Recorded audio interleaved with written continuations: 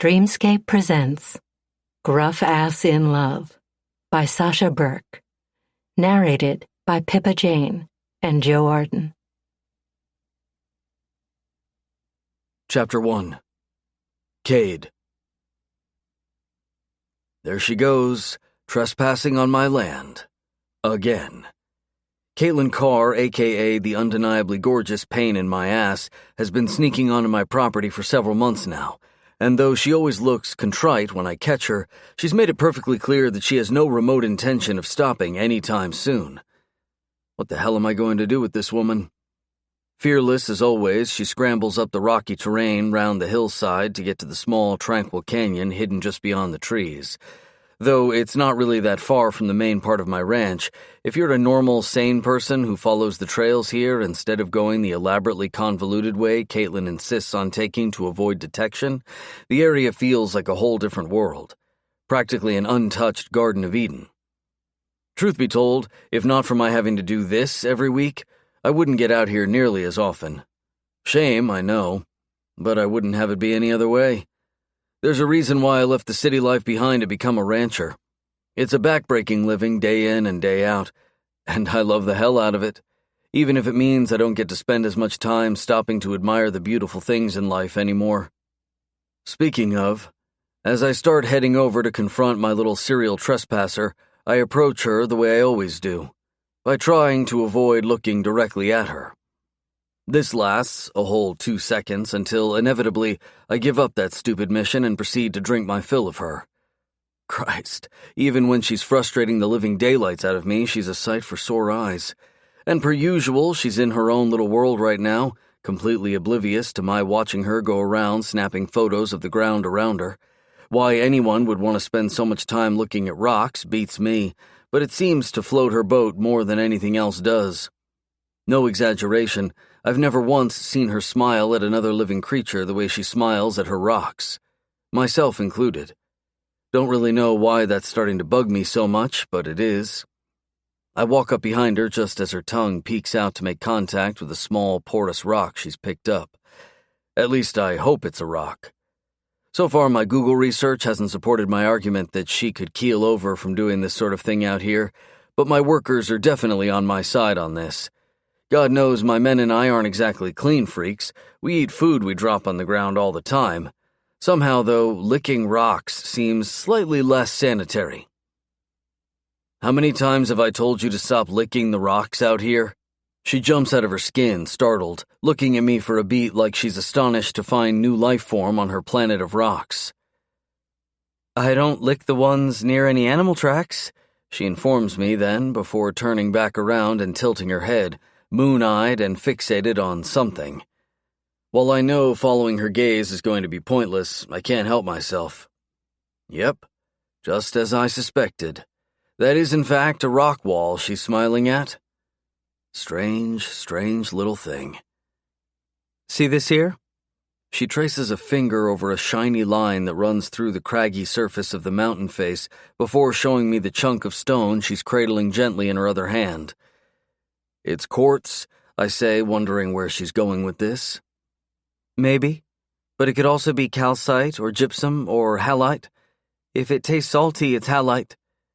She scribbles something in her notes and places the rock back in its crevice exactly as she found it before patting, or affectionately petting, rather, a few of its little rock friends. Did it? I ask. She replies absently, wholly preoccupied by a cluster of rocks that, by my estimation, don't look any different from the other countless rock clusters here. Did it taste salty? Really, I'm just asking to draw her attention back to me. She shakes her head. Nope, you were right. It's quartz. I study her for a moment as she stares in wonder at the wall, her riveted gaze continuing to follow the different bands of color woven into the earth. As we stand there in surprisingly comfortable silence, me looking at her looking at the wall, the wind kicks up, sending her long waterfall of dark, silky, shampoo commercial-worthy hair swirling around her. And me. Until she frowns and ties it up to get it out of her face. For months now, I've wondered if her hair is half as soft as it looks. It is. Damn it. Honestly, it's not that I mind her presence per se. I just don't like her wandering around out here unsupervised. None of my workers ever come over to this half of my land because, unlike Caitlin, they try to avoid doing anything that'll piss me off. They know that I like the wild animals that call my ranch home to have this area all to themselves, so they stay away. When I mentioned this to Caitlin way back in the beginning, she simply smiled and informed me that's exactly what she liked best about being out here too. Still can't think about that conversation without chuckling. Such an odd duck, this one. You know I'm going to have to ask you to leave soon, don't you? I tell her as gently as I can manage, finding it harder and harder to do the one thing that'll allow me to stop worrying my ass over her and be able to return to work. The one thing that makes the heartbreakingly sad look appear on her face. After the negotiation period, that is. I can't stop now, Kate. I finally found some chrysocolla and some unusual volcanic rock out here, she says, her features animated as she launches into an explanation that actually feels interesting simply because she's talking about it. And see this one here? She pulls a sand-colored rock out from that cluster she'd been entranced with earlier and puts it up to my face. Lick it. I lock down my frown even tighter to keep that thing out of my mouth and give her a look that causes her to return a shrugging frown of her own, like I'm the weird one and it's my loss. With a defiant chin lift, then, she leans in and slides the tip of her pink tongue across one of the rough planes of the rock, eyes on mine the entire time. Fucking hell. I know she didn't do that to be deliberately or even accidentally provocative, but now it's all I can do to quit imagining her looking at me the same way while she slides that rebellious little tongue of hers along my now rock-hard shaft. It's a clay-like rock that sticks to the tongue, she concludes, wholly oblivious to her effect on me. You can learn so much from licking. Okay. No more innocently dirty rock talk from her. Caitlin, I've got a busy day today. I need you to wrap it up and get going. It's obvious that she's tuned me out as her attention is now on a nearby cluster of 20-foot-tall boulders sitting smack dab in the water. She isn't ignoring me on purpose, that much I know. As I've come to find, the woman just gets totally lost in her own world. If not for the fact that the wildlife out here seems to think of her as one of them, barely even spooking when she comes around, I wouldn't be nearly as tolerant as I am of her visits. Yes, tolerant. I always wait at least a few hours before I kick her out. That's more than generous if you ask me. Naturally, I expect to qualify for sainthood any day now.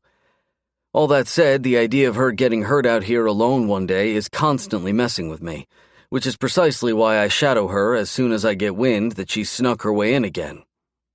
Not because I find her really frickin' cute, or whatever the fitting description is for a woman who looks about as natural as a goat scaling across the side of a mountain, which is basically what she's currently doing. Did you know there's lots of sandstone up here? She exclaims excitedly, nearly clotheslining herself with a low-hanging tree limb jutting out from between one of the boulders. Whoa, she ducks to avoid it at the last second, landing on all fours on the other side of the creek, inexplicably without injury. That came out of nowhere. Anyway, like I was saying... Caitlin, I rumble out, hopping a few rocks, American Ninja Warrior style, to get across the water.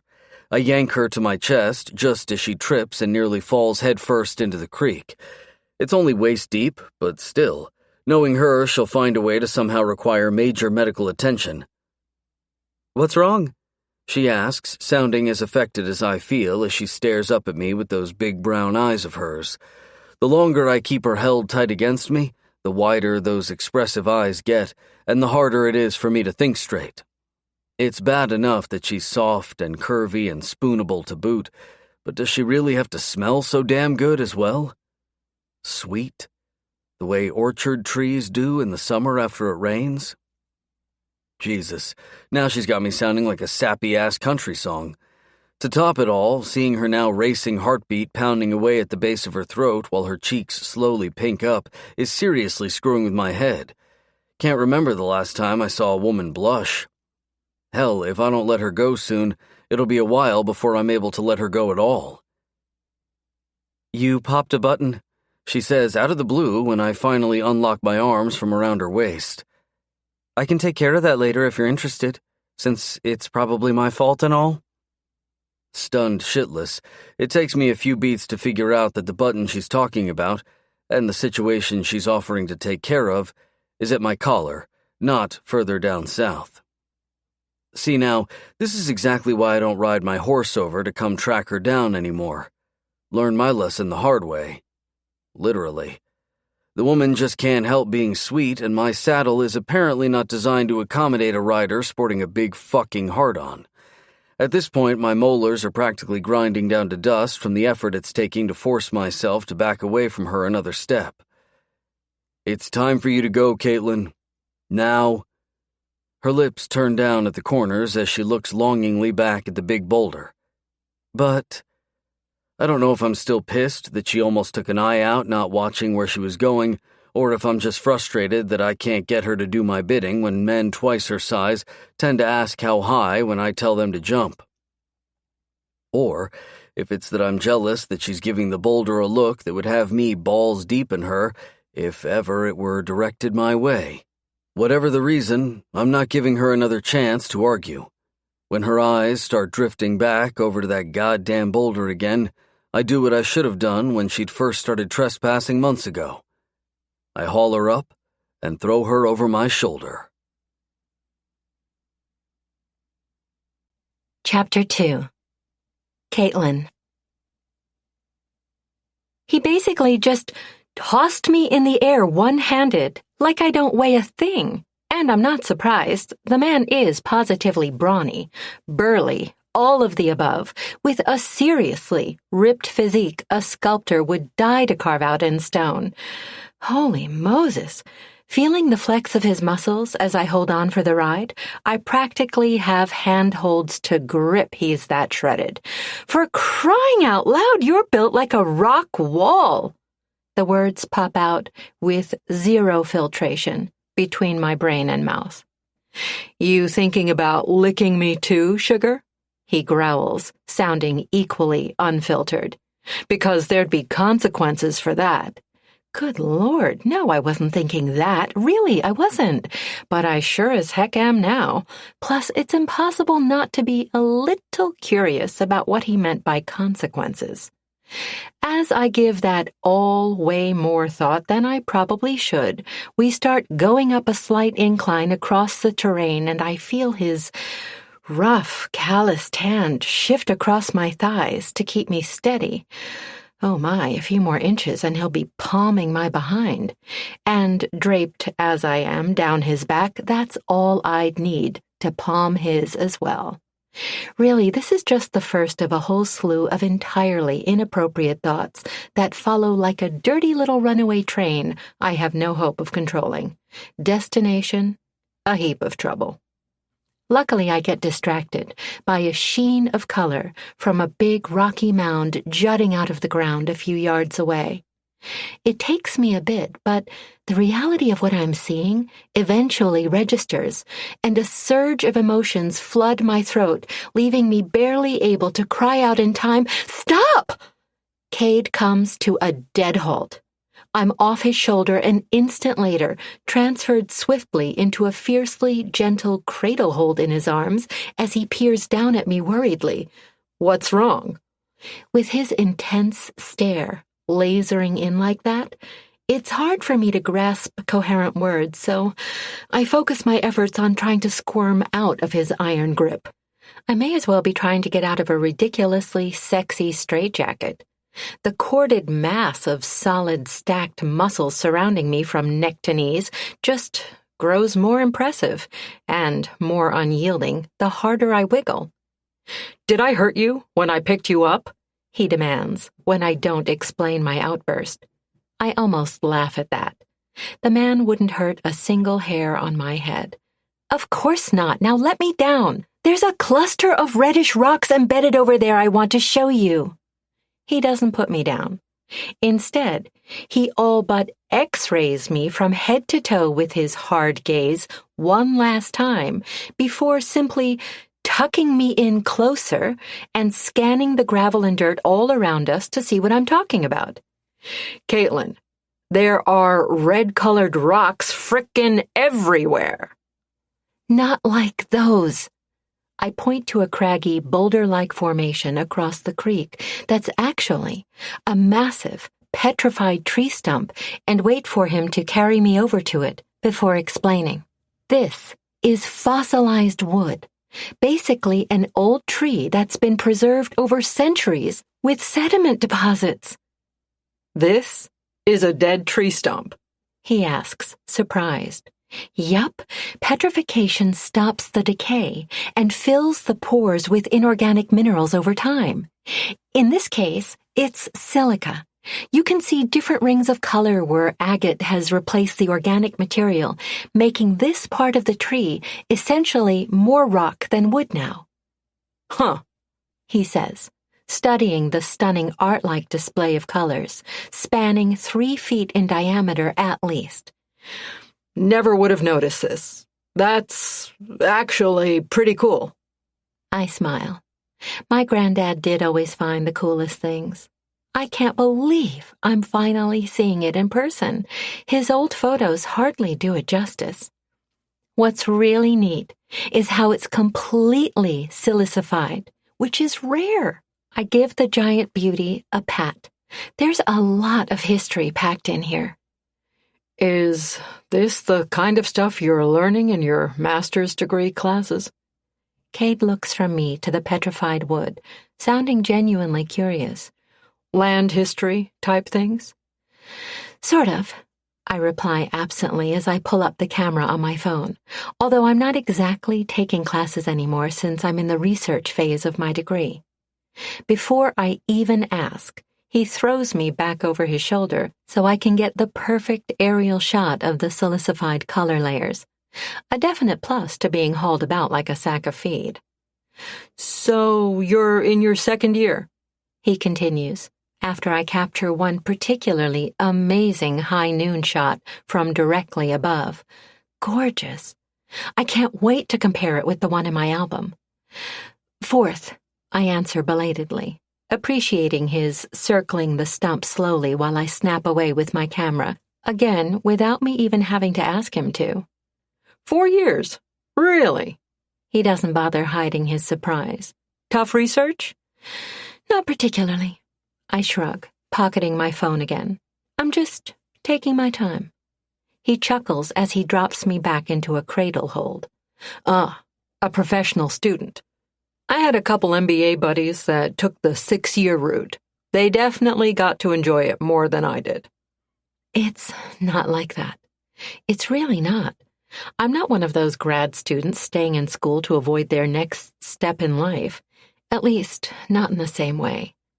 My reasons for staying in my program are all right here around us. If I graduate, I'll have no plausible reason for returning here anymore. Then I'll truly be alone in this world. Cade watches me silently as I continue to stare at the spot I've memorized from the photo my granddad took way back when, one of the few things I have left of him. So, explain it to me, he says quietly, as he starts walking us back the way we came. I never told Cade I was born on this ranch 26 years ago, or that my great-granddad dug the well that's still being used by the men when they're out tending to the horses. All Cade knows about me is that I'm a geology nut who likes to sneak onto his land to study rocks. He doesn't know that I love his ranch as much as he does. Maybe more. I'm not done learning is all, I respond finally, truthfully. I mean, look at this place. Rocks are the ultimate historians with a lifetime of stories to tell me, all right here under our feet. A rare smile graces his lips. You really can't get enough of it, can you? Being out here. I tip my head back against his shoulder and take in a lungful of fresh canyon air, the crisp snap energizing me, grounding me, settling and soothing something deep in my bones, my soul. No, I breathe. There's just so much to this land. It's actually uncanny how similar it is to Cade. All the visibly harsh ridges and hidden layers go hand in hand with his sharp edges and clipped mannerisms, his gruff, elemental way of being. Don't think I'll ever get enough of it. He frowns at my answer. You hate me for making you leave all the time? Startled by his raw tone, I meet his hooded gaze and tell him softly, Of course not. Silence stretches between us then, pulling me like gravity right out of my thoughts and back down to earth. That's when it hits me. I'm in Cade's arms. Cade. As in, the insanely handsome rancher who looks like one of those classic cowboys made even more stunningly beautiful in HD. The man synonymous with hard work and heat who somehow makes the scent of leather and lassos unbelievably appealing. It takes everything I have to keep my 5 senses from going haywire. If you put me down, I'll walk, I say, managing to sound perfectly composed. Yeah, I'm not falling for that again, he responds dryly. I feel a grin sneak up on me. I run one time, and you hold it against me forever? An incredulous cough gusts out of him. One time? The other 3 times didn't count, I reason. He lifts an amused eyebrow. You mean the 3 times you stopped and trudged all the way back for the bag you left behind? Yes, those times you didn't have to come after me. I was wondering why you switched from your trusty duffel to this backpack last month. All the better to run from you in. Shaking his head, he lets out a quiet chuckle. I like it when he laughs. Even more so when he laughs at something I've said or done. I know people think I'm weird, and I'm sure he does too, but at least he seems more entertained than annoyed by my eccentricities. He lifts me up then and perches me onto the perimeter fence separating his property from the rest of the world. I turn, and sure enough he's managed to find where I've parked. Yet again. How Cade always manages to know where I've stashed my ride, I'll never know.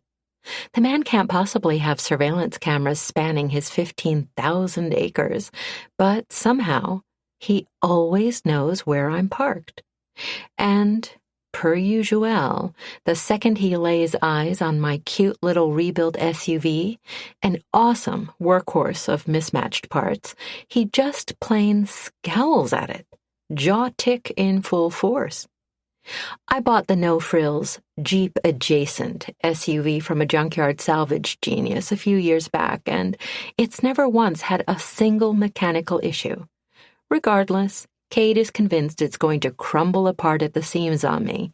You'd think after he had his own resident car guy basically disassemble the whole thing to check it out bumper to bumper, passed with flying colors, thank you very much, he'd stop worrying so much about me in it. But he hasn't. Not even a little bit. Your car give you any trouble this week? He asks curtly, right on schedule. Aside from the tiny engine fire the other day when I sped it across the country and back, I tease, grinning when that telltale vein starts throbbing at his temple. Even though he knows I'm kidding, he still gives the entire vehicle a suspicious once-over, as if expecting to find new gaping craters in the bodywork or a fountain of oil spurting out from it. I simply sigh and let him do his thing, his stony perusal soon tensing his chiseled features to marble-etched proportions. I swear I watch this happen every week. And every week, I find myself tempted beyond belief to smooth my hands over all those hard edges of his. Don't ask me why, I can't explain it. It's not like he's the only man I've ever met with a jawline that would crack open walnuts, but for some reason he's the first one I've ever been so inexplicably affected by. Somehow I managed to keep my hands to myself, though, shifting them under my butt as I swing my legs over to hop down from the fence. Unfortunately, I mess up my dismount by misjudging the distance to the ground and crash land ever so gracefully onto my knees. Lovely. He leaps over the fence in an instant, cursing, and crouched next to me like he's afraid I've concussed myself to an early grave. "Sweetheart, look at me. Are you okay? Anything hurt?" "Just my pride," I sigh, getting up and dusting myself off. He swipes the gravel from my legs, looking downright livid when he sees the fresh scrapes on my knees. "I can take you to urgent care if you think you've sprained or broke anything." God, this man. "I'm okay, Cade. Really." He doesn't look convinced, even though I'm being completely honest about my injuries being barely worth a thought, especially given more pressing things to focus on at the moment. Like how his face is currently level with the front of my shorts. I try not to react to the fact that his rugged cheek just nudged me in an area that hasn't had outside contact in a very long while. But my uber-sensitive nipples apparently don't get the memo. And judging by the quiet curse he just let fly, this new development hasn't exactly escaped his attention. Chapter 3. Cade.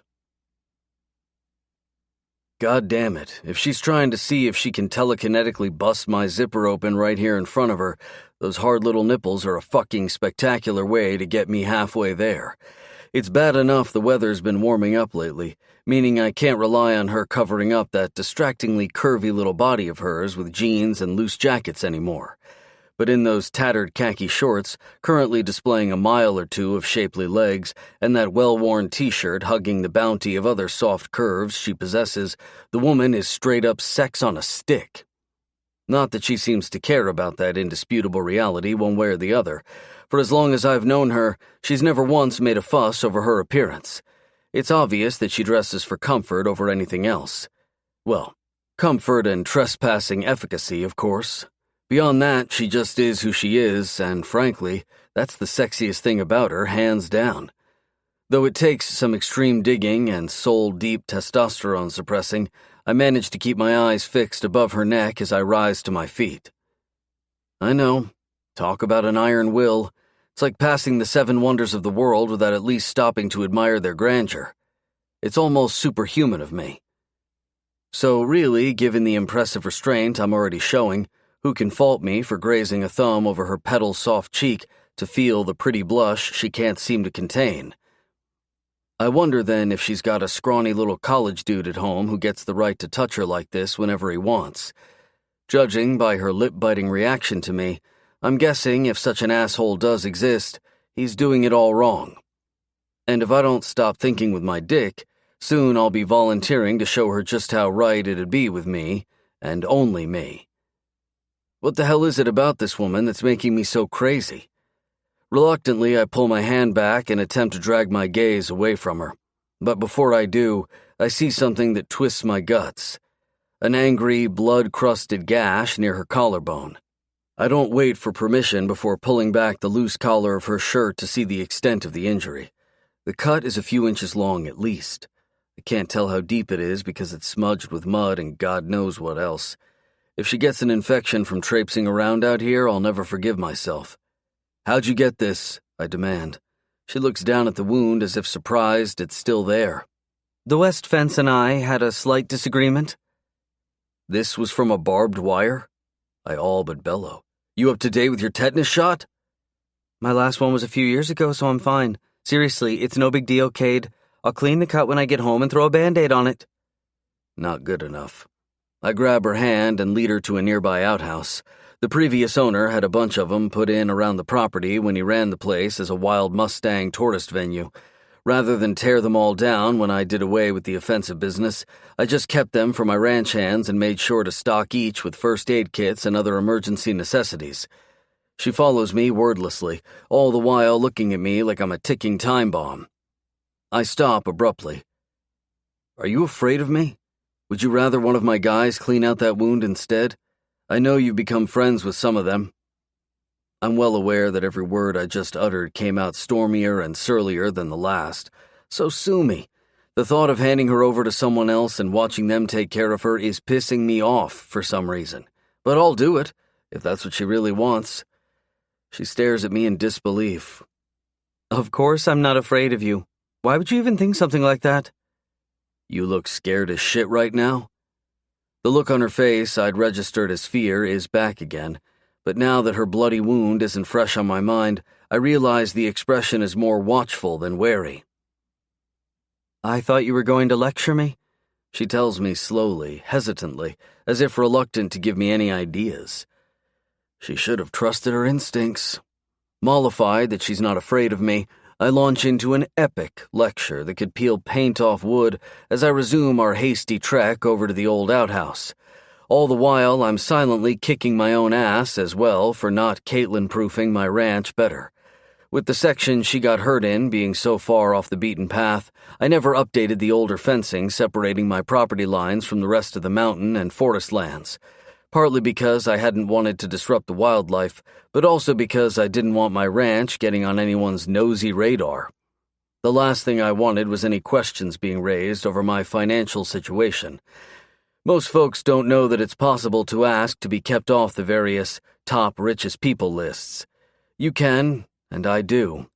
Yes, anyone can find the identity of the 500-plus billionaires in America by doing a search online, but unless you're stalking that info, my name doesn't usually get attached to my money. And out here, that's even more the case than it was back in the city. All my neighbors and workers know is that I bought a foreclosed tourist attraction and turned it into a working ranch off limits to the public. Period. And that's exactly the way I like things. That said, right now, I don't care how much it costs or what kinds of questions it raises. I'm getting rid of every last fucking inch of barbed wire on my property. ASAP. I swing open the door of the outhouse and reach for the first aid kit. When she steps around me to sit down on the wooden toilet seat, I drag her back to me and stare down at her like she's lost her friggin' mind. I'm not letting that beautiful ass of hers anywhere near one of those.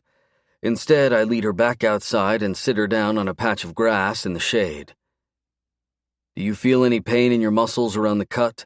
I ask. When she shakes her head, I open up an alcohol pad and give her a sympathetic grimace in advance. This is gonna sting. She tilts her head to give me better access to her cut, and I can't help but notice again how crazy beautiful this woman is. As feisty and scrappy as she's proven herself to be, so much about Caitlin is also soft and dainty. Even coated in dirt and dust, she's the prettiest little thing. After wiping away all the dried blood and making sure the wound is as clean as I can get it, I lean in and blow on it gently. I can tell right away that the next little shiver racking her tiny frame is different from the one she's been wincing through before this, but for my sanity's sake, I avoid shifting my eyes back up to her berry-like nipples to prove myself right. Which means I've got to decide between staring at her bare legs parted just inches from my mouth or gazing into those soft brown eyes. Hell, there's just no safe place to look when it comes to her. Ruthlessly, I shove down the gripping need I suddenly feel to kiss her injuries, just as I literally shove aside the equally potent need that's currently making its presence known under my belt buckle to do more than just kiss her injuries. Soon, I notice the stretch of her thin shirt molding more and more to her full breasts the choppier her breathing gets. And though I like knowing she's as affected as I am right now, I only allow myself to endure the sight for a couple more seconds before I back off to go grab her some bandages. With the way I'm feeling at the moment, I don't trust my hands anywhere near her for at least a full minute. Thank you, she says softly when I return to finish spreading on the antibiotic ointment and taping some sterile gauze over the cut. Bottom line, Caitlin, you've got to start taking your safety more seriously. I scold her, speaking to her harsher than I ever have before. This time it's a cut. Next time it could be a concussion from a Mustang kick. Or worse. There has to be safer places for you to look for rocks. Aren't there parks near the university? Anywhere with lots of people around in case you get hurt? She seems downright bewildered by my level of concern. Cade, it's just a little scrape. It's no big deal. Believe me, I've gotten injured a whole lot worse in the past. Huge fucking mistake to tell me that. I glared down at her. Here on my property? Judging by her wide eyes, she's well aware that she shouldn't have revealed that bit of info. Do you think your ranch is the only one I break into to study rocks? She evades, smoothly. Really, hearing that she might actually be going out to other ranches shouldn't make me jealous, but irrationally it does. Where else do you go, I demand, wanting to know partly because I'm a twisted son of a bitch, and want to make damn sure that any other property she's sneaking onto around here doesn't have a male owner under the age of 60. But I also want her to tell me so I know where the hell to start searching for her if I ever find out she's gone missing. She gazes back at my land with an affectionate head tilt. Nowhere, she admits quietly. Huh. Can't say that I've ever been head over heels enough about a woman to be in an exclusive relationship before, but hearing that Caitlin is my little trespassing pain in the ass and mine alone just feels right. Back to the argument at hand. Caitlin, there are pits and ravines, dangerous wild horses that haven't been handled. So many things could happen to you out here. I can handle myself, she says matter-of-factly. Been doing it for years. I'm not doubting that, but we both know how lost you get when you're with your rocks. When I came up to you today, you looked like I was a ghost materializing out of nowhere. What if there'd been a territorial stallion nearby, or a mountain lion seeing you as a threat? You're right. I won't worry you out here again, promise. She stands up and sticks out her hand to help me up. For Christ's sakes, the woman is just so friggin' adorable. I get up without her assistance, seriously, she's like half my size, and walk alongside her in a comfortable silence as we head back over to the fence. This time, I keep an eye on her until she lands safely on her feet on the other side. Don't think that I didn't hear the way you worded that promise just now. You have no intention of staying away, do you? We both know you won't like my answer, Cade. I exhale tiredly, knowing there's a 0% chance I'll be able to keep her off my land indefinitely. The woman's like a trained covert operative, never using the same way to sneak in. It's actually kind of impressive. Not that I'm going to tell her that and encourage this behavior. Look, I get that you like being out here, I say, but things are hectic here for me right now. I've got an injured mare ready to foal on top of 1,000 other things, and I know how you like to come twice in 1 week sometimes when the weather's nice. Don't worry, she interrupts with an innocent smile. I have work for the next couple days, so I assure you, you won't see me again any day this week. Then, with a look of perfect innocence glued to her face, she hops in her little SUV and calls out, "Don't work too hard," before she four-wheels it out to the main road. I don't even want to think about why she's heading in the opposite direction than she usually takes to go home. Chapter 4. Caitlin. Moment of truth time.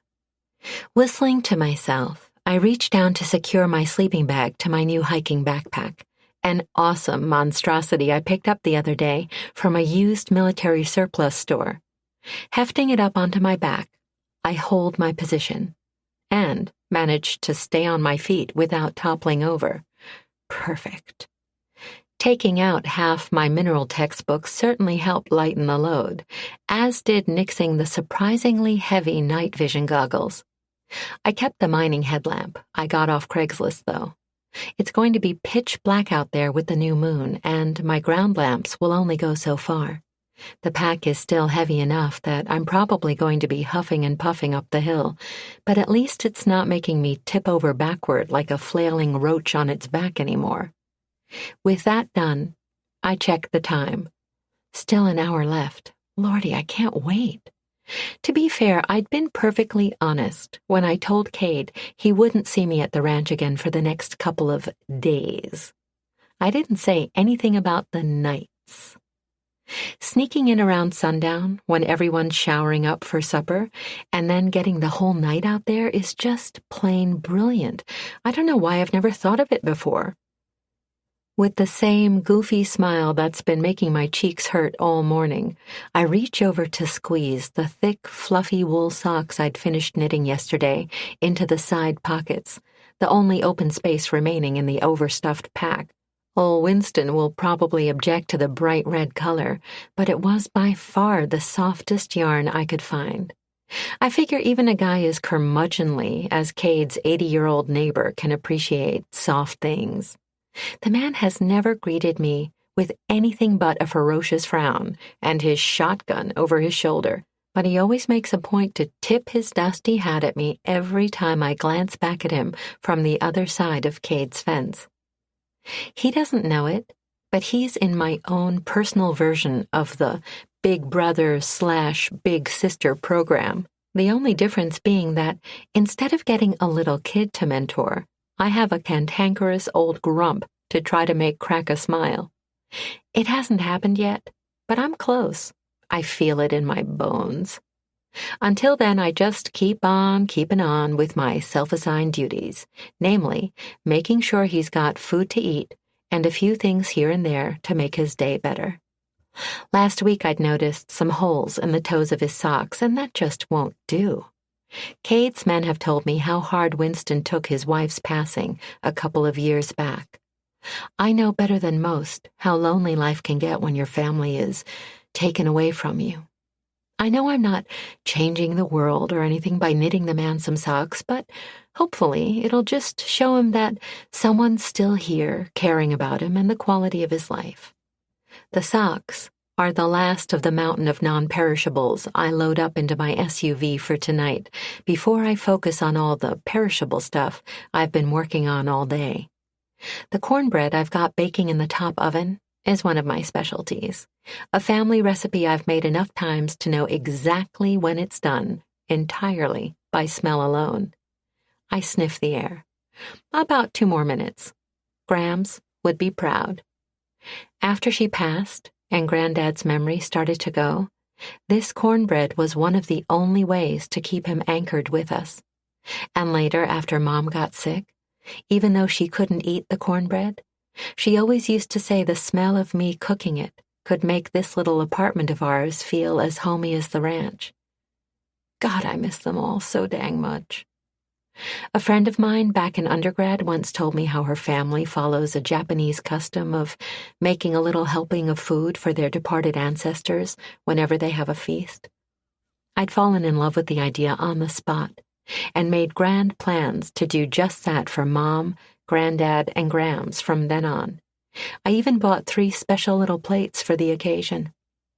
Years passed, and the plates just collected dust, mainly because throwing a feast involves having a ton of friends, family, and actual furniture for all these hypothetical people to sit on. I had none of this. The day I decided to make a giant batch of cornbread for Cade's guys was the first day I was able to finally start the ritual with the plates, and it's been my own little tradition ever since. Now, as I do each week, as soon as the cornbread is cool enough to cut, I make some room for my family's 3 plates on the tiny bit of spare real estate I have on my dining table amidst all the rocks I keep on display there before squatting and having a little helping for myself as well. Me, I can eat off my lap on the floor. Rocks need their space. After I'm done, I cut up the rest and make individual labeled baggies, the only way to make sure the guys don't start up with the cornbread Thunderdome again. Sure, they only used padded jousting sticks, and the pedestals they'd balanced on were just big metal pails. Still, safety first. I've been making these for the guys weekly for the past few months now, missing only 1 week on account of my coming down with a really bad cold. That's the week I fell in love with the whole lot of them. I still can't believe they all took turns coming in shifts to take care of me for 4 nights straight, with the first bunch showing up with one of everything from the cold and flu aisle of the drugstore, along with all the fixings for every guaranteed-to-work crazy cold remedy they'd ever heard of. From rubbing Vicks VapoRub on my feet to getting me practically drunk off a potent hot toddy recipe one of the guys called his mom to get the recipe for, those guys went above and beyond each night. They force-fed me soup, stayed up to watch DVDs with me, and left flowers on my nightstand to wake up to every morning. As far as I'm concerned, they'll be getting a pan of cornbread a week for life. I'm just about done bagging and labeling it all up when the T-30 alarm I set on my phone goes off. I can't help it. I'm practically bouncing off the walls now. Rushing outside, I begin loading up my SUV, starting with the crate of cornbread baggies and a big pan of meatloaf I made earlier. According to the guys, Cade hardly ever eats with them, usually just grabbing a can of chili and a spoon before bed and calling that dinner while the rest of them take turns cooking. Since the man definitely doesn't strike me as the type to want food with too much fuss, I thought a meatloaf he could freeze and heat up would be a nice change of pace from his pantry cuisine.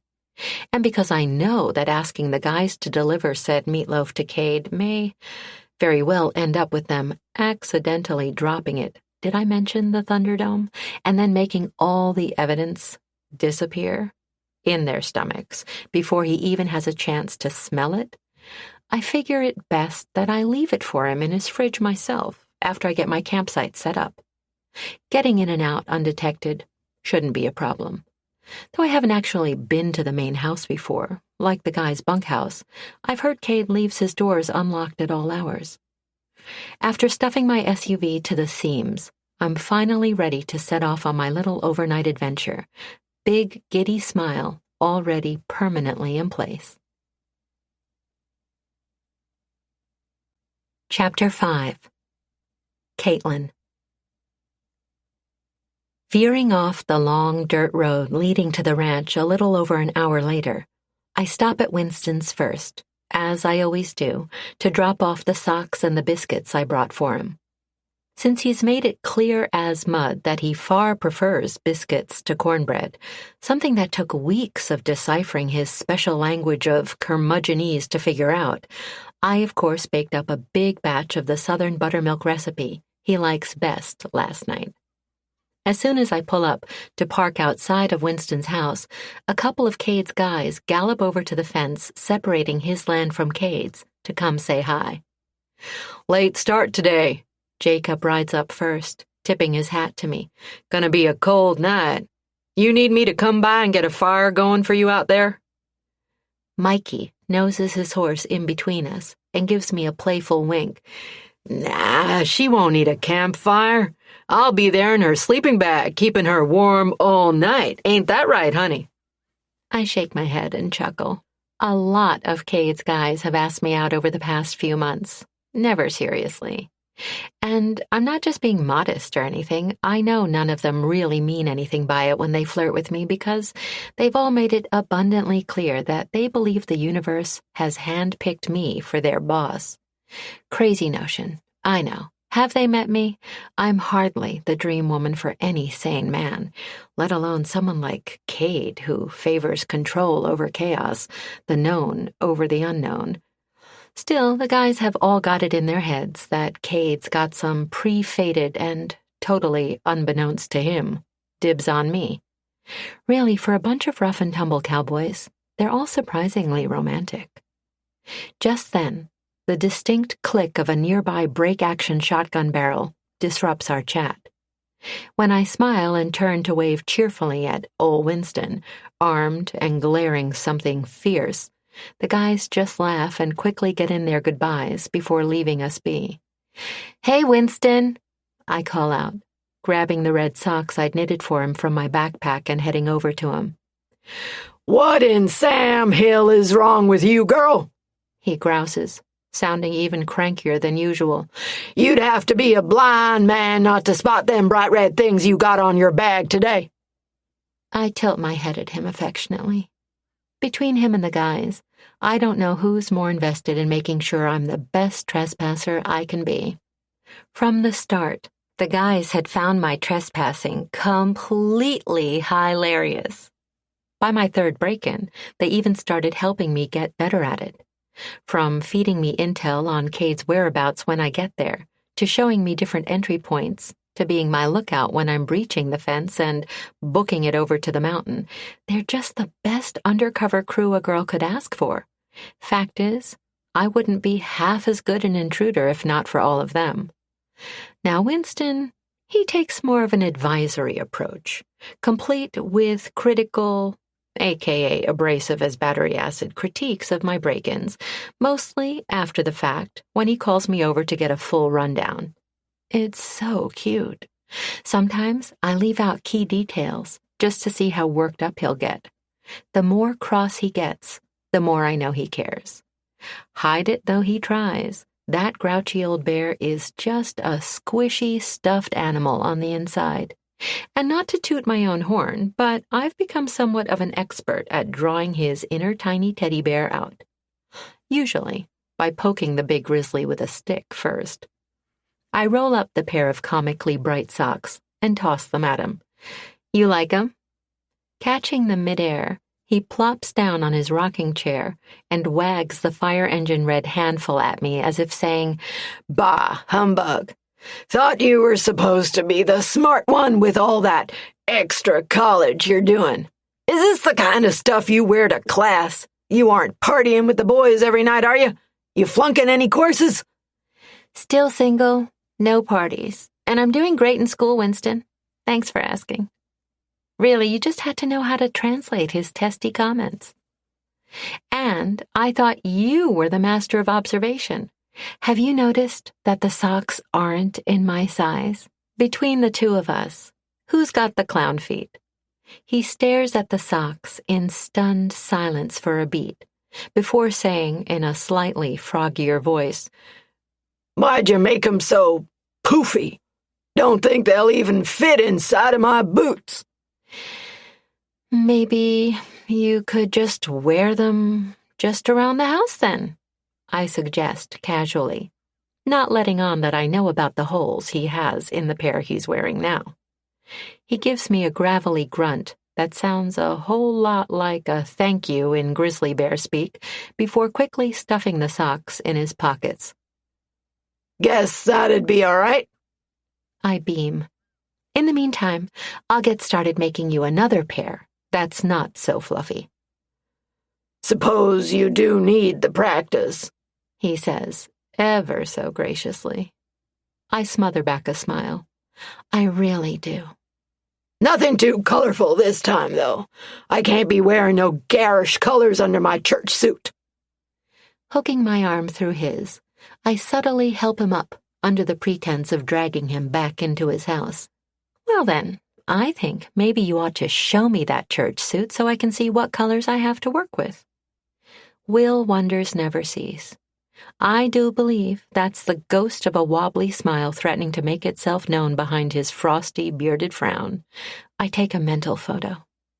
A half hour later, after brewing up some thick-ass tar coffee for Winston and watching him make a good dent in the week's worth of biscuits I baked him, slathered with what's left of the homemade jam I canned last weekend, I plop a kiss on his weathered cheek and promise to go pick fresh fruit up north for some jelly for him next week. Then I take one last look around to take inventory of anything else he may need before heading out to go spend some quality time with my rocks. Chapter 6. Cade. She's dressed from head to toe like a cat burglar, only instead of all black, she's wearing all camouflage. She's really gotta stop being so fucking adorable. At least she doesn't have on night vision goggles or anything. The woman has a hard enough time staying injury-free as is in broad daylight. Don't need her adding any difficulty points that'll likely send her headfirst into a tree. I close in on the clearing she's chosen for her little campsite. It's a good spot, flat and dry with lots of rocks for her to play with. From the looks of it, she's having the time of her life kneeling in a bed of fine-grained clay she's found, sifting through the quartz chips and shale flakes all around her like a kid at Christmas. I almost hate to interrupt her, entranced as she looks, running her fingers through the gravel-like pieces as if it's water from some mystic river. But the sun's set almost fully now, and I need to stay close to the foaling barn tonight. I just can't have Caitlin out here unsupervised. Yes, 2 of my guys offered to keep her company out here overnight, but the day I approve an idea like that is the same day I'll fire them both on the spot. And I told them as much. I give her a few more minutes, waiting until the sun dips below the horizon fully before finally making my way over to her. I hate this part, I really do, but it needs to be done. I worry about her enough as is in broad daylight.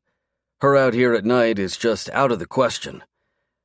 With the darkness officially setting in, she walks over to an absurdly large backpack that's near as tall as she is and pulls out 2 small flood lamps and a little generator to run them.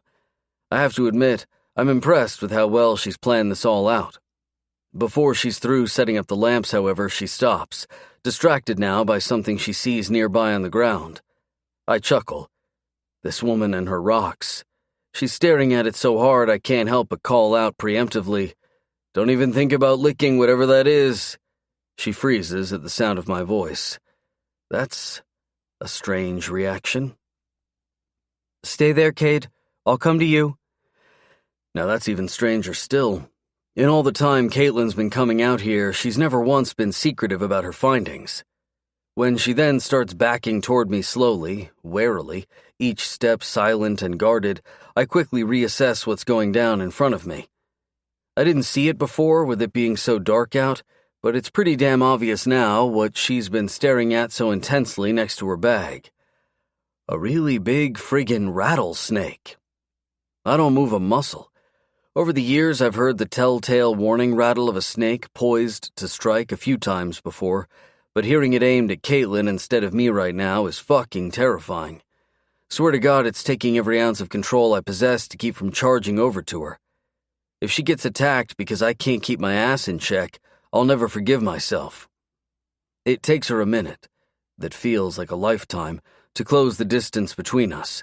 But the second she does, she reaches over to tug my hand to follow her retreat, and hell if I don't feel a sharp matching tug in my chest.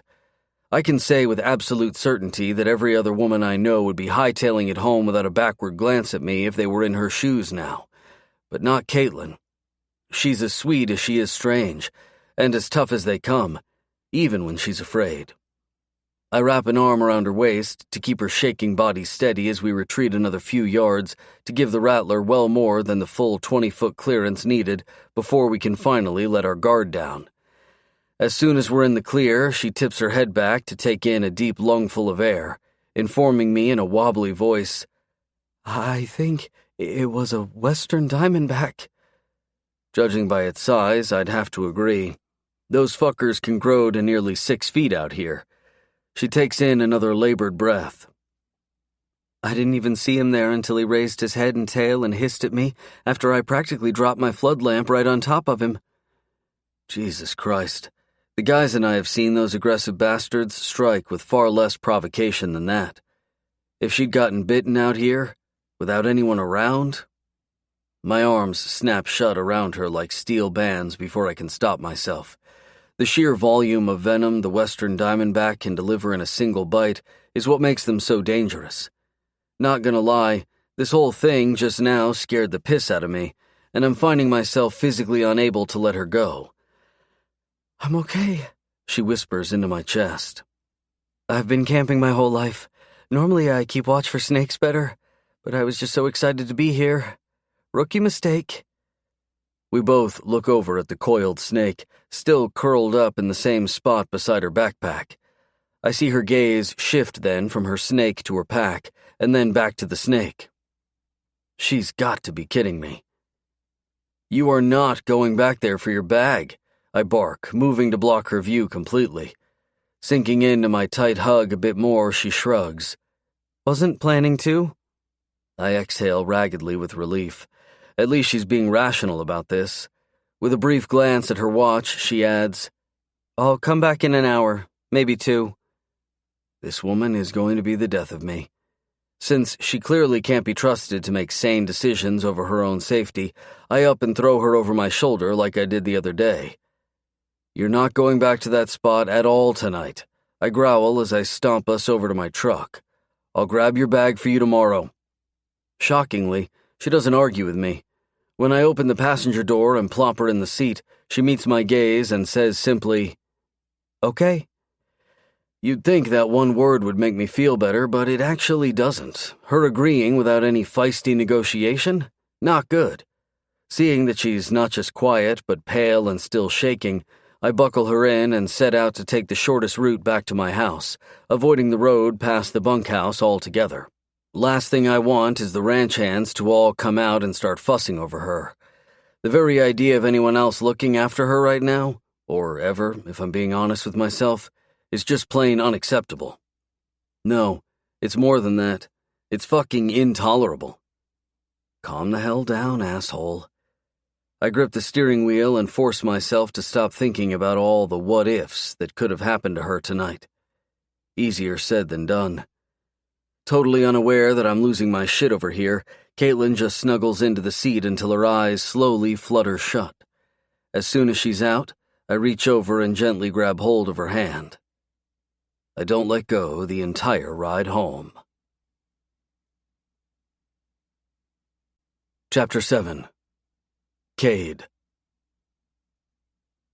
I've always considered myself a relatively, or at least reasonably level-headed guy, but when it comes to Caitlin getting hurt or put in harm's way, forget trying to stay calm. I just aim to stay sane. It takes me a while, as in the whole drive over, but by the time I pull up to the back of my house, thankfully, my brain isn't a fucking mess anymore and I'm no longer 2 screws away from becoming unhinged. I brush my lips across the back of Caitlin's hand as I finish parking the truck. Wake up, honey. We're here. Already? She blinks and peers around in surprise, looking a little groggy still from her adrenaline crash. But we didn't go past the bunkhouse. Nope. I offer no further explanation as I slam my door and go around to open hers. She beats me to it and hops out on her own, a lot less wobbly and with far more color in her face. Just like that, the tightness in my chest eases up a bit. She frowns as she looks down the clearing at the bunkhouse. But I need Mikey. Damn it. Just when I thought I was almost back in control. What the hell for? For some reason, she flips her pockets inside out. When that visual aid doesn't clue me in, she jiggles her turned-out pockets. When I said everything's in my bag, I meant everything, even my car keys. I can get in just fine since I left the doors unlocked, but I can't drive it. Mikey mentioned once that he's hotwired a car before, so I was going to ask him to start mine up so I can drive it home. My building supercharges for unit lockouts, but at least he's available 24/7. Hearing that another man has a key to her apartment 24/7 is not helping my mood one bit. I'm pretty sure Mikey went out drinking with some of the guys in town tonight. Doesn't matter though because it's late. You don't need to drive home. That's nearly 100 miles I don't want between us right now. And frankly, I'm still not sure I believe she won't go back to her bag unless I'm keeping an eye on her. You can just crash here tonight. I've got a spare room. She stops and stares at me like I've grown an extra head. I have to say I'm a little insulted by her level of surprise. You really thought I'd just kick you out on your ass tonight? At that, she sticks her hand out. Hi, I'm Caitlin. Maybe you don't recognize me on account of how dark it is, but I'm the one who you boot off your property once or twice a week. Smartass. That's different. I wouldn't send you packing with only the clothes on your back. Shit, how big of a jerk do you think I am? Even more surprise filters across her features. I don't think you're a jerk at all. Far from it, in fact. If that's true, quit talking about leaving. You can crash here for the night and I'll go with you to get your backpack in the morning. She studies me for a beat and then asks with the utmost seriousness, When you say morning, do you happen to mean dawn? Because I wake up really early. I smother back my amusement. It's good to hear the old Caitlin coming through. Yeah, I get my start at sunup. That work for you? She collects the handshake I never gave her with her little smart-ass bit. You've got yourself a deal? If you let me feed you dinner in exchange for your couch tonight. Honestly, I've never met anyone like this woman before. No need. I've got a busy night ahead of me, so I don't even think I'll have time to eat. But maybe breakfast. We'll play it by ear. With that settled, I let us both in the house and watch as Caitlin does a slow spin in a circle, looking around my house with soft, appreciative eyes. It's so beautiful in here. That is nothing like the reaction I got from the other few women I'd brought up here in the past, but then again, somehow, I knew it'd be different with Caitlin. Don't ask me how I knew, but I did. Just like I knew to start clearing the shit I had stored in the spare room after her not at all suspicious speech she made about not coming back any day this week. Just in case. Seeing her in my home now, admiring one of the old hanging paintings that had come with the house, I can't help but feel like she just belongs here. Before I can read too much into that, however, I see Caitlin pull off the hoodie she's wearing over her t-shirt, lifting the hem of her shirt halfway up her torso in the process. At the quick glimpse I get of her bared midriff, I've got no words, not just because she's every bit as beautiful as I knew she would be, but because of the scars. Long and lacerated, crisscrossing over nearly the entire right side of her from ribs to waist, they're faded, like she's had them for years, well before I knew her. Still, seeing them now, finding out that I didn't know she went through something that scarred her so badly, makes me so pissed I can't think straight. All I know is that pure, unholy rage is pumping through my veins right now, and I don't know who the hell to direct it at. Who I need to pound to a bloody pulp. When she's through hanging up her hoodie, she turns back to me, her smile dissolving away when she meets my concerned gaze. Immediately, she tugs her shirt hem back down and wraps her arms around her middle like a shield. I feel another instant blow to my gut, this time aimed at my own dumb ass for putting that defensive look on her face. Shoving all plans to beat the shit out of every last person responsible for her injuries on the back burner for the time being, I quickly go over to her and pull her into my arms. Tell me what happened to you, sweetheart.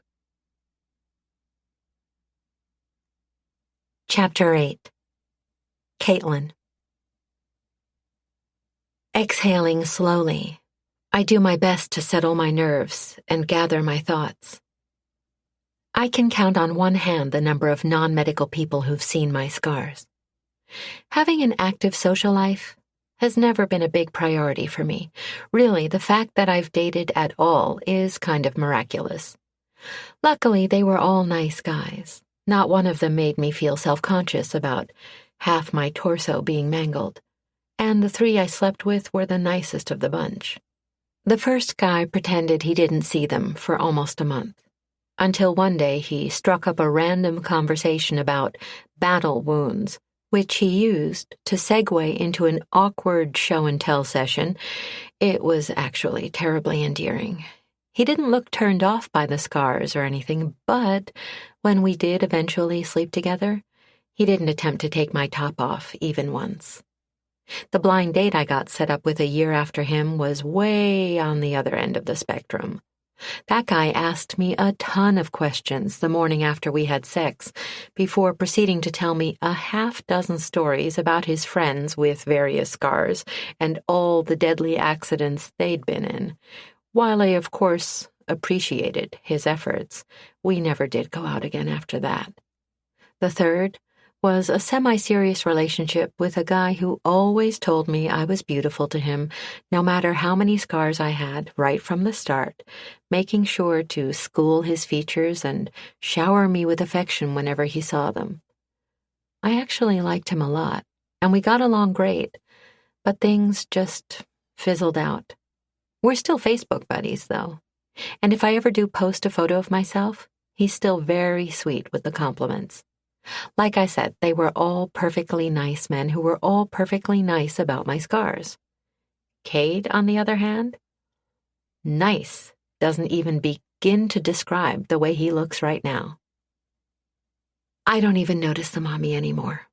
I tell him truthfully, deciding it best to keep the story short and the details vague. It happened 8 years ago. I was walking home after a late class in my first semester of my undergrad when a drunk driver hopped the sidewalk and hit me. Cade hisses in a sharp breath, his hulked-out frame vibrating with dark, unmitigated fury. "Did the asshole survive?" he seethes through clenched teeth. Yes. Knowing without a doubt that's not the answer he wanted to hear, I add, but he got pretty banged up as well. I believe he had to have almost as many surgeries as I did. An expression far more volatile than grief instantly overtakes his features. "How many surgeries did you have to have, sweetheart?" I squeeze his hand, and choose not to give him the double-digit number. Not too many. The doctors were actually surprised by how quickly I healed. Don't do that, he says quietly, gently stroking my sides through my shirt. Do what? Don't downplay. His eyes roam my face. You do it all the time. You try to make me feel better about you getting hurt when I should be the one comforting you. Drives me batshit crazy. Being that I hadn't had anyone to comfort me through that accident, I'm at a loss as to what to say. I'm not downplaying. I truly am okay. And really, I was never the type to need someone to kiss it and make it all better, which, given my track record with injuries, is a good thing. I joke. Never said my comforting you is solely for your sake, he informs me plainly. Oh, for heaven's sake, the man can be so sweet. Damn it, Caitlin. I want to kill the motherfucker who did this to you. Okay, so he's not conventionally sweet. That's what makes him even sweeter. He drops to his knees and lifts the hem of my shirt to press his lips along each of my jagged scars, effectively thinning the air in my lungs and clogging my throat with emotions. It's all in the past, Cade. The driver was just a college kid who'd had a little too much to drink at a party. I just happened to be in the wrong place at the wrong time. Drunk drivers don't deserve a drop of mercy from that bleeding heart of yours. Sighing, I concede him that point. You're probably right, but forgiving him helped me move on. I don't know that I would have been able to make peace with all that I went through otherwise. He rests his forehead against my belly, whispering against my skin, I hate that I couldn't save you from this. When he looks back up at me, his eyes are every bit as tortured as he sounds. I reach out and cup his tense jaw. You can't save me from everything, Kate. He scowls, looking wholly riled up over the fact that he can't keep me safe indefinitely. God, this man. His gaze locks onto mine as throbbing waves of supercharged alphaness. I can't possibly be expected to be a smart word wizard when he's like this, seems to suck out all the oxygen from the air around us.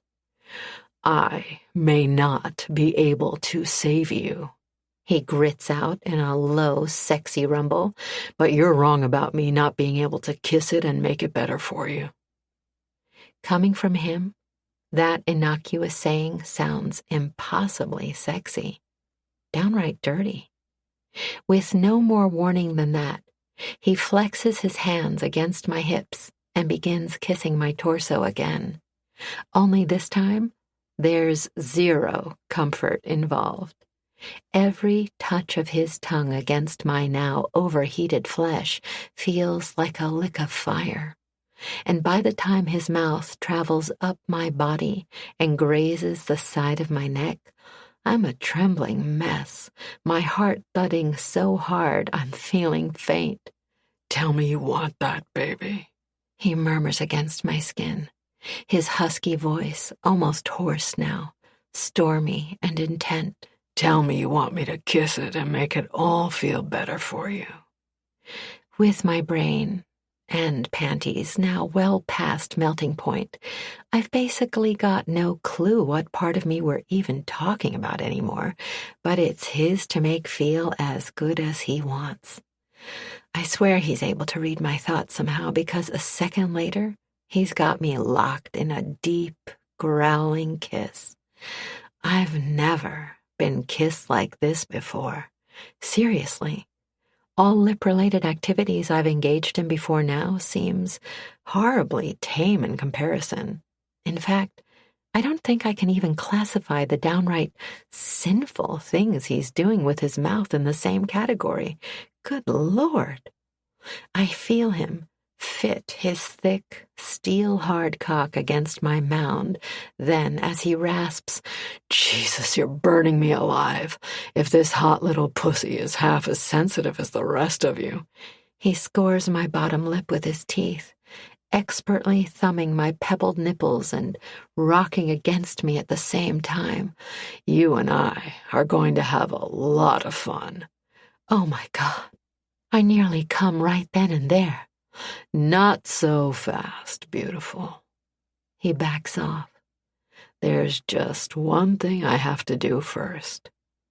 Carrying me upstairs, he kicks open the door to a bedroom and gently tosses me onto the bed. The moment my head touches the pillow, he's kissing the living daylights out of me again, taking everything I have to give him and still demanding more. Is it crazy that I want him in the same way, just as uncontrollably, just as relentlessly? It's a long while before either of us lets the other come up for air. When we finally do pause for a bit to replenish our oxygen supply, my overloaded senses are so hazy and floaty that I almost miss hearing it. The tiny, unmistakable little snick of metal clicking into metal above me. I gasp, knowing immediately that one of my wrists just got handcuffed to the headboard. He gets up off the bed, slowly, reluctantly, and I look at him in sheer disbelief. He wouldn't. You may not need me to keep you safe, honey, but I need it. This is the only way I can possibly get any work done tonight. I just plain can't function without knowing you're safe. When he puts it like that, it's hard not to be too outraged with him, but I manage. Kate, if you leave me like this, you better find some full body armor before you come back, I warn him. Obviously, he couldn't have predicted or planned for everything that happened before the cuffs. That's not the part I'm so out of sorts about. It's more the fact that he stopped. That he stopped for this insane plan makes it 10 times worse. I give him a vaporizing glare. My temper falters a bit soon after, though, when I hear the deep, ragged breath he takes before he gravels out coarsely, God damn, walking out this door is harder than I thought it'd be. Suddenly I'm not minding the cuffs so much. Frankly, he looks more shackled than I feel at the moment. If you don't want to go, then why are you leaving? He curses quietly. I have to. Got a badly injured foaling mare I need to keep an eye on all night. And the only way I can do that is to make sure I don't need to be worried about you as well. Cade, I swear, I won't go back to get my bag.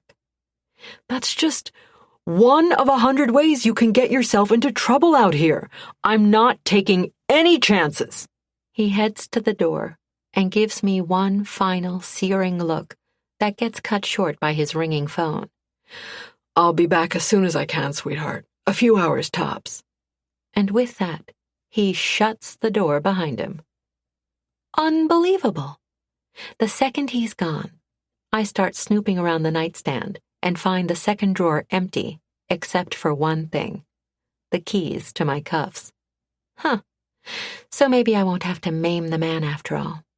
I get myself free and pocket the cuffs and key without a second thought. I'm not usually one to think payback is the right way to go in life, but in this case, it's absolutely warranted. My next stop is, of course, the door, which I discover is locked from the outside. Throwing my head back in exasperation, I stumble on the note he's left for me on the ceiling. You'll get a crick in your neck if you do that too much. Fight it though I try, I can't help but crack a smile. After that, I go on a hunt for more notes around the room from the nutty lunatic. The man was thorough, I'll give him that. Food and drinks, even magazines in the attached bathroom. He went out of his way to make sure I'll be well taken care of. In the other nightstand, I find a tablet and another note. I know how much you like reading, so I loaded up the e-book library. That's an understatement. I thumb through the dozens of geology e-books he downloaded, seeing that he definitely did his homework on which ones to get. But it's the last, totally out-of-place book in the bunch that has me melting. Dummy's Guide to Rocks. And it's already been read halfway through. Knowing that he's been studying up on rocks has me completely thrown off balance. So I hop back onto the admittedly comfy bed.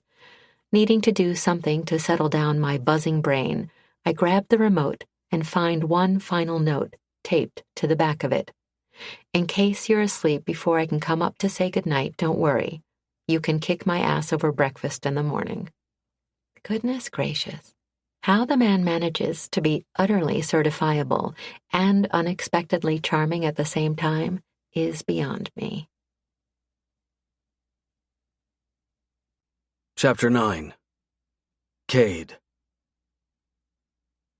It's almost midnight and I'm ready for a break. The injured mare I told Caitlin about had one of the toughest weeks I could imagine. The vet wasn't sure how she even managed to survive, let alone keep the foal stable in her belly after the run-in she had with the heartless driver who'd left her for dead on the side of the road after he hit her head-on. Luckily, my guys found her before she could bleed out. Took a lot of surgeries and some touch-and-go days all week, the last 24 hours especially, but she made it. Now, she just has to get strong enough to make it through the delivery. Should be any day now. I tag in one of the guys to keep an eye on her for a few hours so I can go check on Caitlin. She didn't call my cell, and I didn't see anything thrown out of the upstairs window last I checked, so I took that all as a good sign and focused on work. Not going to lie, watching the vet tend to the mare's injuries after hearing Caitlin's story about her own car accident was rough. All I could keep thinking about was how the mare at least had us, while Caitlin had had no one. That sad truth has been friggin' gutting me all night. I'm barely in my front door when my cell phone starts buzzing. Since the two-way walkie-talkie is how the guys contact me for emergencies, I know any message on my cell isn't pressing, but I check it anyway. It's a text from my ranch foreman, Jonah. Expecting company tonight? For a second there, I'm thinking he means Caitlin, so I glance up the stairwell to see if the spare bedroom door is still closed. It is, though I wouldn't have been surprised if it weren't. If anyone could find a way to sweet-talk her way out of my little imprisonment, it'd be her. And I'd bet dollars to donuts that my own men would be the ones to help her break out. Every last one of them would give up a spare organ, even their favorite testicle, to be her knight in shining armor. Before I can ask who Jonah's talking about, he sends a follow-up text. Got a redhead in a convertible trying to come up the driveway saying you want her here. Fuck the hell no. I don't sugarcoat my response. Get rid of her. Sort of in the same way giraffes developed those long necks on account of evolution, I've also had to evolve over the past couple of years to adapt to my new life away from the city. Out here, I've become a full-fledged, no expectations, no exceptions, one-night stand man. Now, before anyone passes judgment on me, to clarify, this doesn't mean I'm the kind of guy that sneaks out of a woman's bed before sunup because he's an ass, but rather that I'm the kind of guy who gets his ass up at the crack of dawn to run a ranch. Plain and simple. Ranch life is tough, which is exactly why I make it clear what's what with every woman I sleep with. One night, just sex, and we part on friendly terms. Usually it works out great. No harm, no foul. No tears, no drama. That is, unless the woman knows I'm that Cade Walker.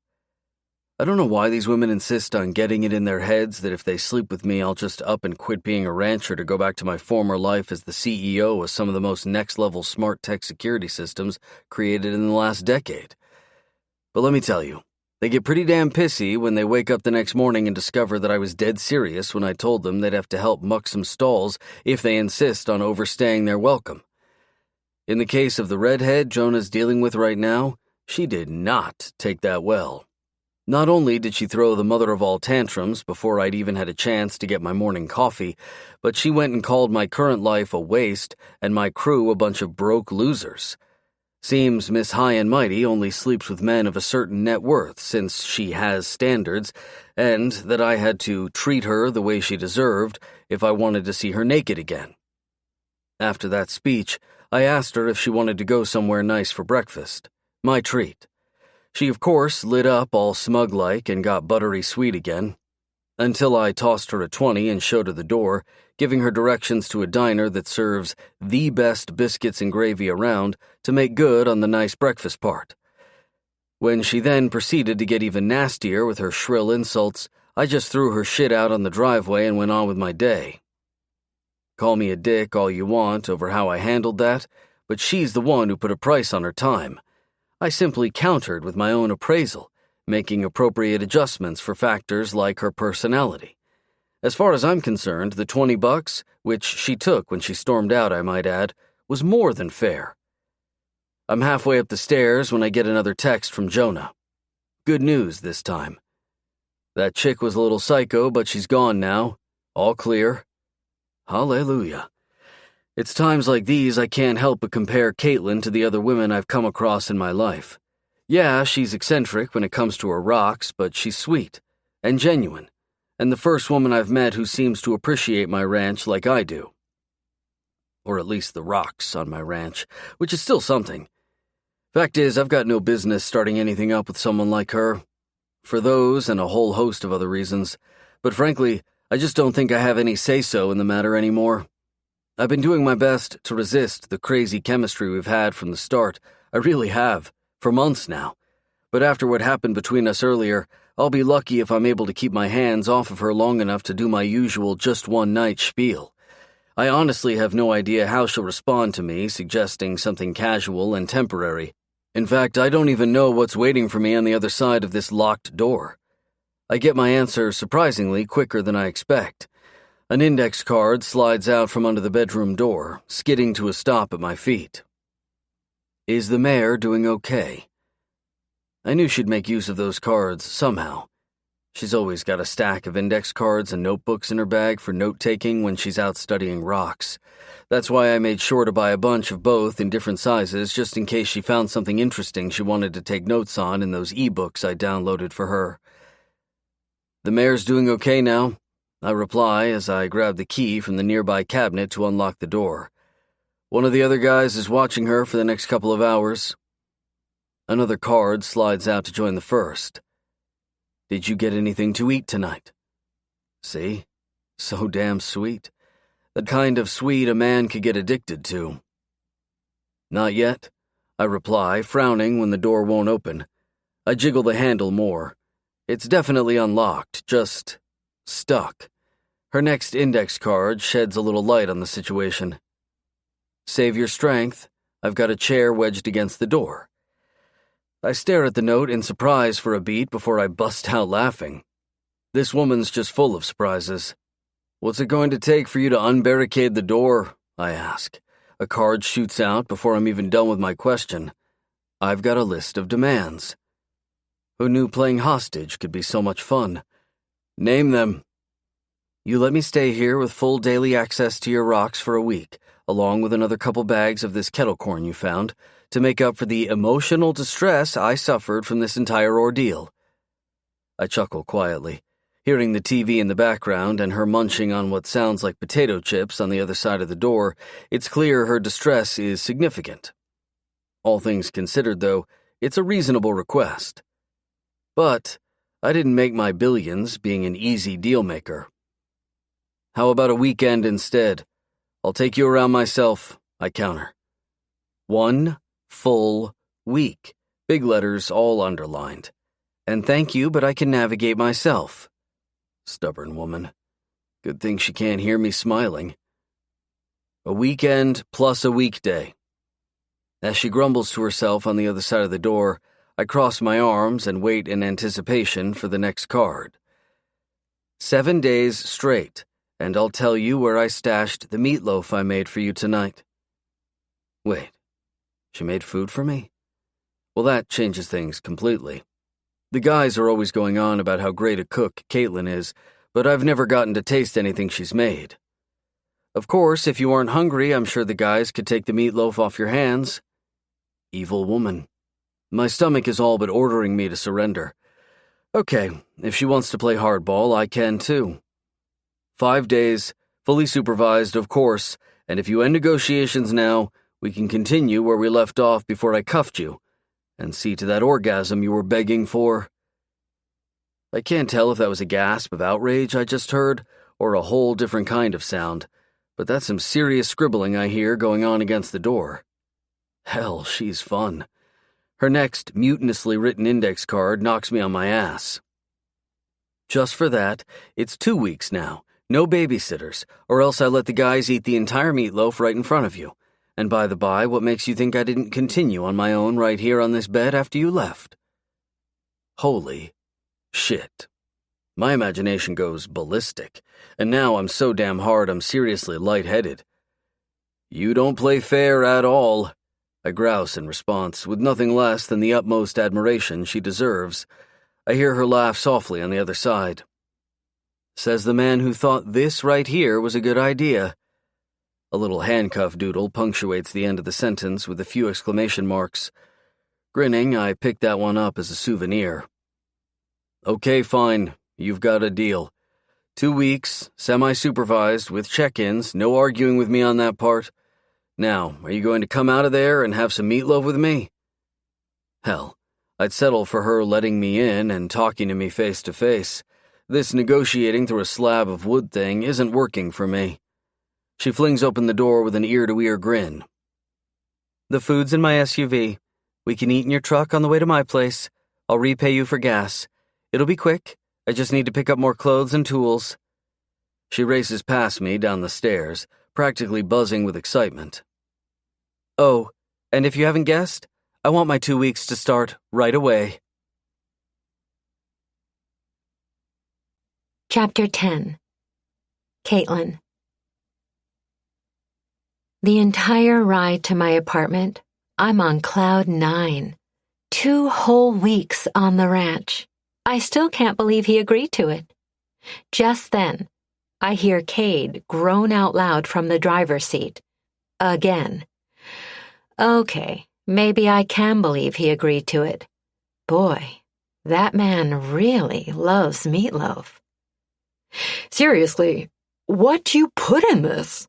Asks Cade before taking another big, blissed-out bite to finish off his second serving of meatloaf.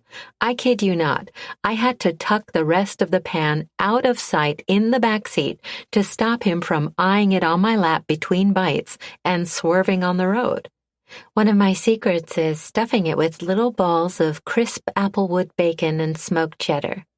I answer, after we're safely off the main road and pulling into my apartment building, away from other cars and pedestrians. Also, I cover the pan with an apple cider steeped hickory plank instead of foil when I bake it, and add some bourbon in the sauce for even more flavor. I don't know if a guy as burly and brusque as Cade is even capable of sighing in pleasure, but if he were, I imagine it'd sound like the deep, rough, wild animal purring sound he just made. I'll make another loaf for you again soon, I offer, pleased he liked it so much. In fact, why don't I cook for all of you the 2 weeks I'm there? Earn my keep a little. Jesus, don't let the guys hear you say that. They get by with making breakfast foods and sandwiches for every meal, along with some mostly edible culinary experiments every so often. If you started cooking for them regularly, I'm pretty sure they'll want to keep you hostage forever. I'm just about to slide a handcuff joke in there. I tell you, I'm never going to let him live that one down, when he chuckles and adds, You'll go and break their hearts when you leave. Suddenly, I'm hit with the all too fanciful idea of my never actually doing that. Leaving the ranch, that is. A girl can dream. At my silence, he reaches over to squeeze my shoulder gently. Hey, I'm just kidding. If you want to cook, go for it. I just don't want you to feel like you have to. You'd be our guest. I smile, determined to make the most of this amazing gift and not focus on the temporary aspect of it. How about we meet in the middle? I'll cook, but only a couple nights a week, and I'll just be sure to make some extra dishes with the ingredients, or at least extra portions, so you guys can refrigerate it and heat it up the nights I take a break. Incredulous laughter is his immediate response. That's so cute. You really think they're going to leave uneaten food in the fridge? These guys have bottomless pits for stomachs, and zero self-control. I still remember the time they found a jar of herbal liniment the vet had me make for one of the horses. Apparently, they all thought I'd turned into Martha friggin' Stewart and made some chip dip for them or something. It was summer. Clearly, the heat was making them loopy. Anyway, they ate the whole damn thing and all had diarrhea for a week. Yep, that sounds like the guys. God love them. From what they tell me, they need to take a few pickup trucks to bring back the food from their bi-monthly grocery runs, during which time Kate gives them free rein to buy whatever they want, so long as they can get it in the shopping cart within a half hour. Evidently, the cashiers at the nearest market all try to take their breaks the second they see the guys pull into the parking lot. And the big warehouse store they go to insists they come an hour before opening so as not to freak out the other customers. One day, I really want to see one of those infamous shopping trips go down. Diarrhea or not, he continues, sounding equally exasperated and amused, if I put another unmarked jar in there, I wouldn't put it past them to roll the dice all over again. Laughing at the memory, he holds the lobby door open for me and then does that unconscious guy thing, where he puts his hand gently on the small of my back as I walk past. Can't speak for other women, but for me, that touch tells me everything. If I feel a tiny jolt from that brief contact, I know there's some chemistry there. I don't feel a jolt. I feel a veritable lightning strike. Totally oblivious to his effect on me, he finishes with a grin. So, my vote is yes for the cooking every few days plan. I can grab a beer and keep myself entertained, watching them go all Hunger Games over the extra food every night. Maybe it's because of how he kissed me to within an inch of an orgasm earlier, or maybe I'm simply losing my mind, but now I can't stop thinking about how exactly I'll keep myself entertained every night while I'm staying at the ranch, a mere bedroom away from him. Seeing his gaze abruptly drop down to my parted lips for a beat as we step into the elevator isn't exactly helping. Neither is his hand on the small of my back again. Damn it, woman, he mutters darkly, eyes dilating when my breathing stutters to a brief stop. You best start thinking some different thoughts right now if you don't want me to stop this elevator and do something about it. Oh, God, am I that transparent? Bad, Caitlin. Leave the nice hot cowboy alone. All you asked him for was some quality time with his rocks. That's it. The part about you staying with him for 2 weeks didn't have anything to do with how close he'd gotten you to the big O. Really, it didn't. Okay, good. Now, maybe if I repeat that to myself enough, I'll start actually believing it. Thankfully, the ding of the elevator door opening on my floor saves me from that doomed mission. Hey, Glenn.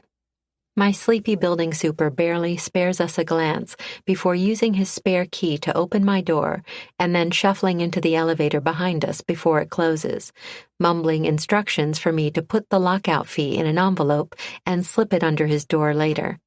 I valiantly ignore the universe's attempt to remind me about everything that happened with my index cards under the door earlier, knowing it'll inevitably make me think of handcuffs and insanely hot kisses and all sorts of other things I shouldn't be thinking about. This time I avoid making eye contact with Kate entirely. Come on in. Ignore the mess. I wasn't expecting company. Just give me a bit to get everything I need. I quickly throw some clothes in a duffel bag, along with a few tools and books, and return to the living room a few minutes later to find him studying the different rocks on my dining table. You have a rock collection, he says, looking puzzled. You sound surprised. I just didn't think you were a collector. You're always putting the rocks you find on my land back exactly as you find them. I shrug. Because they're not mine to keep. Nodding at the table, I add softly, You are right, though. I'm not a collector. That's my granddad's collection. What's left of it, at least. He's at my side an instant later, his entire frame tight with tension. Were some stolen? My father took some with him when he left me and my mom, along with the majority of our savings, a lot of my mom's family heirlooms, a few of my great-grandma's jewelry pieces, and all the big electronics in the house that he could pawn. I walk over to the collection and eye all the vacant spots where there were once gemstones and crystal geodes, back when they were displayed all around my childhood home. All that's left are the index cards the missing pieces used to sit on, written in Granddad's precise handwriting, the words cataloging details about the rock and the location it was found in. He only took the things he considered valuable, I explain, which is why he didn't bother with any sentimental things. Playing it off like it hadn't devastated me at the time, I paint Cade an even clearer picture. The day he left, I found the clear vinyl wallet insert my mom had given him one Father's Day, with photos of me as a baby and us as a family, tossed in the trash can. Cade swiftly pulls me into a hug, but doesn't say a word. I'm fine, I insist, even as I burrow against his chest for a bit before letting go. Even at 12 years old, I knew we were way better off without him. He used to fight with my mom all the time, and with me, he was just apathetic, at best, partly because I was the unplanned product of a no-strings bar hookup that resulted in him doing the right thing with a courthouse wedding, but also partly because he blamed most of his subsequent failures in life on my birth. Other than a brief jaw clench and a flexing of his fists, Cade remains silent, so I keep going. He used to talk about his young, hotshot glory days in advertising all the time. According to him, he'd been at the top of his game, headed for the big leagues, until he screwed up a few huge campaigns for some important companies right after I was born. Claimed he'd been sleep-deprived because I did that whole infant thing of crying at night. I paused to regroup, shoving down long-buried daddy issues I thought I'd gotten over ages ago. Anyway, after those projects tanked, no one wanted to hire him anymore. But he just kept at it, desperate to get back in the game. It was all I remember him ever really caring about. I choose my next words carefully, not wanting to say more than I need to about that segment of my life. Until they got divorced, we lived with my mom's family out in the country. The way I understand it, my father agreed to live with my grandparents temporarily, rent-free, with meals included, I might add, so they could essentially raise me until I was old enough to go to school. His goal had been to move the three of us to the city after that, but it never happened. To be fair, it wasn't like he'd planned to be unemployed on and off for the better part of a decade. His intention had originally been to be the breadwinner and have my mom handle the childcare stuff. That said, he took his continual career failings really badly. Over the years, he turned into not a nice guy, and the more his professional life fell apart, the more he took it out on my mom and me. I'll kill him if he laid a hand on you. The solemn, matter-of-fact oath slips past Cade's lips so softly, I almost don't hear it. As soon as I take in his harsh expression and fully process his vow of violence, however, I quickly clarify, no, he didn't abuse us or anything like that. He just complained about, well, everything, nonstop. He was a snob about life outside of the city and disparaged my grandparents and their country lifestyle behind their backs every chance he got. A loaded look crosses Cade's face. I know how that goes. I frown sympathetically. Your father was like that too? Both my parents, actually. My dad grew up on a ranch in Washington and flat out detested his childhood. My whole life he called everyone he grew up with hicks and hillbillies, and the more successful he became, the more embarrassed he got about his relatives, his roots. Deep-seated disappointment filters into his voice then. I still remember how he used to make these really dick remarks about how far he came, despite his folks just being ranchers and crap like that, with my mom being his biggest empathizer. Don't get me wrong, I loved her, but my mom was a rich, pampered city girl who practically broke out into hives in the great outdoors. To her, my dad's rural upbringing had been nothing short of tragic, and the way she and her stuck-up friends used to tell it, his ending up with her was his very own Cinderella story. Gaze dropping down to his weathered work boots, he gives me a wry smile.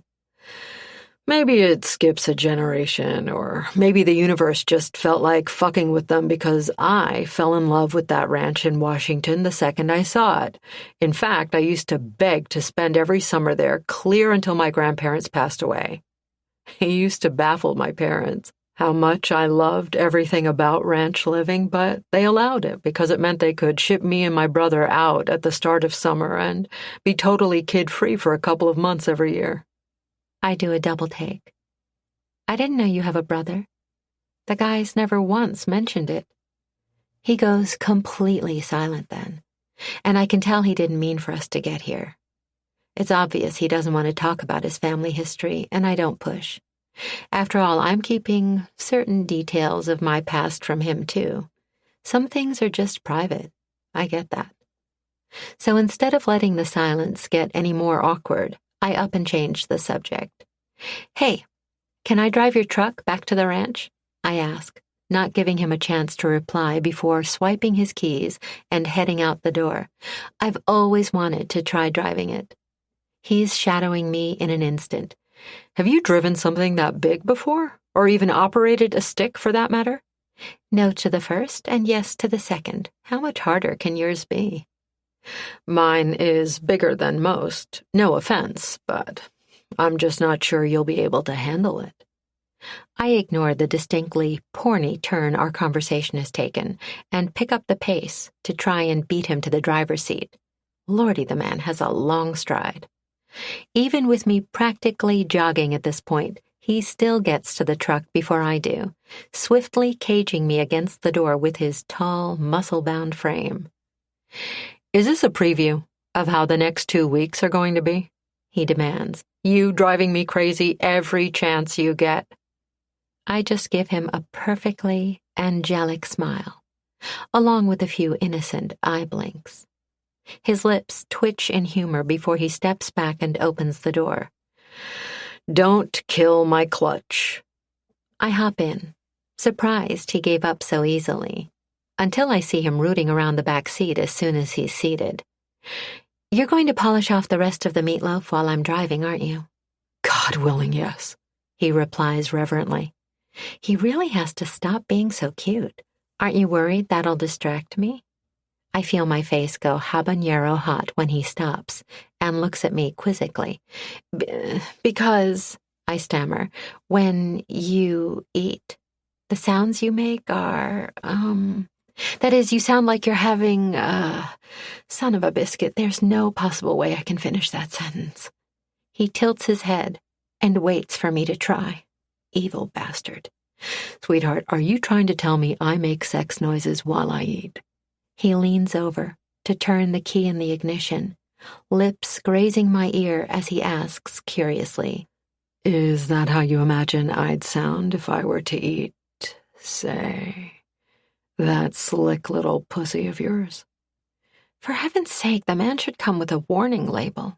I maintain radio silence, and almost hit an innocent telephone pole while backing out of my stall. Told you it's a lot to handle for a tiny thing like you. His husky tone goes from teasing to utterly wicked. If you want, you can sit on my lap and work the stick while I pump the clutch. Oh my God. Don't you have a meatloaf to defile? I suggest, shamelessly hopeful. Nah, I don't want to distract you. Yes, I hear the air quotes. Grr. And with that, he settles into his seat, choosing to not distract me by keeping one big burly arm slung behind my seat, and both eyes fixed on me the entire remainder of the ride. It's a miracle I get us back to the ranch in one piece. Chapter 11. Cade. The woman is a damn miracle worker. Over the last few days, like a beautiful little drill sergeant, Caitlin has managed to get my men to set and clear the table at each meal. Yes, they sit to eat together, all civil-like now, and even do the dishes without belly aching or making crazy-ass wagers to get someone else to do it. Her secret? From what I hear, she's found a way to incentivize chores with a clever combo of nightly desserts, cooking them their favorite dishes, and a healthy serving of her sweet smiles. As a result, hazmat suits aren't needed to enter the guy's bunkhouse anymore, and they finally appear to have mastered how much is too much clothes to stuff in the washing machine. I know I should be stoked about these new developments, but ever since she made us the best stew of my life her first night here, my guys are even more fucking in love with her than ever. And they aren't the only ones. Between them and my dogs, I don't know who's got it worse. Before Caitlin came along, I used to characterize my two watchdogs as the meanest mutts around, capable of literally making grown men piss their pants. Frankly, I didn't think they possessed a different behavior setting, let alone a tail-wagging tricks-for-treats one that involves them plunking onto their backs and shamelessly begging their now-favorite human for belly rubs. My guy's behavior isn't all that far off right now. Since I've been too slammed with things to take her out on my own, I've been forced to have them escort her around my land. So far, of the lucky bastards who've been able to spend time with her, 4, that I know of, have proposed to her and 2 are now utterly fascinated with rocks. No, really. Not saying those 2 will choose rocks over horses anytime soon, but I wouldn't be surprised if one of them starts getting interested in mineralogy or geological engineering one day. To be clear, I've never claimed to be a typical boss. I can't imagine there are many ranch owners who run their ranches the way I do. But I figure, what's the point of having a few $1 billion in the bank if I can't use a few bucks to help my men pursue their outside interests? If they want to learn about rocks, shoot, I'll foot the bill so they can take some courses down at the same college Caitlin goes to. I'm already doing that for Jonah, who's been taking ranch and farm management classes, and I've been talking to Jacob about looking into some part-time vet tech programs to see if he wants to put his natural skills with animals toward a degree in the future. Just because I want to run a ranch for the rest of my life doesn't mean I expect that from all my men. If one of them wants to study rocks like Caitlin, good for them. I'm happy to help. That said, me being a generous boss doesn't mean I don't have my moments to the contrary. And when it comes to Caitlin spending more time with the guys than me, I'm finding that I don't just feel selfish, I feel downright surly. Borderline irrational. I don't know what the hell's wrong with me. Being possessive over a woman is an unprecedented and altogether unnatural feeling for me, and one I've got serious doubts about being able to control anytime soon. Hey, you're home early? I jerk myself out of my thoughts and look over to find the woman making us all nuts waving at me from the kitchen. Just taking a break, I respond, crossing the living room to join her. Between expanding our horse rescue operation, building the new boarding stables, dealing with an increase of illegal wild game hunting going on in the area, and word getting out that my head trainer's been training not just the best horses in the state, but the best apprentices as well, I've been burning the candle at both ends, overseeing everything. Woman, how many times do I have to tell you to stop cleaning my house? The stubborn little thing just keeps right on smiling and mopping until she finishes the last stretch of tiled floor. This is by far the cleanest the place has ever been, and I admit, it's kind of nice. But I don't want her thinking she needs to do this kind of thing just to stay here. I can hire a housekeeper if the house is too dirty for you. Just quit with all this housework. She simply laughs. You do remember that I'm the woman who likes rolling around in the dirt, right? Trust me, I'm not a clean freak. Nodding over at the flour-covered kitchen counter, she explains, The twins wandered over for a bit, so we baked some cookies. I'm just mopping up the magical fairy dust they got a little prance happy with so none of the guys slip and fall. Winston's grandkids again? Really? Huh. That's twice their folks have brought them by to see him this week, which would bring their grand total to 4 whole visits in the last 4 years. Her lips dip down at the corners. Turns out Winston's son is selling the place. That's why they've been around so much fixing things up. She sighs heavily. I chatted with the twins' mom, and she said they're moving Winston into an assisted living center as soon as they get an offer. That's news to me. Don't they know that he'll try to break out of there the first chance he gets? And if he's half as good at sneaking himself out of places as he is sneaking, say, cute rock-loving trespassers into my property, that nursing home won't stand a chance. I told her that too, but he's refusing to move out east with them, and they're not exactly trying to change his mind. She shakes her head sadly. They just don't see how sweet he is. Caitlin getting this heartbroken over my grumpy neighbor going to a senior home has me putting yet another check mark in the not a one-night stand kind of girl column. Needless to say, there are a lot of friggin' check marks in that column.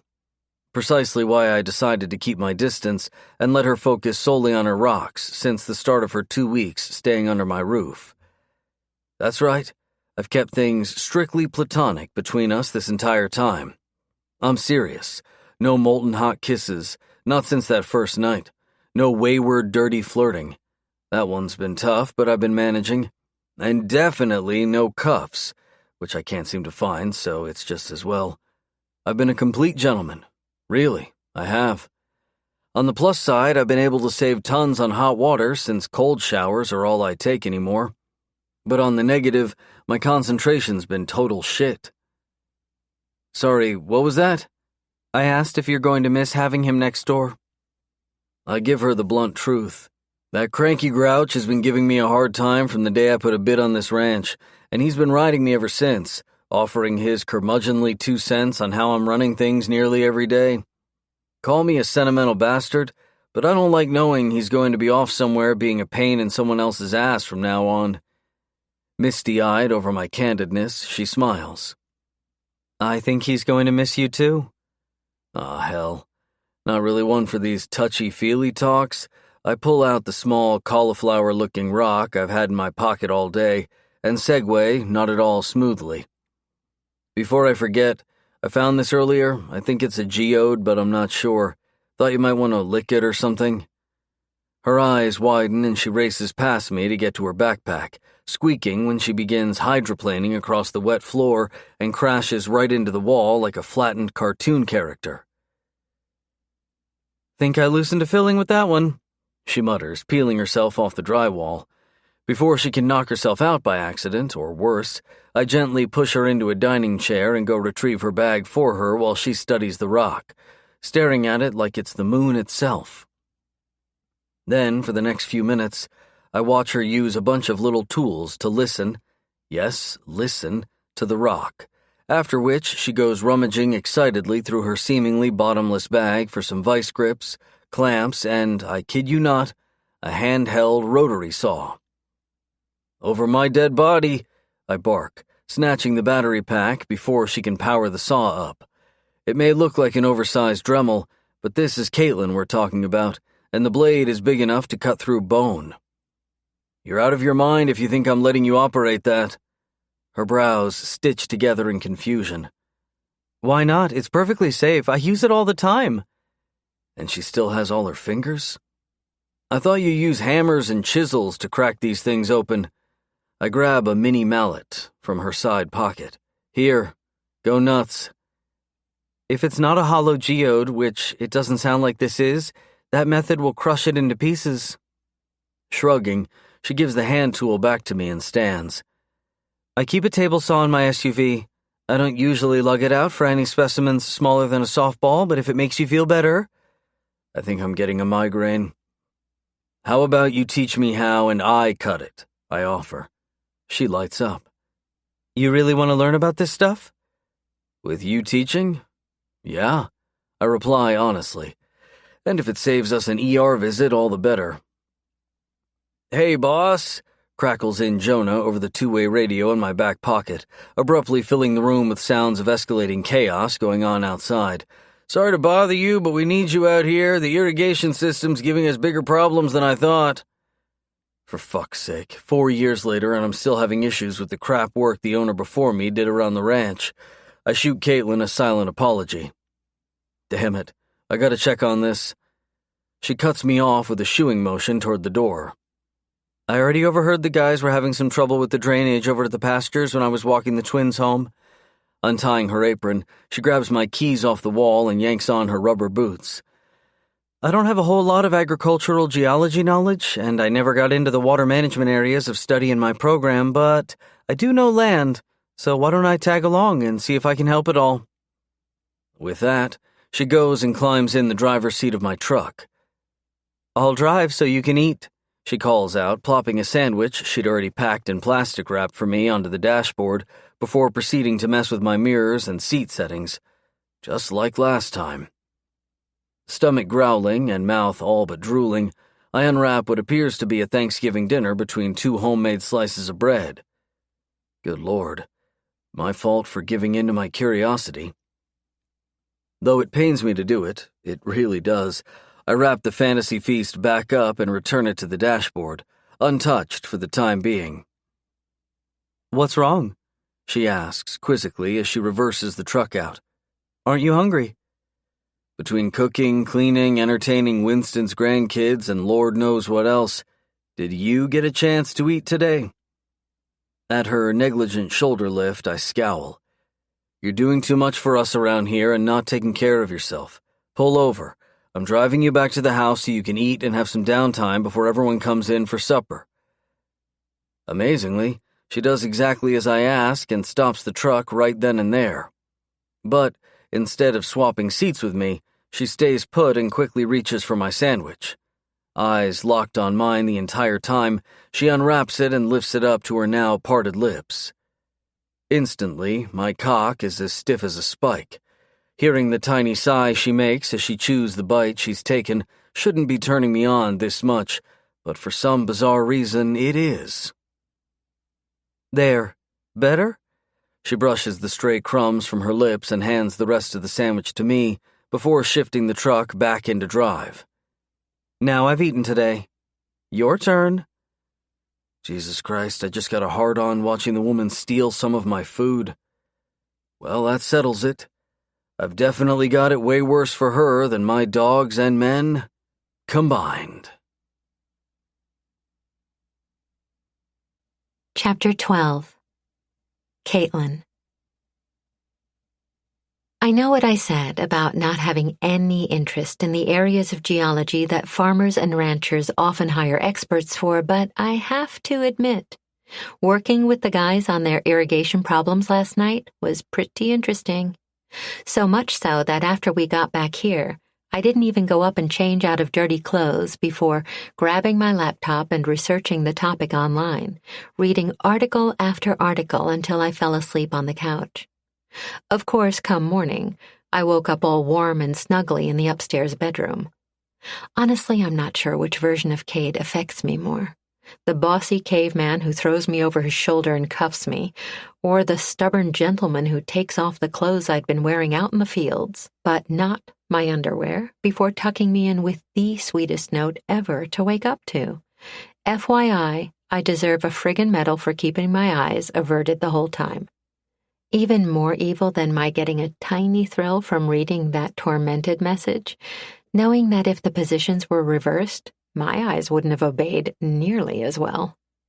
And that's why I'm back on the same couch reading again after a long morning working at the fabric store and a fabulous marathon rock-finding session all afternoon, only this time I'm determined to stay awake until he comes home.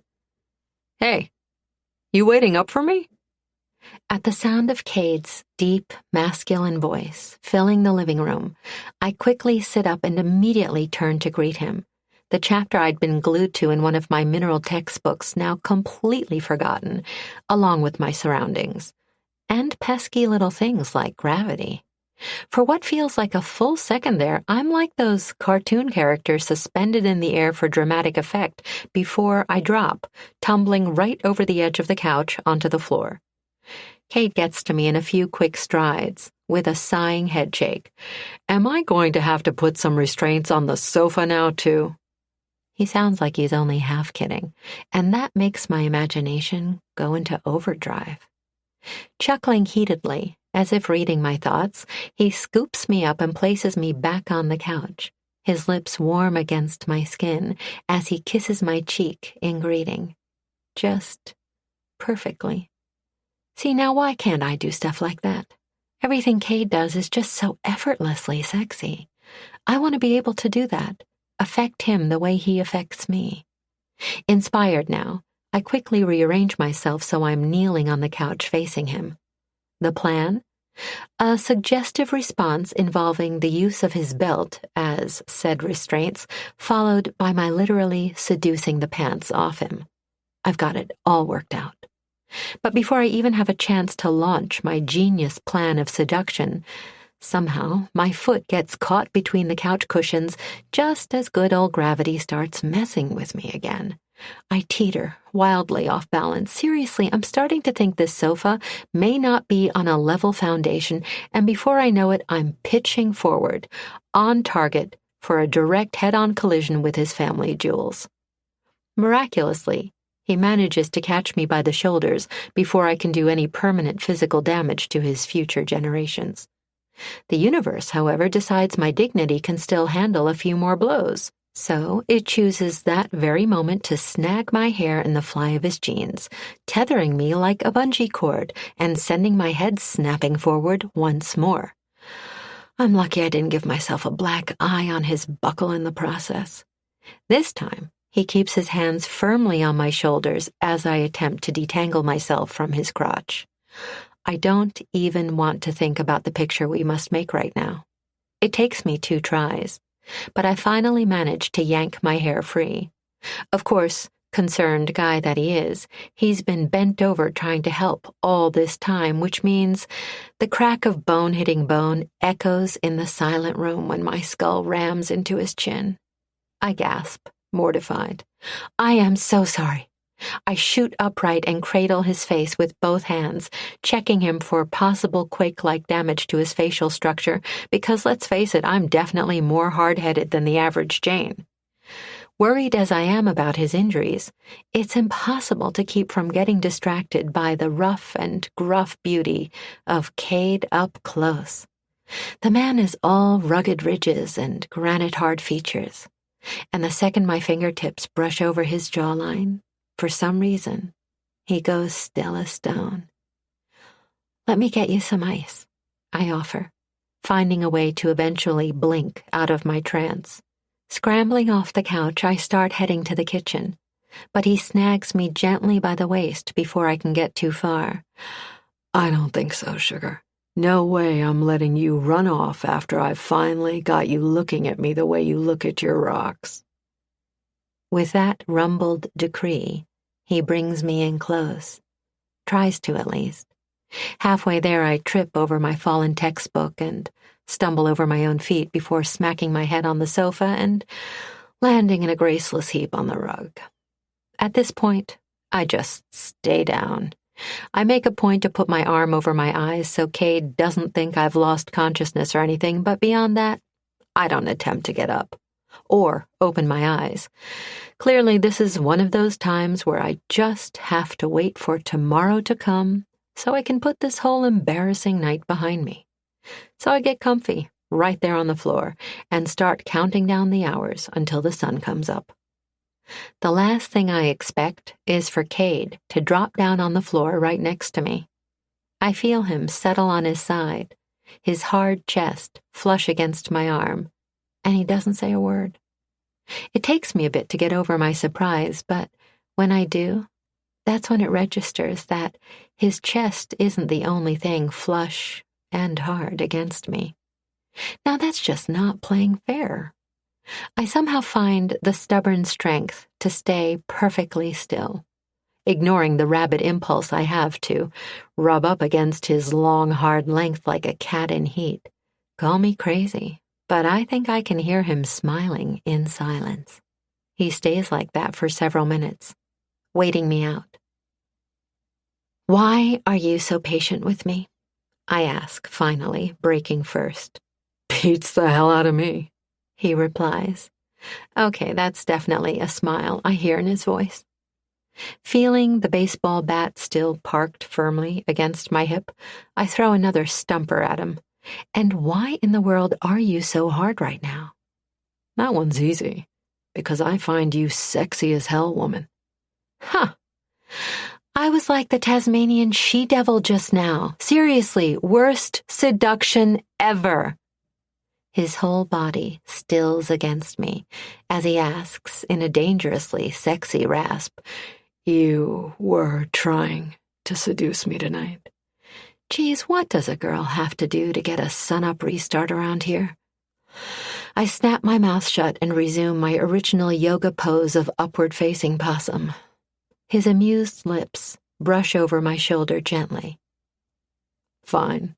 We'll revisit that question later. For now, at least open your eyes so I can make sure you haven't sustained a head injury. I only half comply, peeking through one barely lifted lid to see if he's laughing at me. He is, but not in a mean way. More in an affectionate way, which he keeps right on doing as he brings his mouth down on mine. Lordy, can this man kiss? In no time at all, he's got me breathless and boneless and cradled fully in his arms as he picks me up off the ground. How's your head? Still sore? I manage, wondering why he's asking about my head when the part of me that's aching is somewhere else entirely. Use your words, Caitlin, or I'm going to carry you to the ER instead of upstairs. I'm fine, I reassure him quickly. It was just the cushion I hit. No hard edges. He studies me for a beat before nodding and pivoting away from the front door and over to the staircase instead. I hear, he says in a conversational tone as he takes the steps 2 at a time, that it's important to make sure you stay awake after a head injury. I've read that, yes. And knowing that I actually have that for the first time in a long while is more than I thought I'd ever have again. He stares at me intently as he lays me down on his bed, his hands gentle, per usual, a sweet contrast to his searching gaze that's blazing as hot as I've ever seen it.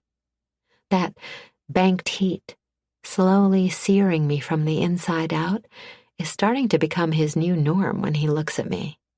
I can't get enough of it. You going to let me take care of you, baby? He asks, his lips whispered against my neck, the inside of my wrist, down over the exposed sliver of skin just above the waistband of my PJs. Because if you'll let me, he continues, warm lips against my heated flesh as his arms hook under my knees. I'm going to make sure you do, in fact, stay awake all night long. Chapter 13. Caitlin. With that not-so-subtle warning, he starts circling my clit with his thumb, deliberately keeping my panties right where they are until I've drenched the fabric. I can tell he doesn't want to make me lose it right away. No, he's teasing me, torturing me. He's purposely using the thin barrier to keep me from feeling his touch fully, purposely driving me even crazier in the process. Keep those beautiful brown eyes on me, baby, he orders huskily, as he finally nudges my panties to the side. I want to make sure they stay evenly dilated while I'm making you come. Never thought first aid could be this sexy before. At the first plunge of his hot tongue deep inside me, I'm a goner. Forget keeping my eyes open. He seems to be okay with that, though, seeing as how keeping my legs open seems to be a bigger priority now. Pinning me against the mattress with his calloused hands on my inner thighs, Cade proceeds to take his sweet time, driving me to the brink with his tongue, determinedly, masterfully. Then, just when I think he's going to do it, send me tumbling into oblivion, he stops. I can't get enough of you, he rumbles, sounding almost as dazed as I feel. He eases 2 thick fingers in me then, gently at first, until I practically drench his hand. Fucking hell. The hum of his words sends lightning to my core, and I'm this close to drowning in pleasure as he sucks hard on my clit, demanding nothing short of my utter devastation. My whole body turns into a trembling mass of sensations, but somehow my brain is still functional. Even now, even when he's unleashing pre-orgasmic havoc on my body, I can see how careful he's being with me. It's sweet. But right now, I don't want the sweet, stubborn gentleman. I want the brusque, brash caveman. Wait, he freezes. With a boldness I never knew I had, I explain. I want you inside of me when I come. A shuddering curse tears out of his throat. Jesus Christ, Caitlin. And with that, he doubles down on his efforts, his tongue beginning a harsh pattern of lashes on my clit that instantly triggers an explosion I'm nowhere near ready for. Just that quickly, I'm coming harder than I ever have in my life.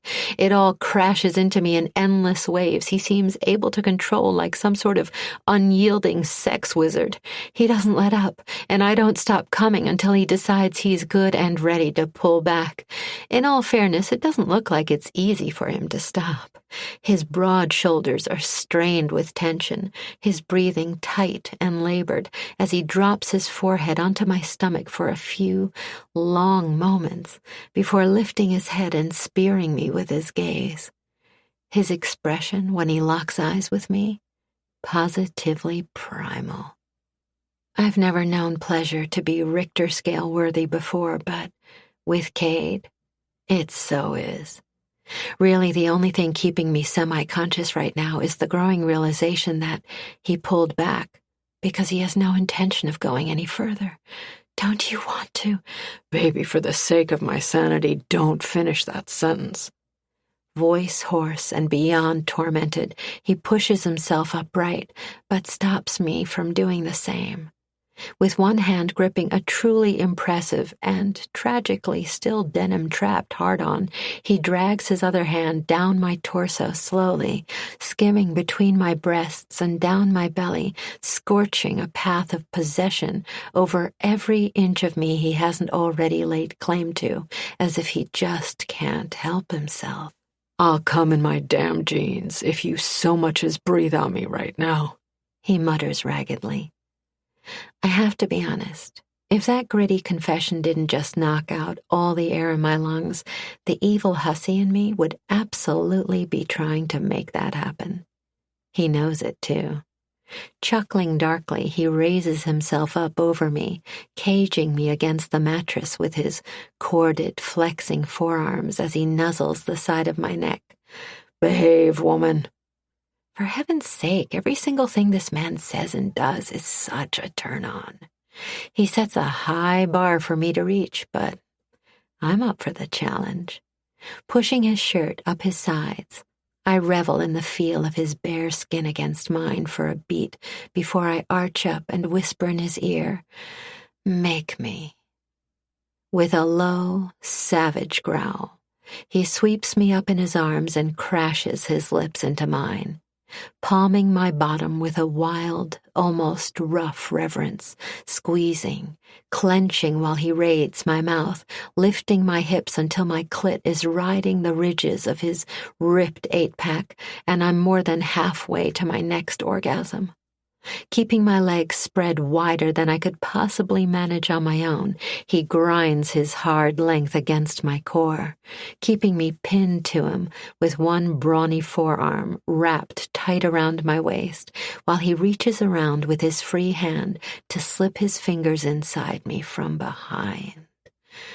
Wet, perfect pussy, he rasps, his teeth scoring that spot between my neck and shoulder he discovered could make me very nearly come on command last time. Immediately, I start pulsing around the thick triangle of his calloused fingers stretching me. That just provokes him even more. He's holding nothing back now as he plunges into me deeper, the angle just as intense as if he were taking me from behind. With the sound of his palm heating my backside with every thrust, he groans and clamps his mouth down on my nipple. And I'm done. Wordlessly, he orders me to shatter for him then. I do. Somehow, it's even more cataclysmic this second time because, for once, he isn't treating me like I'm made out of glass. Even better, he almost loses control completely in the process, and that knowledge alone is a rush I can't describe. Minutes, maybe hours later, when the storm finally passes, I'm still quivering and just doing what I can to remember how to get my limbs to function. That's definitely a gleam of satisfaction in his eyes when he draws back and asks gruffly, "Want to dare me again, sugar?" Dear Lord, I really do. Shaking his head with a hungry rumble, he collects a kiss from me to stop me from quite possibly killing us both. No more, sweetheart. I can only take so much temptation. He's back in control again. I can hear it in his voice. And from the solemn look on his face, I know what he's about to say next. The guys have told me all about Cade's rules with women, not to warn me off, but because of their crazy notion that I'd be the exception to the rule.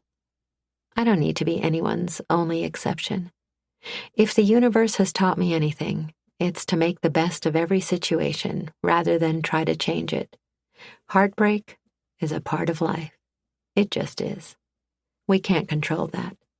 But what we can control is whether we have moments of happiness, however brief, along the way. Because without those moments, all we'd have is heartbreak. That's how it was between me and my father. Heartbreak without any happiness whatsoever. And life's too short for me to repeat that experience. This is exactly why I play with rocks as much as I do. Why I started my trespassing sprees here on the ranch to begin with. And why I really want to have this casual, temporary fling with Cade, no matter how hard he tries to dissuade me. You don't have to do the spiel, I tell him gently. I know you only do one-nighters. I know what he thinks, that I'm not that kind of girl. And he's right, I'm really not. But the thing is, I have my whole life to be good. One night being anything but sounds pretty great if you ask me. He gives me a hooded look. Meaning, that's okay with you? Just one night? Yes. But since I'm nothing if not candid, I add, I'd be lying if I said I'm used to this sort of arrangement. The whole friends with benefits thing, I mean. One night or otherwise. That's not really my thing. What I do know for sure, though, is that I don't want to ruin our friendship. So you're not okay with a one-nighter?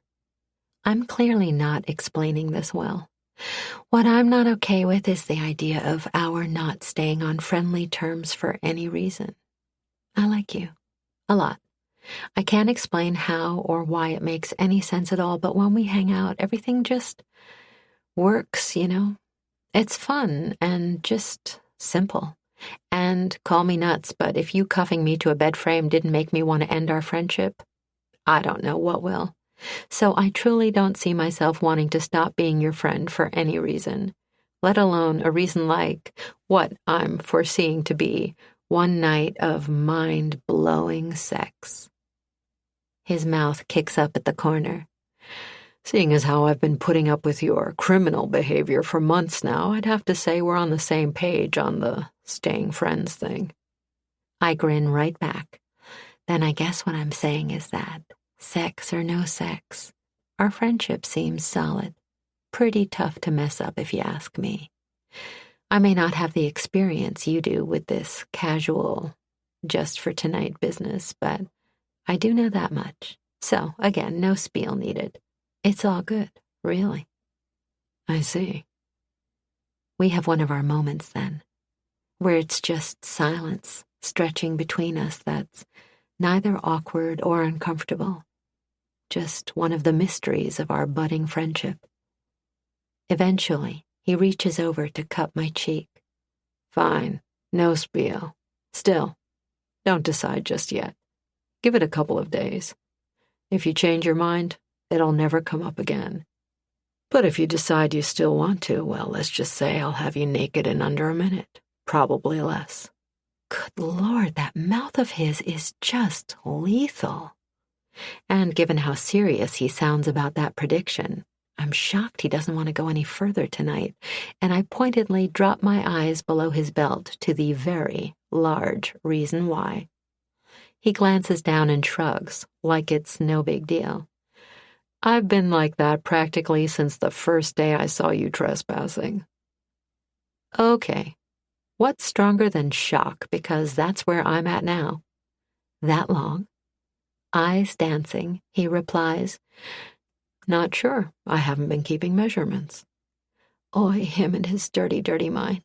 I really kind of love it. He lets out a quiet curse. Hell, you and those sweet blushes, baby.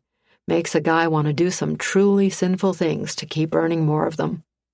Instantly, my mind kicks into high gear, imagining all the things Cade would consider sinful. Goodness gracious. I reach critical meltdown mode in a few seconds flat. Okay, one more time. Why aren't we going any further tonight? Smiling, like he can hear my thoughts, he draws me in for a slow, deep kiss. A soft, toe-curling, brain-fogging one this time that may very well be my favorite of his kisses yet. Lowering me onto the pillow, he repeats, Sleep on it, honey. Take all the time you need. Before I can unscatter my senses enough to open my eyes and tell him that I really don't need time to think, he's gone. Chapter 14. Cade. It's been a long-ass day and there isn't a soul in sight back at the house. Last I heard, my saint of a house guest was still over at Winston's babysitting his grandkids while their parents tried to salvage the repairs they'd started on the barn before the rain started. I'd sent the guys I could spare over to help, and at last report they were able to tarp up the roof and were just finishing up patching some other areas. With the freak rainstorm we've had for the past 24 hours, and my being outside for the last 12 of it, I'm covered in mud from head to toe. And since I know Caitlin will insist on immediately mopping up any mud I track into the house, I grab a towel and some spare clothes from the mudroom and head over to the foaling barn to shower. We all know the water in the barn shower will stay hot for maybe 30 seconds if we're lucky, so I'm just going to rinse off what I can before I start freezing my ass off, then finish up at home. Get in and get out, that's the plan. Until, that is, I step inside the barn and see Caitlin standing not 20 feet away from me, glistening wet and naked as a jaybird, staring down at her towel and change of clothes, all of which are currently on the ground soaking up muddy water. Must have fallen off the bench while she was showering. With her luck, that doesn't surprise me.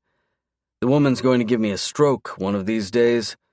I swear I'm not one of those guys that thinks with my dick 24/7, but after watching her come the other night and now this, a man can only take so much. With her wet, smoking hot body on full display and her wide eyes now locked on mine, my feet start moving before my brain can even process my intent. You are so damn gorgeous. I barely recognize my own voice as I close the distance between us in a few quick strides, and the instant my lips seal over hers, I'm fucking lost. Just like that, the dull whisper of every rational thought I have when it comes to Caitlin grinds to a halt. It's like someone flips a switch in my brain, and now all I can focus on, all I can wrap my head around, is how perfect she feels in my arms. What I've noticed with Caitlin is that she treats my body the same way she does her rock walls. She smooths her hands over me in long, slow sweeps and traces every muscle with her fingers, like she just enjoys touching me and doesn't want to stop. It makes me nuts. With her entire body now flush with mine, and my wet clothes plastered to me like a second skin, I can feel how hard her nipples are as they rub against my chest, how those sexy-ass curves of hers are fitting against me like every feminine inch of her soft, lush body was made just for me. Dropping my forehead down against hers, I thread my fingers through her hair and just grip the silken mass like a lifeline when I feel her bold little fingers start to undo my jeans. Jesus Christ. I force myself to take a step back. but I don't look down. Hell, I'll have my cock inside her within seconds if I even catch a glimpse of anything south of her collarbone. Here, take my towel, I rasp out roughly, handing it to her and making sure she has a good hold on it before letting go. Cover yourself up, honey, before I lose control. Thank hell she doesn't argue. Slowly I feel the red haze over my vision start to dissipate as she winds the towel around her body. I wouldn't mind if you did, you know, she says softly when she finishes tucking the loose end in her cleavage. Lose control, I mean. Damn it, the woman just has no idea what she does to me. Caitlin, if you keep tempting me, I'm not going to be able to stop myself from fucking you right here in the barn, hard and fast. And forever. I've got no idea where that wayward thought came from, but it's echoing in my brain and somehow making me even harder. Just wait here while I shower, sweetheart. I'll be done in a minute and then I'll walk you back to the house. Then we can talk about us. I can honestly say I've never said those words to a woman before. Sounded weird, but felt right, if that makes any sense at all. But of course, Caitlin, being Caitlin, turns and heads right for the entrance. You don't have to walk me back. I'll go grab you a fresh towel and an umbrella. I'll be back before you're done, You are not going outside in nothing but a towel, I growl. I hand her the shirt I'd brought with my spare jeans. In fact, put that on over the towel, just in case one of the guys comes by. I don't want him seeing you like this. I nod over to one of the empty stalls on the other side of the showers. Go warm up on the hay and wait for me. I'll be quick. I don't even wait for her to do what I asked before I head into the shower to start stripping and rinsing off. To hell with hot water. I'm so friggin' hard right now I'm going to need a douse of ice-cold water just to be able to get my brain to start functioning right. But as it turns out, even the cold water can't erase the image of Caitlin's wet, naked body, now permanently burned into my brain. I close my eyes and try to get a handle on my runaway thoughts, but the only thing I end up getting a handle on is my rock-hard cock. Jaw clenched, I try not to do it. Try not to pump my cock with my fist while the icy spray of water from the shower head just turns to steam against my skin. It's no use, though. The water isn't helping, and frankly, if I don't find some relief soon, I know I won't be able to keep my hands off of her when I'm done in here.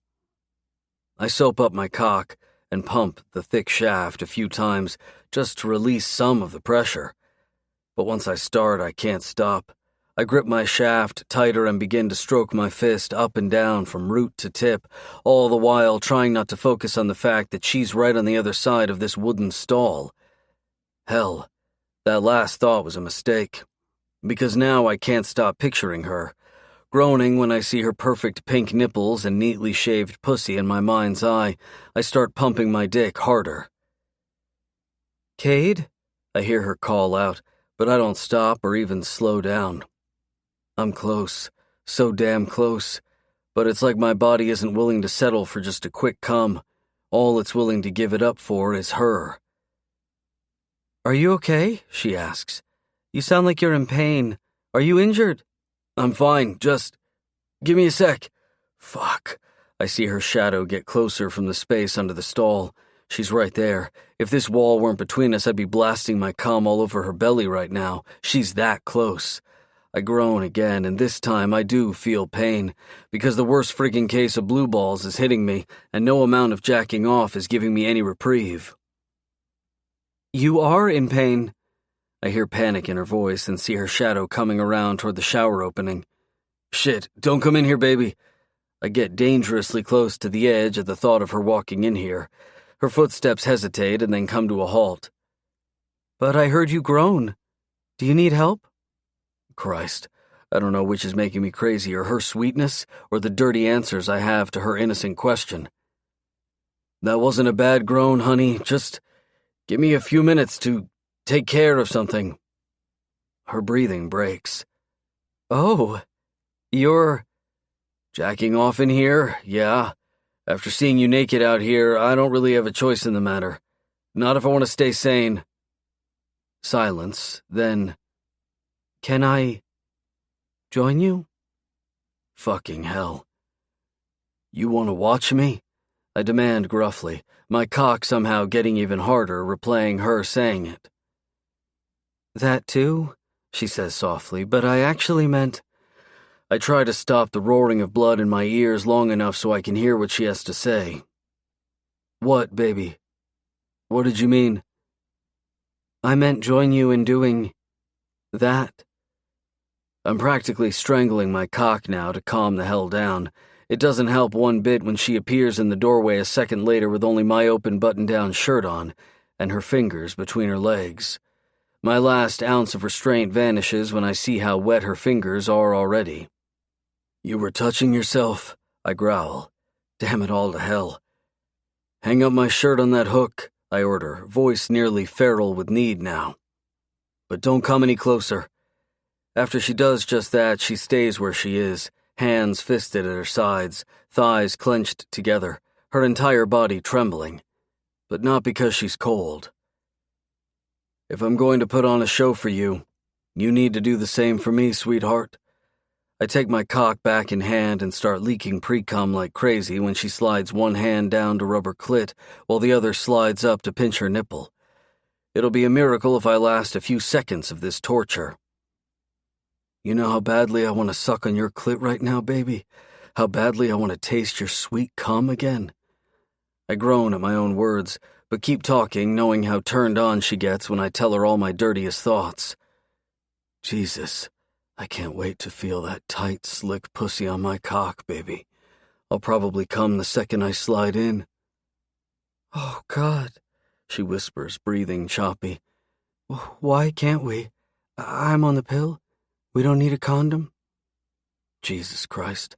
I immediately let go of my dick and slam my hands against the stall wall behind me. I'm this close to grabbing her and slamming my cock inside her. Hell, coming inside her. She takes a step toward me and I practically bellow for her to stop. Just come for me, Caitlin, right there. Show me what you look like when you're playing with yourself and thinking about me. She whimpers as she starts rubbing her clit again for me. I watch, but I don't dare touch my dick. I'll fucking explode if I do. Hands still gripping the stall wall behind me, I murmur every last dirty thought running through my head.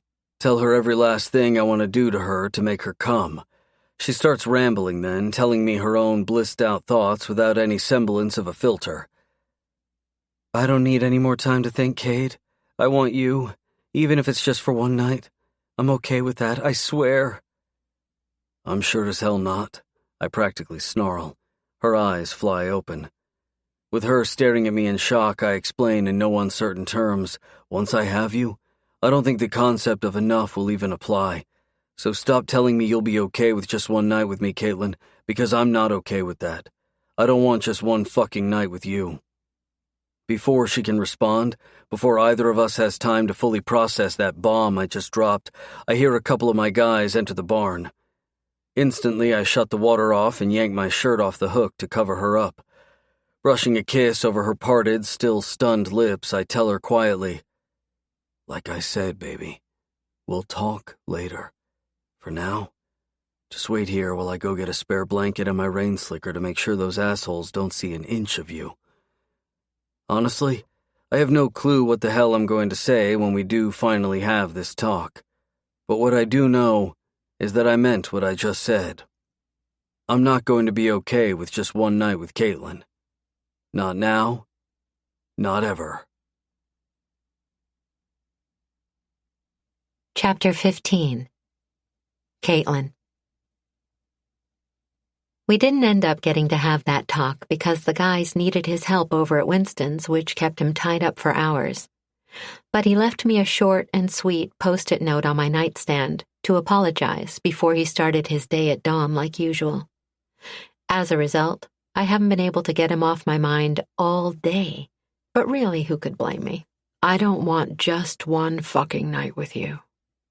I've been replaying that part over and over in my head since, all while brutally reminding myself of the cold hard facts where Cade and I are concerned. Fact number 1, we haven't got a thing in common.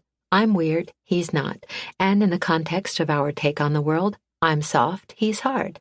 Then there's fact number 2. I'm pretty sure he's extremely well off, while I'm extremely not. Still, when a guy vehemently doesn't want to have a one-night stand with you, it's hard not to fantasize about those cold, hard facts just plain not mattering. It's a nice fantasy, a distracting fantasy, one that's even making Sean, my Cade-mandated ranch guide for the day, take notice.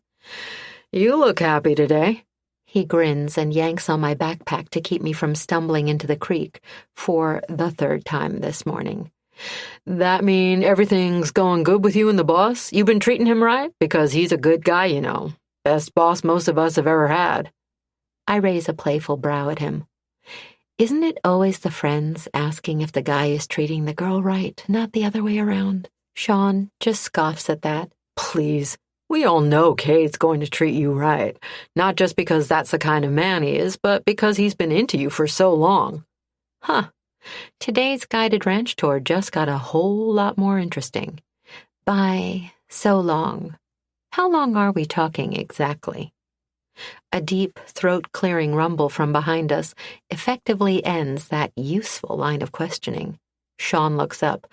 Oh, hey, boss. No worries, we were getting ready to head back soon. Cade gives him a brief nod. I'll take over from here. You can head on in. Jonah needs some help with one of the new horses we just got. Will do. Sean turns to wave at me before heading out. See you around, Katie girl. Evil though it may be, I get flooded with a tiny wave of warmth when a swift sound of possessive displeasure gravels out of Cade. Since when do my men call you by nicknames? He grouses as soon as Sean's out of earshot. That's just Sean, I clarify. Even though I'm older than he is, he says I remind him of his kid sister. At that, Cade visibly relaxes. Jenna girl? He tilts his head thoughtfully. I suppose you do, a little bit. She's headstrong, like you are, smart like you too, takes after their mom. I'm not surprised Cade knows Sean's family members this well. From what I've been learning about him through the guys, he takes the time to get to know each of his workers. And in more cases than not, he's gone out of his way to help out their family in some shape or form. With regard to Sean's family, that help was and still is in the form of therapy for little Jenna. I heard she was here when that visitor died on account of one of the horses, back before you took over the ranch. Yeah. His voice becomes cloaked in sympathy and something more I can't quite pinpoint. Poor girl saw the whole thing. She got real traumatized by it all. I don't mention that I know he's been footing her psychologist bills. From what the guys tell me, he's pretty private about, well, everything. But I am curious about one thing.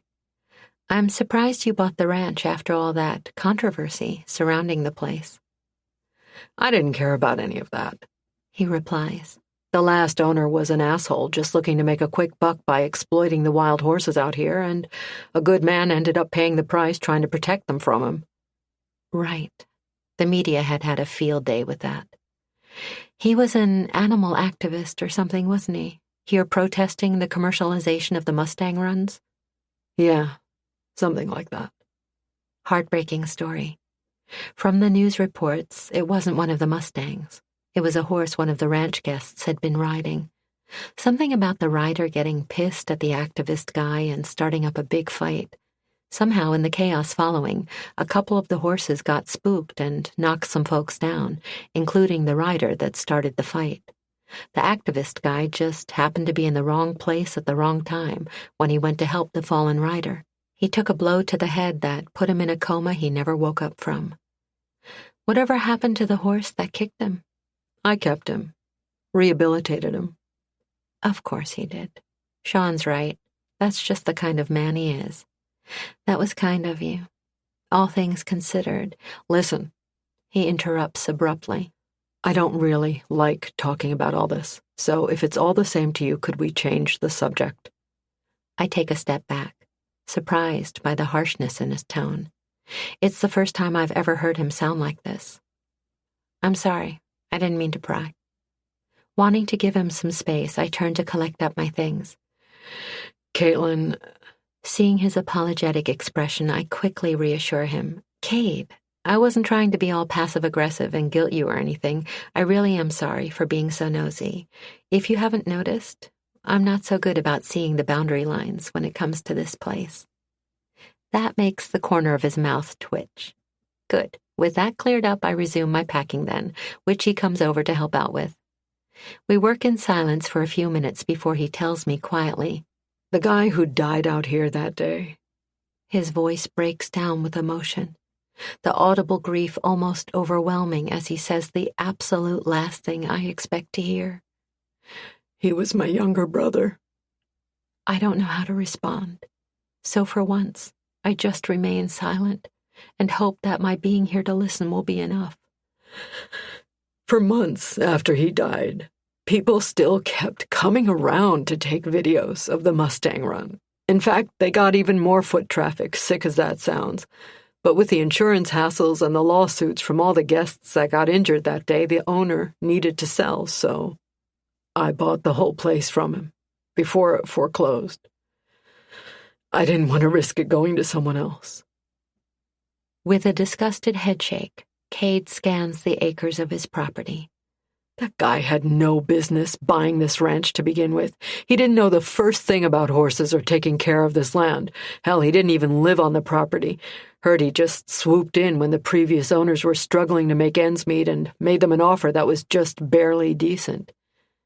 Yeah, something like that. Somehow I don't think now's the time to tell Cade they'd already shut off our power before we took the offer from the man responsible for his brother's death. And truth be told, I don't know if there will ever be a right time. Grief, shame, and about 100 other varieties of torment flicker over his expression as he continues. "After our parents died, I made sure my brother had everything he needed financially.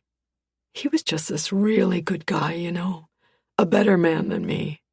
Always wanting to save the planet. And though I never once hesitated to help fund his different projects, the last few years before he died, I'd been working too hard to spend any actual time with him. Too busy to tell him every day how proud I was of the man he'd become." You can't beat yourself about that, I reason gently, finally speaking up. Because if there's one thing I know about, it's surviving dead loved ones.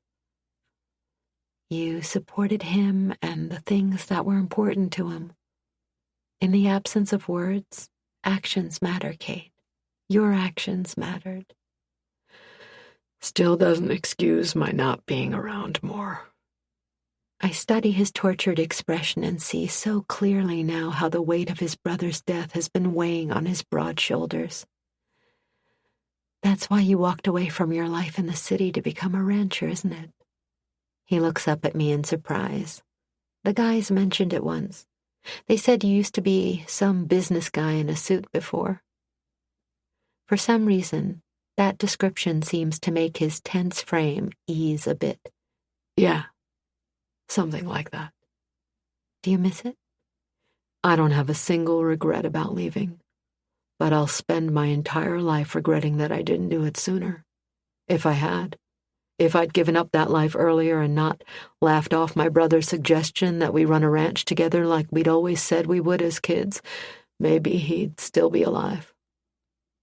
I can't even begin to imagine what he went through. What he's obviously still going through every day. I know nothing I say can give him comfort. So I do what I always do when life seems bigger than what I can understand. Do you want to cut that geode you found now? I reach into my backpack and pull it out, along with my handheld saw. There's nothing quite like cutting open your first geode without accidentally severing a fingertip. He gazes at me with the very beginnings of a smile. "You're such a strange, amusing creature." Thanks. I smile and hand him the geode. As I set up an area for him to use the saw, I ask curiously, "So, where did you say you found this?" "On the northeast quadrant, just past a creek beyond the trees, at the base of the farthest hill on my property."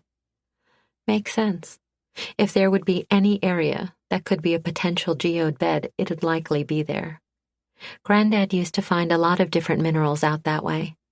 I've actually never been over in that quadrant to see for myself. He frowns. Why not? Aren't these things worth some money? Because that area is on the other side of the clearing the Mustangs run, I say softly, and I know how you feel about people disturbing them.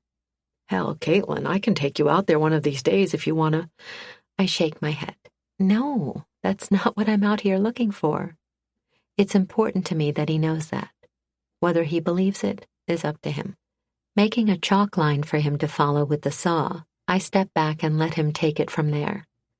When the unassuming rock splits in half down the middle, even I'm surprised to see the interior. Would you look at that? Cade whistles. Most of the geodes I've cut before have all looked like hollow rocks with chunks of crystal lining its walls. But this, it's like art. The entire rock looks like it's been filled with resin, with ribbons of color, vivid oranges and blues, layered in concentric rings all the way to the center. It's a thunder egg, I say softly, tracing each ring of color with my index finger. They're sort of like a filled geode. The different layers of colors show you what sort of minerals have been in the surrounding ground and water over the years. That's why Granddad always used to call geodes the prettiest history books of the land around us. I smile up at Cade. This is a collection piece for sure. I've got some extra display boxes that'll fit on your mantle if you're interested. Cade's eyes are glued to mine when he hands me both halves of the thunder egg. You keep them. They mean more to you. What? No, these are too valuable. I can't accept. No offense, but these are just rocks to me. I want you to have them. In fact, no more taking pictures of rocks out here. If there's a rock you want for your collection, just take it. It's yours. I don't care if you find gemstones or meteor fragments. What you find, you keep. I can't possibly let him do that. And I start to tell him so, but the alarm on my phone goes off before I can. He immediately starts helping me pack up. Are you going to be late for work? I can drop you off if you need. The library and the fabric store are both on the way to the feed store, which is where I'm headed later. Me and my glorious part-time jobs. I actually don't work for a few days. That alarm is for a meeting I have with my grad program advisor today. Knowing he'll just say no if I try to give him back the 2 thunder egg halves again, I compromise and give him back 1. You keep 1, and I'll keep 1. Deal? Before he can argue, I stuff his half in his jacket pocket and quickly redirect the conversation. Hey, what did you and your brother like to eat when you'd go visit your grandparents' ranch? Hands down favorite meal? A small, quiet smile tilts his mouth. Chicken pot pie. Definitely. Mentally, I take inventory of the fridge and pantry to make sure I have all the necessary ingredients. Thankfully, I do. Then that's what we'll have tonight when I get back. He stares at me for a long second. You take me by surprise all the time. You know that? Normally, I don't like surprises. But you like my surprises? I ask, my voice no louder than a whisper. More and more every day, sweetheart.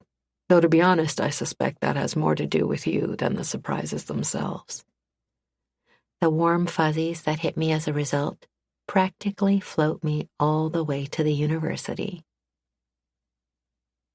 Being in the final research phase of my master's degree means I get a lot more control over my schedule, which in my case means I hardly go to campus anymore. Even the bulk of the work I do as a research assistant to keep my partial scholarship, I get to do remotely. So really, the only times I ever roam the halls of the geology department now is to see my program advisor. Hey, Professor Cooper, sorry I'm late. Getting seated in the office of my mentor, who's become like a second dad to me over the past 6 years, I start off this meeting like I do all of our meetings. So I'm still not quite ready for you to read my thesis. He doesn't even pretend to look surprised anymore. Caitlin, that research fellowship up north isn't going to be around forever. I know. The postmaster's field research in Northern California definitely sounds like an amazing experience that I'll undoubtedly learn a lot from, but he sighs, reading the expression on my face with uncanny accuracy. The non-field work part isn't half as bad as you're imagining it's going to be. So he keeps telling me. The thing is, while I love studying rocks, I really don't want to research them per se, or write about them, or take time away from them to do the other things normal, society-contributing geologists do. I'm sorry, I tell him, meaning it 100%. He's been so patient with me, even though I've never fit the traditional grad student mold. He smiles, shaking his head. Don't be, honestly. If I loved rocks the way you do, I'd probably be as happy as a clam being a professional student, too.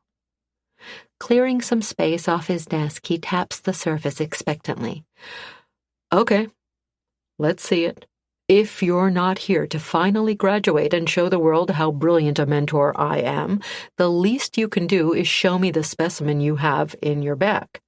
I sit up and unzip my backpack. How did you know?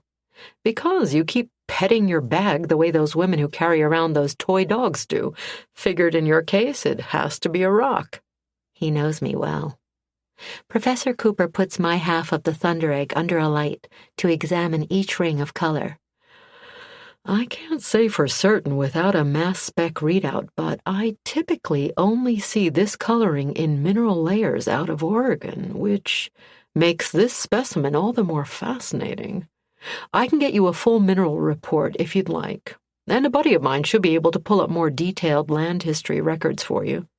I look at him in surprise, before quickly handing him the thunder egg to run his tests on. That would be amazing. How come you've never offered to get me the land records before? He's literally the only still living person I've ever talked to about having lived on Cade's land back when I was a kid. I hate to think the only reason he's offering to help me now is because he thinks there may be something of value to find. From the quintessentially parental look he lays on me then, it's obvious that's not the case. Caitlin, the only reason why I haven't offered to do more to support your trespassing habits is because, frankly, I've been concerned you've been freezing yourself in your past and not living life in the present. I suppose that's a fair assessment. So then, why are you helping me now? Because I'm not worried about you anymore. The ranch owner and all his ranch hands, that old neighbor next door to them, even the wild animals you visit with during your break-ins, you've been talking about them nonstop for the past couple of months. Something you've never done in all the years I've known you. They're all part of your life now. They're all filling your life now. He smiles and gives me an approving nod. You're not merely existing alone in this world anymore, which is why I'm not worried about you digging more into your past, because you've got some strong anchors now here in your present that'll very likely become a part of your future. Wow. I had no idea that's how he saw me. And the thing is, he's not wrong about any of it. At the sound of a polite knock on his door, I gather up my things to clear out. Thanks for meeting with me today, Professor. My pleasure. Even though we accomplished nothing on your academic agenda, per usual. The best kind of meeting in my book. As I make my exit out of his office, he calls out none too quietly, "Full new life or not, I expect you to graduate sometime before I retire, Caitlin." I just chuckle in response. The man won't be retiring for at least a decade. Chapter 16. Cade. I tell you, watching a foal be born just never gets old. We had a few complications, but thankfully, we'd been ready for every worst-case scenario. The foaling stall has been all prepped to go for weeks now, and while my vet doesn't live all that far away, I'd built a pseudo-loft inside the foaling barn 2 years ago when we'd lost both foal and mare during labor. So now I pay Doc extra to stay overnight here, if at all possible, when we're within 24 hours of delivery, just in case. I'd been worried as hell because the mare started showing labor symptoms in her musculature and behavior a full 2 weeks before we were expecting. And when she began labor, the biggest concern had been more orthopedic than anything else during the delivery, given her still unhealed injuries. But Doc worked his magic and managed to get the foal out safely without any trauma to the mare. And now both baby and mama are doing just fine. With that official good news, I finally head on home, making sure to stop by the bunkhouse on the way to update whoever's up. My men have all been as worried as I have, so I figure at least a few of them will be up. The last thing I expect to find is all the lights on in the bunkhouse and every last man in the place wide awake. It's obvious there's some kind of commotion going on inside, so I throw my truck in park and go running. No exaggeration, when I recognize the jacket on the ground just outside the front entrance as Caitlin's, and then see her jeans thrown over a bush a few feet over, I'm ready to kill every last man who works for me in cold blood. "What the fuck is going on here?" I bellow into the now silent bunkhouse. Every man in there scatters like roaches with the piss scared out of them. But not before they each point outside to the east door. I go storming off, only to find Caitlin flinging her t-shirt into the air out by the stables while muttering to herself about coming down with a fever, which she's now apparently dealing with by jumping in for a cold bath in the horse's stock tank. She lasts about 2 seconds in the freezing water before she hops out and announces that her fever's gone now. And as she stands there checking her temperature with a hand against her forehead, seemingly oblivious to the fact that her underwear is all but transparent, suddenly all the guys come back out from wherever they ran off to, just so they can stare at the gorgeous creature. My gorgeous creature. I bark at all of them to get lost while I grab a couple of towels to dry her off and cover her up from nose to toes. She isn't injured, thank hell, but she is drunk off her ass, which means it's possible I may still kill someone tonight. Leaving her bundled up on the couch, I shout down the hall for all my guys to get their asses out here. Boss," calls out Harvey, one of my older hands. "I don't think you want to do that." "Do what?" "Turn your back on her." I spin back around to the couch and find she's vanished into thin air. "I got her," shouts Clint from out back. A haggard and fairly terrorized-looking Jonah appears at the doorway with his radio, with 2 guys trailing behind him escorting Caitlin back to the common room. "We got all the exits covered this time," says Jonah, sounding exhausted as hell. "And fun fact, did you know your girl's got a mean right hook? Because she does." I survey my guys who are all in here now and see that Chris, the gentlest one in the bunch, is the one with the shiner. Nice guy or not, I narrow my eyes and stalk over to him. Jonah steps in between us. "Calm down, boss. Nothing happened. Caitlin came over while we were watching a movie. After a fight scene, she asked us to teach her how to throw a punch, so we did." Now I'm advancing on Jonah. He throws his hands up in defense. "We didn't lay a hand on her, I swear. We just gave her pointers. She took turns throwing punches at us after that." I look over at Chris. "That how you got decked?" Chris laughs. "No, actually, I was sleeping. I woke up to get something to drink and she nailed me in the doorway. Apparently she was shadowboxing with her own shadow, and I came out of nowhere and spooked her." "She was what?" "She heard one of the guys in the movie mention shadowboxing," explains Harvey. "So she went to go find her shadow to give it a shot." I'm wondering then if all my men are drunk. I grab a nearby chair and direct all my men to sit as well. "Start at the beginning, all of you. And don't leave anything out." "So," begins Mikey, "it all started with Winston being bummed out because some potential buyers had been by to look at his place today. He'd been quiet all afternoon, so of course the guys and I went over to try and cheer him up." "Yeah, okay. A quiet Winston's about as disconcerting as a quiet Caitlin, so I could definitely see why the guys had been concerned." "Caitlin stopped by just before sundown," continues Clint. "When we explained that you wouldn't be in for supper, she made us all some soup and sandwiches over at Winston's before joining us and cheering him up." It takes me 2 seconds to connect the dots.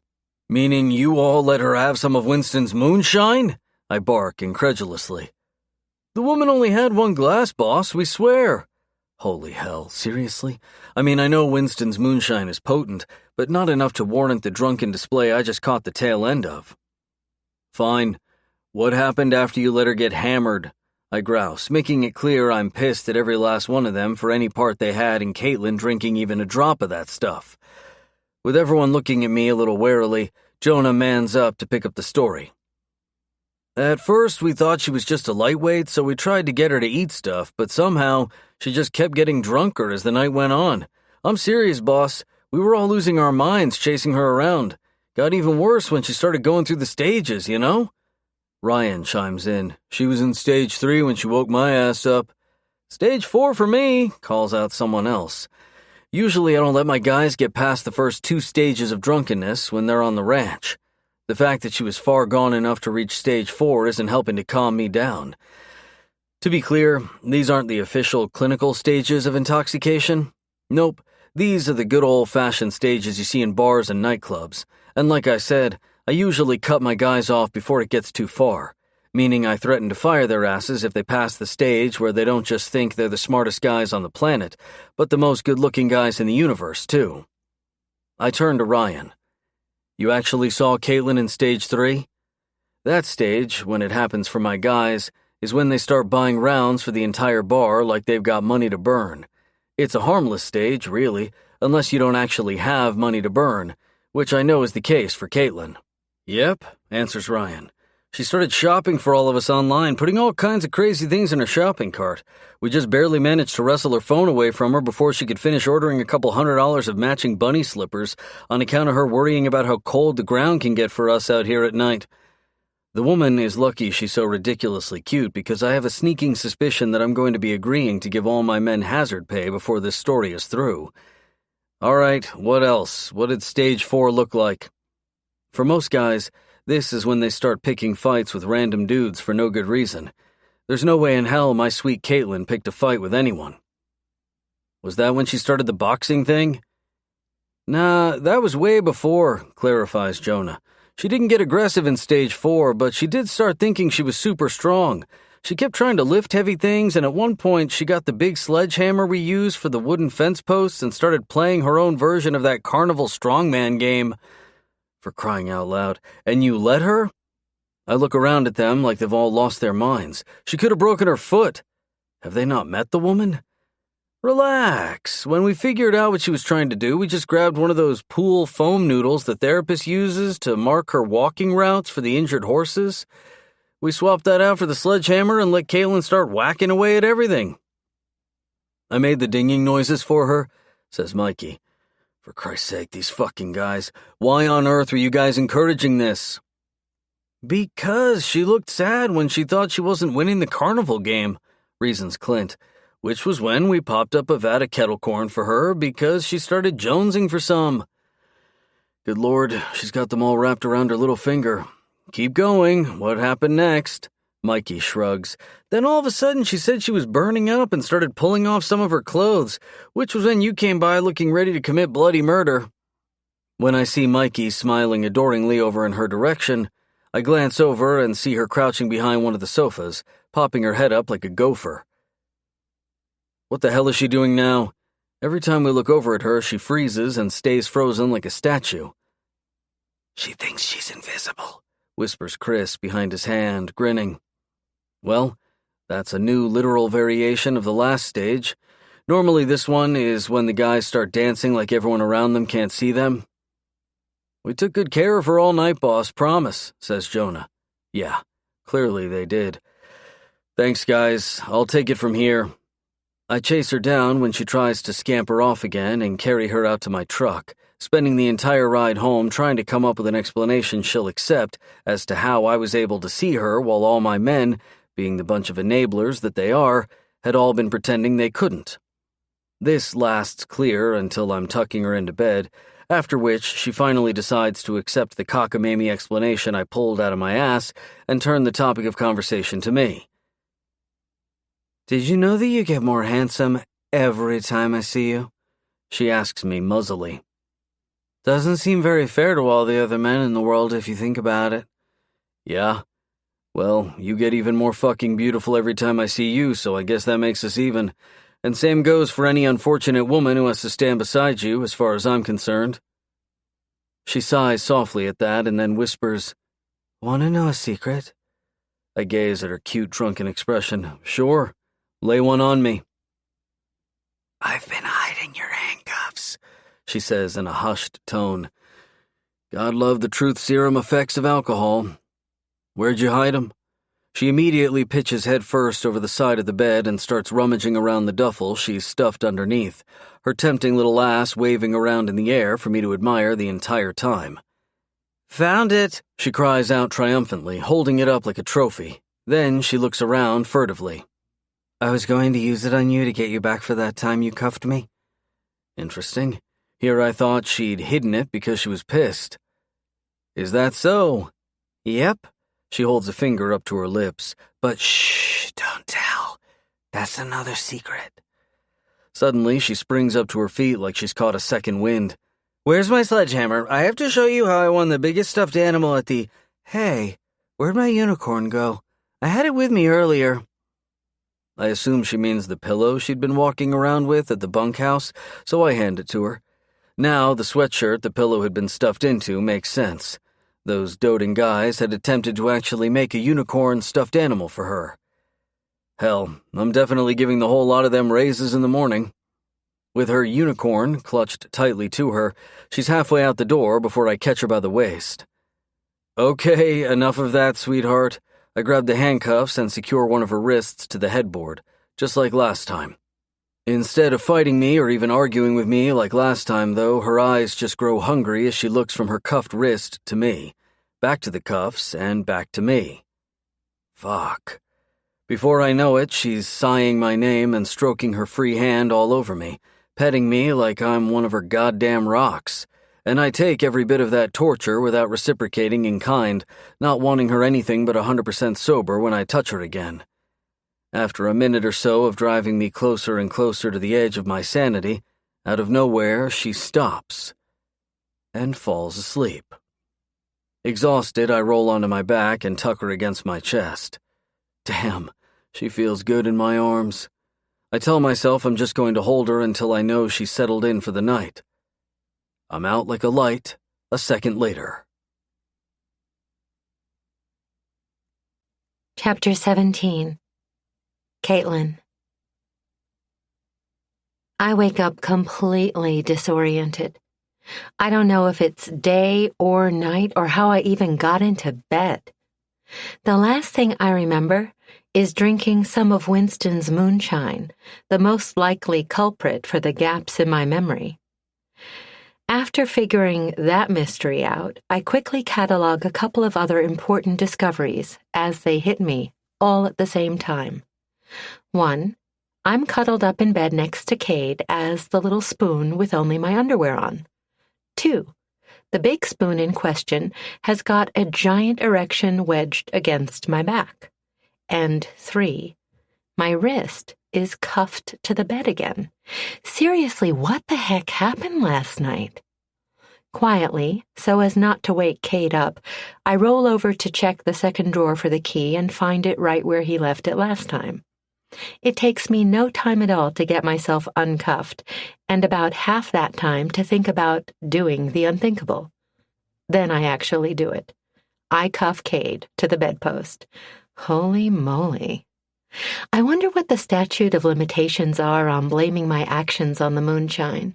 I almost don't care, because now I have over 6 feet of pure alpha muscle laid out for me to explore. Consequences be damned. Every other time we've been remotely intimate, Cade's always been in control, so I've never had the chance to give all his granite-like features the true appreciation they deserve, which is a crying shame. The man truly is beautiful, all rugged hard lines and sexy rough edges, and the more I touch him, the harder he gets. Everywhere.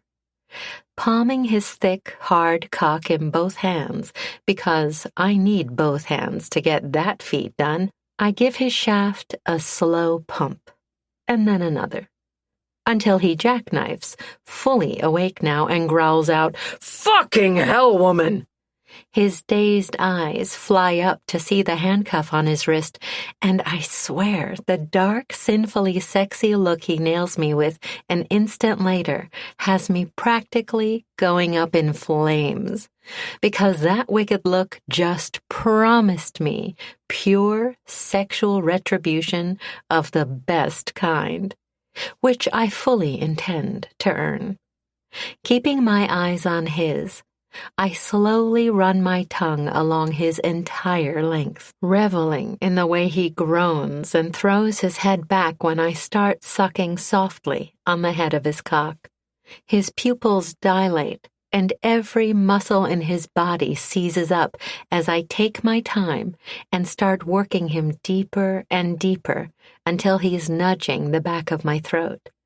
And then I take him deeper still, until I'm swallowing him whole. Caitlin, He rasps raggedly. baby, if you don't stop, I'm going to end up coming down your throat. I love how out of it he sounds, how he can't seem to stop himself from thrusting into my mouth every time I moan when he tugs on my hair. When I start deep-throating him once more, with every wicked intention of having him lose control and come in my mouth, belatedly, foggily, that's when a realization hits me. He's got 2 hands on me. I look up and see the handcuff dangling from the bedpost about a split second before Cade flips me over and spreads my legs wide. His eyes trace over my entire body, and I shiver at the naked possession I see engulfing his gaze. My turn now, baby. Sliding 2 thick fingers inside me, he teases and tortures me by only making slow, shallow plunges. Never deep enough, never hard enough. Rub your clit for me, sweetheart. Like that time in the barn. I wanted to taste you so fucking bad that night while watching you play with yourself. So do it for me now, while I lick your sugary little slit. Oh, God. My fingers do his bidding, circling my clit while he laps at me hungrily. I swear touching myself has never, ever felt half this good, but for some reason I can't get there. I need more. I need him, and I tell him so. Immediately, his fingers take over for mine, sliding deep in my pussy until he's teasing that one magical spot inside me that soon has me ready to detonate. He stops before I do.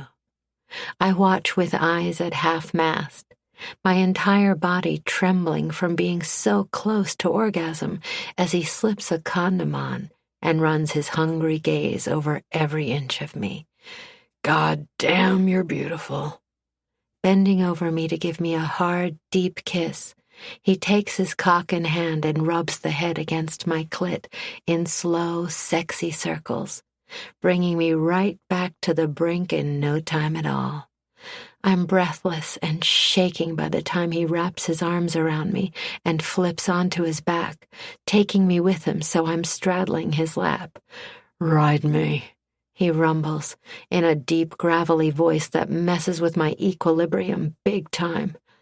As I brace my hands against his chest, I purposely keep my nipples just an inch too far from his mouth, partly to regain some control, but mostly to tease him the way he'd been teasing me.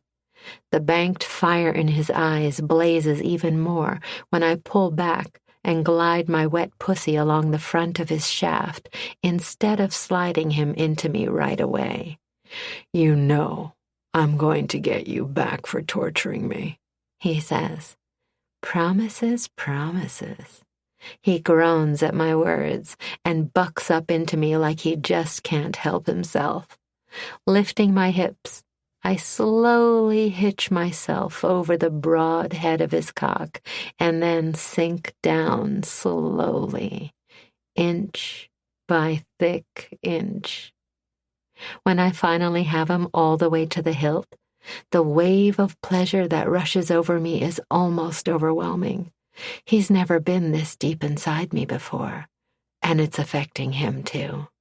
He's all tight, corded muscle and barely reined control, his bicep bunching with tension when he slips his free hand behind my scalp to pull me in for a rough, demanding kiss. Fuck! He breaks the kiss and drills me with a wild, untamed look. You have to move, baby. If you don't, I will. My whole body stiffens, even as my core practically drenches his cock. Every nerve in my body starts combusting, heat pouring into my core when I feel him grind into me harder, deeper. That's when I leave my inhibitions behind and start riding him.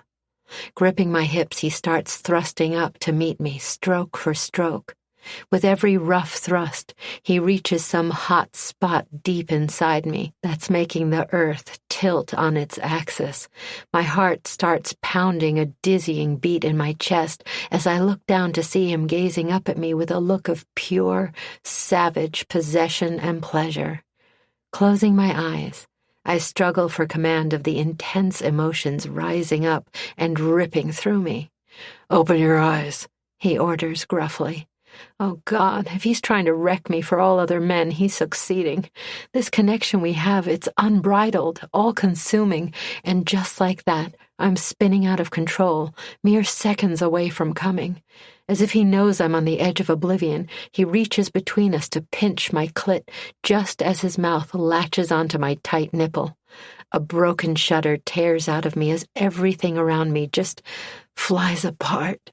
His free arm tightens around me, holding me to him as I try not to let my orgasm splinter me into a million pieces.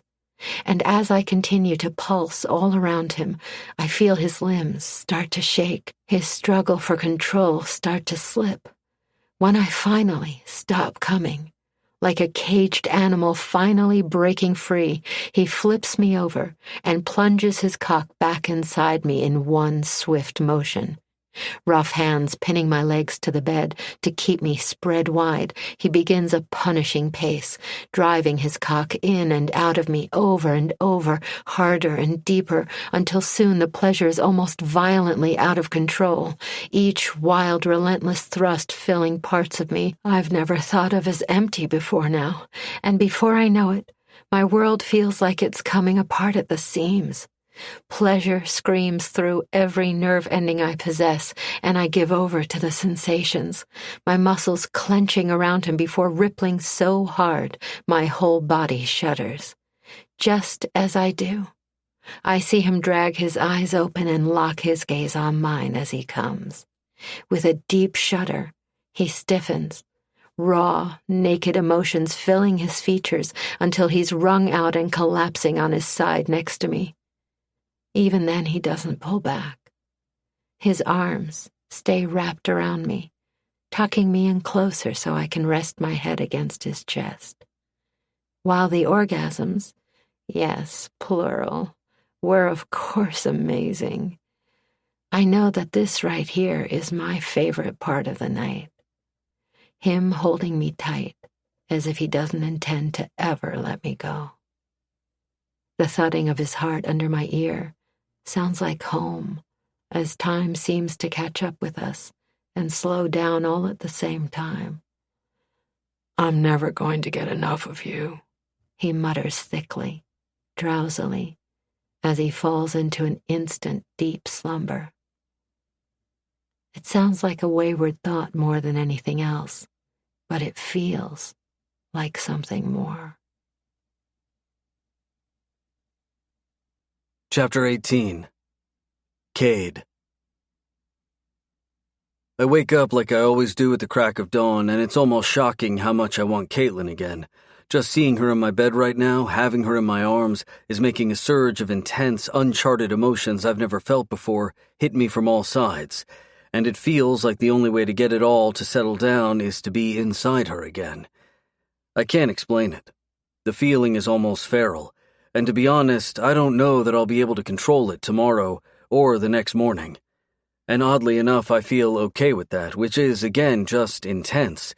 Instead of giving in and waking her up slowly with my cock and her pussy, I get up and let her sleep while I start my morning routine outside, all the while thinking about what I'd said to her before I passed out last night. I meant every word. I truly don't think I'm ever going to get enough of her, and I don't just mean that in the context of the bedroom either. Lately I feel unsettled when Caitlin's off at one of her part-time jobs. I've been doing my best not to overanalyze it since reflecting on my emotions isn't exactly something I excel at, but this, the way I've been feeling lately, it feels pretty clear-cut. Hell, son, you keep riding around all moon-eyed like that and you'll ram that pretty boy face of yours right into a tree branch. Chuckling, I head on over to the fence separating my property from Winston's. That would happen to your mug, old man. I say that good-naturedly, of course, seeing as how I've actually heard a few old biddies at church call him, with his disheveled scowl and all, a dead ringer for a silver-haired James Bond. But he doesn't need me plumping up his ego. Also, weird as it sounds, the more we insult each other, the closer the man gets to actually smiling. Hasn't happened yet, but I've still got a lot of insults in me. I'm pretty confident he'll crack before I run out. Caitlin still staying in that guest bedroom every night? He asks while polishing up his rifle till it gleams. No offense, but that's none of your business. Why the hell do I feel like a teenager getting grilled by a girl's dad on prom night? He lets out a disgruntled grunt. So that's a no. Leveling me with a loaded stare, he says plainly, That girl ain't like those other women who've come through here. Shit, Winston, I know that. I'm not an idiot. Yeah, well, good. She's special, and she comes from good stock. God rest all of them. That throws me for a big-ass loop. Wait a minute, you knew Caitlin's family? Just her granddaddy and grandmama. I didn't get a chance to meet her folks, though I heard enough stories about that piece of trash who fathered her to know she was better off growing up without him, young as she was when he left them. How come you never told me you knew her relatives? He shrugs and pitches my own words back at me. Wasn't none of your business. Fair enough. So you've known her from before she started sneaking onto my ranch? Nope. Never met her before that first day she took a header off your south fence. Lord, I remember that day. I'd thought the beautiful little accident magnet had knocked herself out unconscious for sure. The more I process what Winston's telling me, the more I feel like I'm missing important pieces of this puzzle. You said you didn't think Caitlin's past was any of my business. You still think that? You still think she's none of my business? I ask Winston point blank. He raises a judgment-packed brow at me. Depends. You let her know you're loaded yet? Clearly, I've been underestimating the old-timer. What? Just 'cause I'm old, you think I don't know what's what? I know how much the property values around here have gone up, even more so for working ranch land like yours. I figured you out a long time ago. He gives me an appraising nod. You never once acted like a rich jackass, though, I'll give you that. I study him for a beat. You going to tell her? He leans back in his rocking chair. Not my business. I'm sure she'll find out eventually. The only question is if you're going to be fool enough not to be the one to tell her about it. I exhale heavily. I just don't want things to change. I like how things are with us. Winston shoots me a killing look. Boy, if you're thinking that girl is some kind of gold digger, you're an idiot. And you damn well don't deserve her. It's not that. I know she's not one of those women. Figured that out the day I met her. As I say it, I feel in my bones how true it is. What I meant was that I think my money will work against me, not for me in this case, and I haven't wanted to risk that. Not with her. He eyes me for a long few seconds before giving me a mollified nod. Can't help but smile over his protectiveness. Everyone knows that next to messing with his chickens, saying anything remotely unflattering or otherwise objectionable about Caitlin is the quickest way to find yourself at the business end of Winston's shotgun. Take my advice, he tells me, sounding more serious than I've ever heard him. Don't put it off any longer. You and I both know you're never going to find a better woman for you than her. And if you screw this up, someone else will swoop in and steal her from you. Shit. The very thought of that, of Caitlin ending up with some other asshole, rips through my chest and shreds my guts up worse than a chainsaw, making me so blind with jealousy I can't fucking think straight. I'm going to tell her. I bark, trying to calm my ass down. Soon. But the thing is, when we're together, my old life is the last thing on my mind. It's like I just forget all about my past. Because you're thinking about the future with her? Nosy bastard. He smirks. That answers that. Okay, now that I know you're not a total dumbass, I'll tell you one thing, boy. Winston continues with a glare. That sweet girl is the closest thing I got to the daughter I've always wanted. I don't care if that old folks' home I'm getting shipped off to locks me up and pumps me full of geezer meds. I'll find a way to escape and beat your hide if you don't let me walk her down the aisle. Hell, I really am going to miss the crotchety son of a bitch when he leaves. Continuing to piss him off every day to keep him from kicking the bucket or growing lonely and senile isn't going to be nearly as much fun long distance, but I'm game if he is. Aw, you planning on whittling a cane to whoop my ass with, old man? I call out, getting back up on my horse as fast as I can. Laughing when I hear him turn and storm into his house for his shotgun, I put some serious giddy-up in getting the hell out of there. Caitlin returns from a full day of playing with my rocks a little after sundown and comes out to the barn to help me tend to the horses. Hey, she gives me a thoroughly puzzled look. Any reason Winston's currently sitting on his porch glaring at your ranch? He barely took his eyes off your house long enough to say hi to me just now. I chuckle. You know how temperamental the old coot can get? Not so subtly changing the subject, I pull her in for a hug. I meant to ask the other day, but didn't get the chance because of the mare giving birth. But how did the meeting with your professor go? Good. She gives me a crooked smile. Provided I keep doing things exactly as I am now, I'll be right on track for year 5 in the program. I've given up trying to figure out why a smart woman like her would want to prolong her master's degree for so long, but right now I'm liking that her plans will keep her close by. So you're saying I can expect to see you sneaking onto my ranch for another year? At least, she replies without missing a beat, eyes twinkling with humor.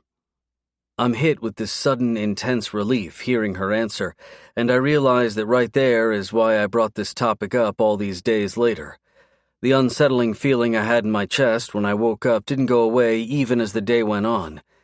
Between my talk with Winston and the all-too-real fact that Caitlin's 2-week stay here will be coming to a close soon, I've got way too many questions in my head and not nearly enough answers to keep me sane. As if sensing my strange mood, for the next half hour or so, Caitlin doesn't say a thing. She just quietly helps me around the barn, and together, we just finish up some chores. In fact, everything's going so smoothly that for a large portion of the time, I fail to recognize how she's going about every ranch chore with me like a seasoned ranch hand. She's at ease here. She fits here.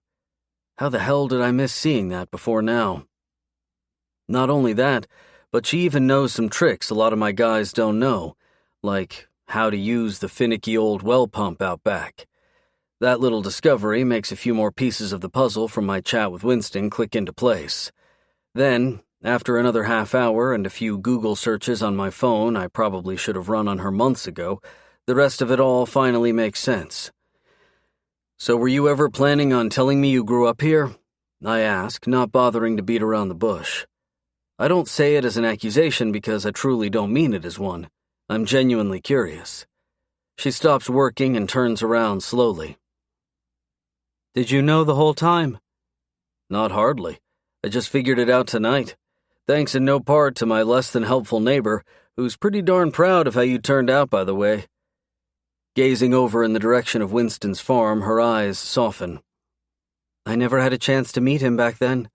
My life was kind of in shambles with everything at the time. I kept meaning to ask him if he remembered us. He did. He had nice things to say about your grandparents. I leave the part about her dad out, mostly because I'd be tempted to say much worse things about the asshole. A small smile tips her lips. That's good. I'm glad he remembered them the way I do. Taking a deep breath, she meets my gaze.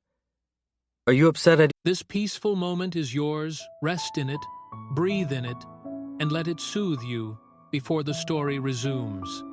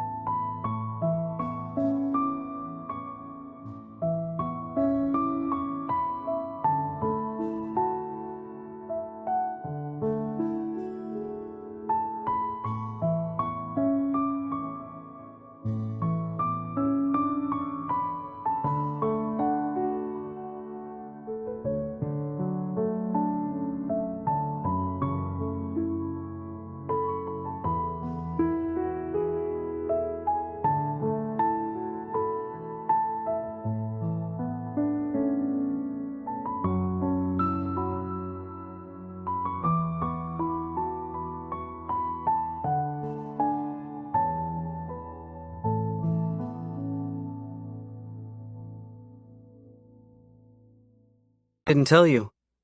I've been asking myself that for the past couple of minutes, too. I'm honestly not.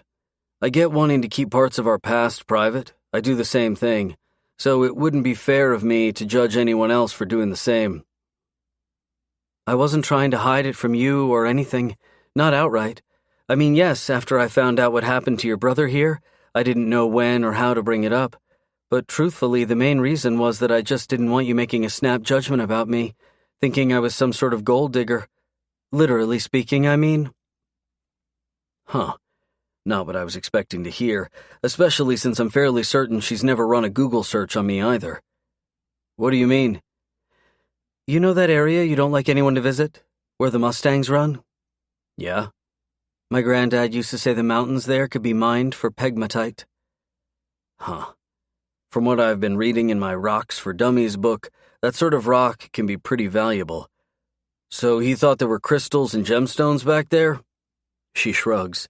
He never speculated one way or another. He wasn't a prospector, and he didn't want anyone thinking there was something worth mining out there, so he left it all untouched. I study her expression and see nothing but matter-of-fact truth there. Is that why you don't ever go in that area when you come out here? I guess, maybe subconsciously in part. But like I told you before, it's more the fact that I know how you feel about people getting too close to the Mustang run. You're not at all curious. Nope. She studies me quietly.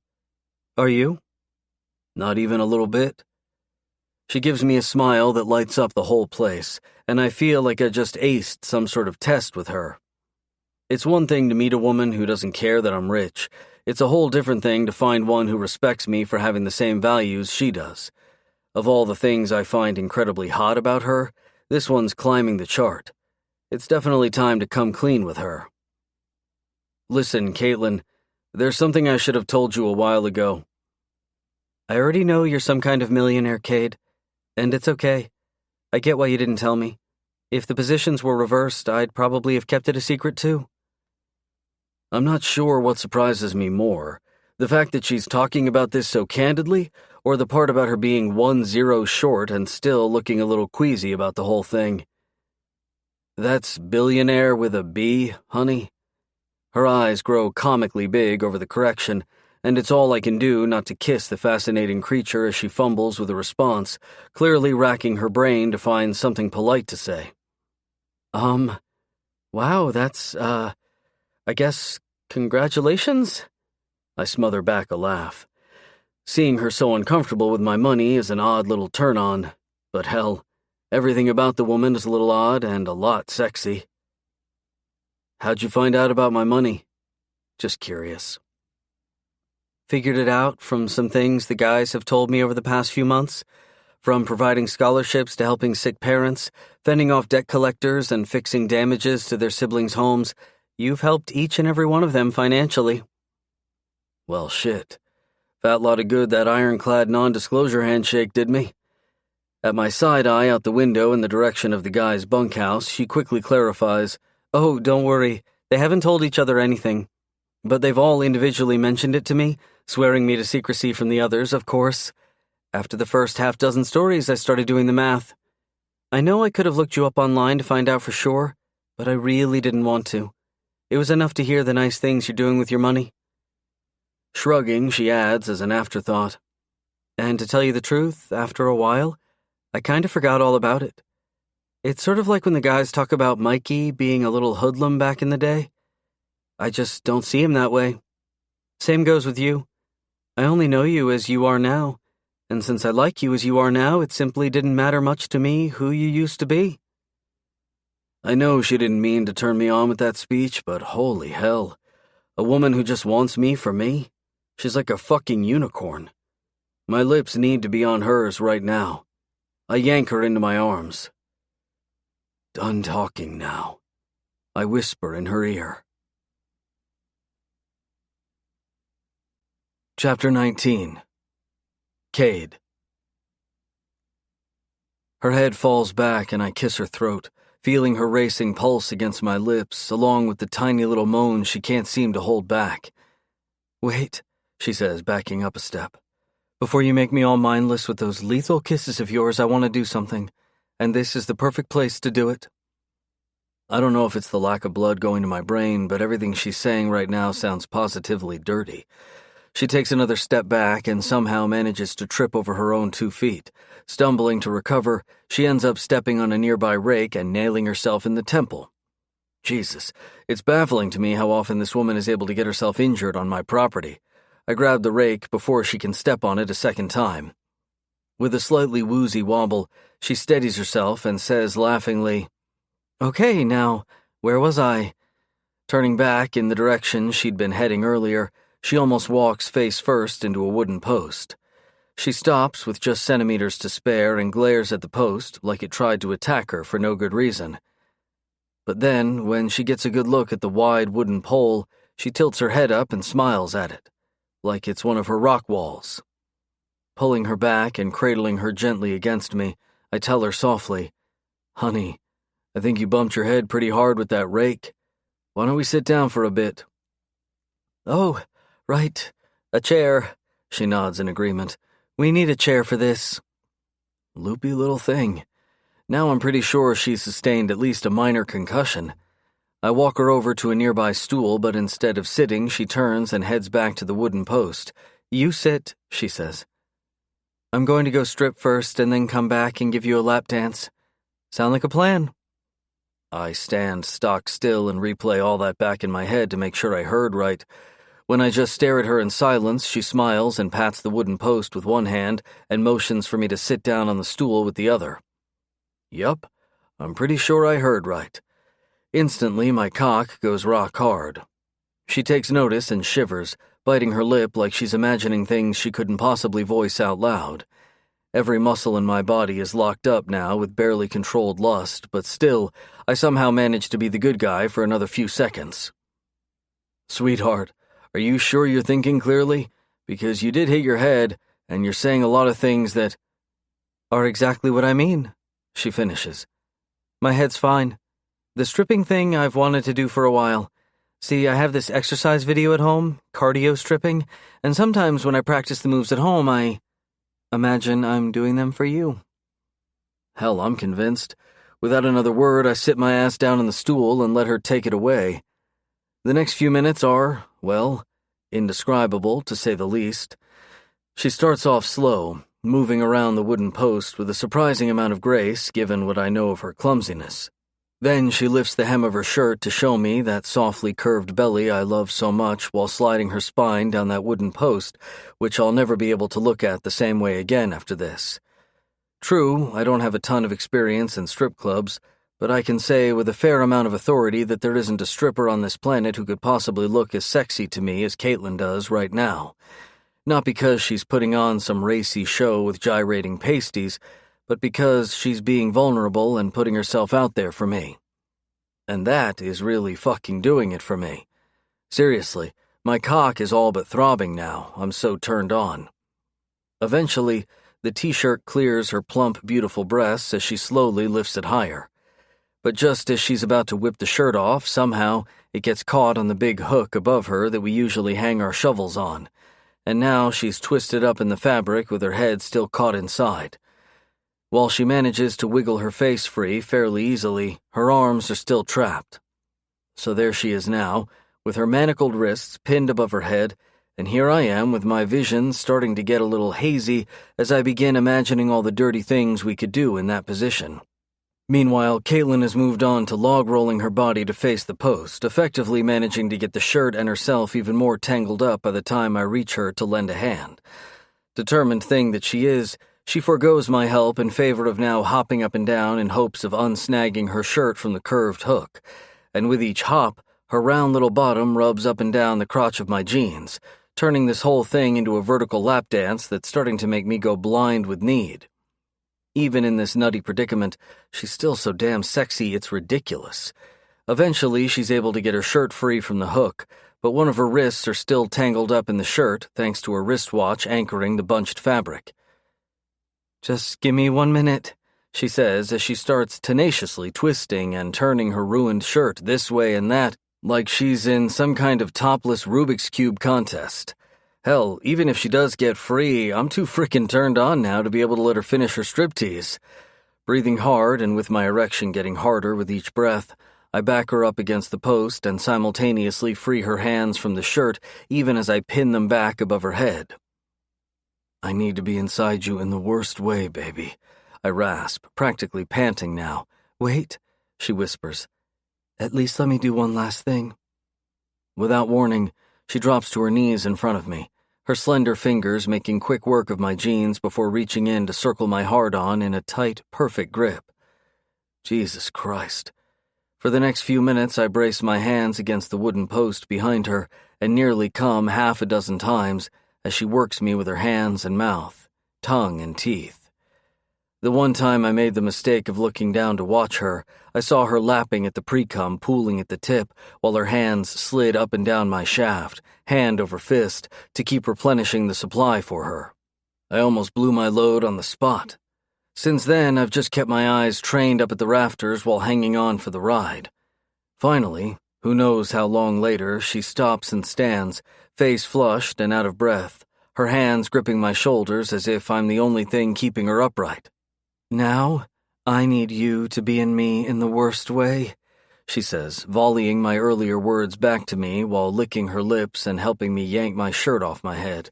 As gently as I can manage, I strip her jeans and panties off of her as she leans back against the post, before not so gently ripping off the rest of my clothes and getting a condom on in record time. Picking her up and wrapping her legs around my waist, I nudge the head of my cock to make sure she's wet enough to take me. She is. Feeling how soaked she is for me, I need to be in her more than I need to breathe right now. Sealing my mouth over hers, I drive my cock into her in one long, hard thrust, plunging in deep until I bottom out at her cervix. Jesus, she's tight in this position, back against the wooden post, both legs hooked over my arms, pussy bared completely open to me. Oh, God, she moans, her eyes glazing over as she clamps down on my cock in small, ebbing pulses. In this position, we can both see me slide in and out of her slick pussy, and it's doing a number on my control. Sucking on her hard pink nipples, I grip her hips tight and push home again and again until she's moaning my name softly with every breath, the wooden post at her back providing just the resistance I need to take her deeper and harder than I ever have before. When I'm at the very end of my tether, I stretch her arms up so she can reach the hook from earlier with her hands, silently telling her to hang on before I change up the angle and start thrusting against her G-spot with each hard stroke. A quiet scream breaks from her lips as her pussy begins to spasm all around me. The slickness of her, the way she's milking me, but most of all, the way she's looking at me now while she's coming is all too much. I crush her body to mine while pumping the condom between us full of cum, my legs almost buckling under me by the time I'm through. Fuck, that was intense. Brushing my lips over hers, I just hold her for a bit, amazed at how grounded I feel just by having her in my arms. Though every depleted muscle in my body is telling me I'm done for the night, just like always when it comes to Caitlin, no matter how long I take her, how much I come, one time just isn't enough. I'm still hard, which she definitely notices. Can we do this sitting on the stool next, after I give you a lap dance? She asks shyly. This woman is going to ruin me. I don't have any more condoms, honey, I tell her as I take care of the only one I'd had in my wallet. Staring up at me with her wide doe eyes, letting me see right into her soul, she says softly, "That's okay with me if it's okay with you?" I slam into her so hard I see stars, not from the impact, but from being in her tight, slick pussy bareback. Hell, I've never lost it like that before. Christ, are you okay, sweetheart? Eyes glazed and filled with foggy pleasure, she wraps her legs around my waist and gives me a one-word reply that strips every last bit of control I was hanging on to. More. After christening the barn one more time, we eventually make it back to the main house, but we don't make it through the entire living room before I have her naked again. To be fair, I do make a concerted effort to get her upstairs. She's the one who trips and falls onto my cock before we get there. Have I mentioned how much I love her clumsiness? Of course, gentleman that I am, I make sure her next orgasm happens in a proper bed.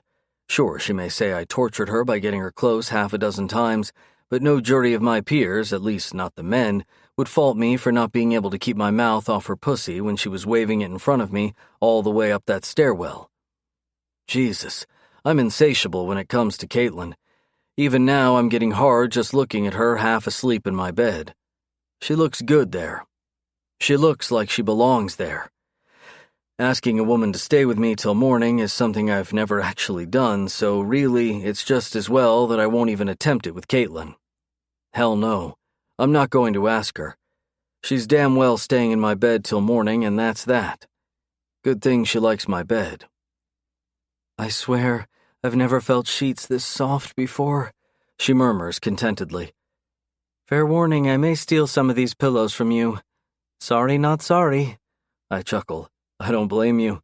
This bed and all the bedding are literally the only things I kept from my penthouse loft. At the mention of my old penthouse, she gets the same slightly awkward, slightly queasy look on her face she always does. I've truly never met another woman this uncomfortable with my money. I fucking love it. But I am curious about one thing. If we'd met back when I was still living in the city and wearing suits every day, would you have gone out with me? She stalls. She looks so stricken by the hypothetical that I'm torn between laughing and kissing the living daylights out of her.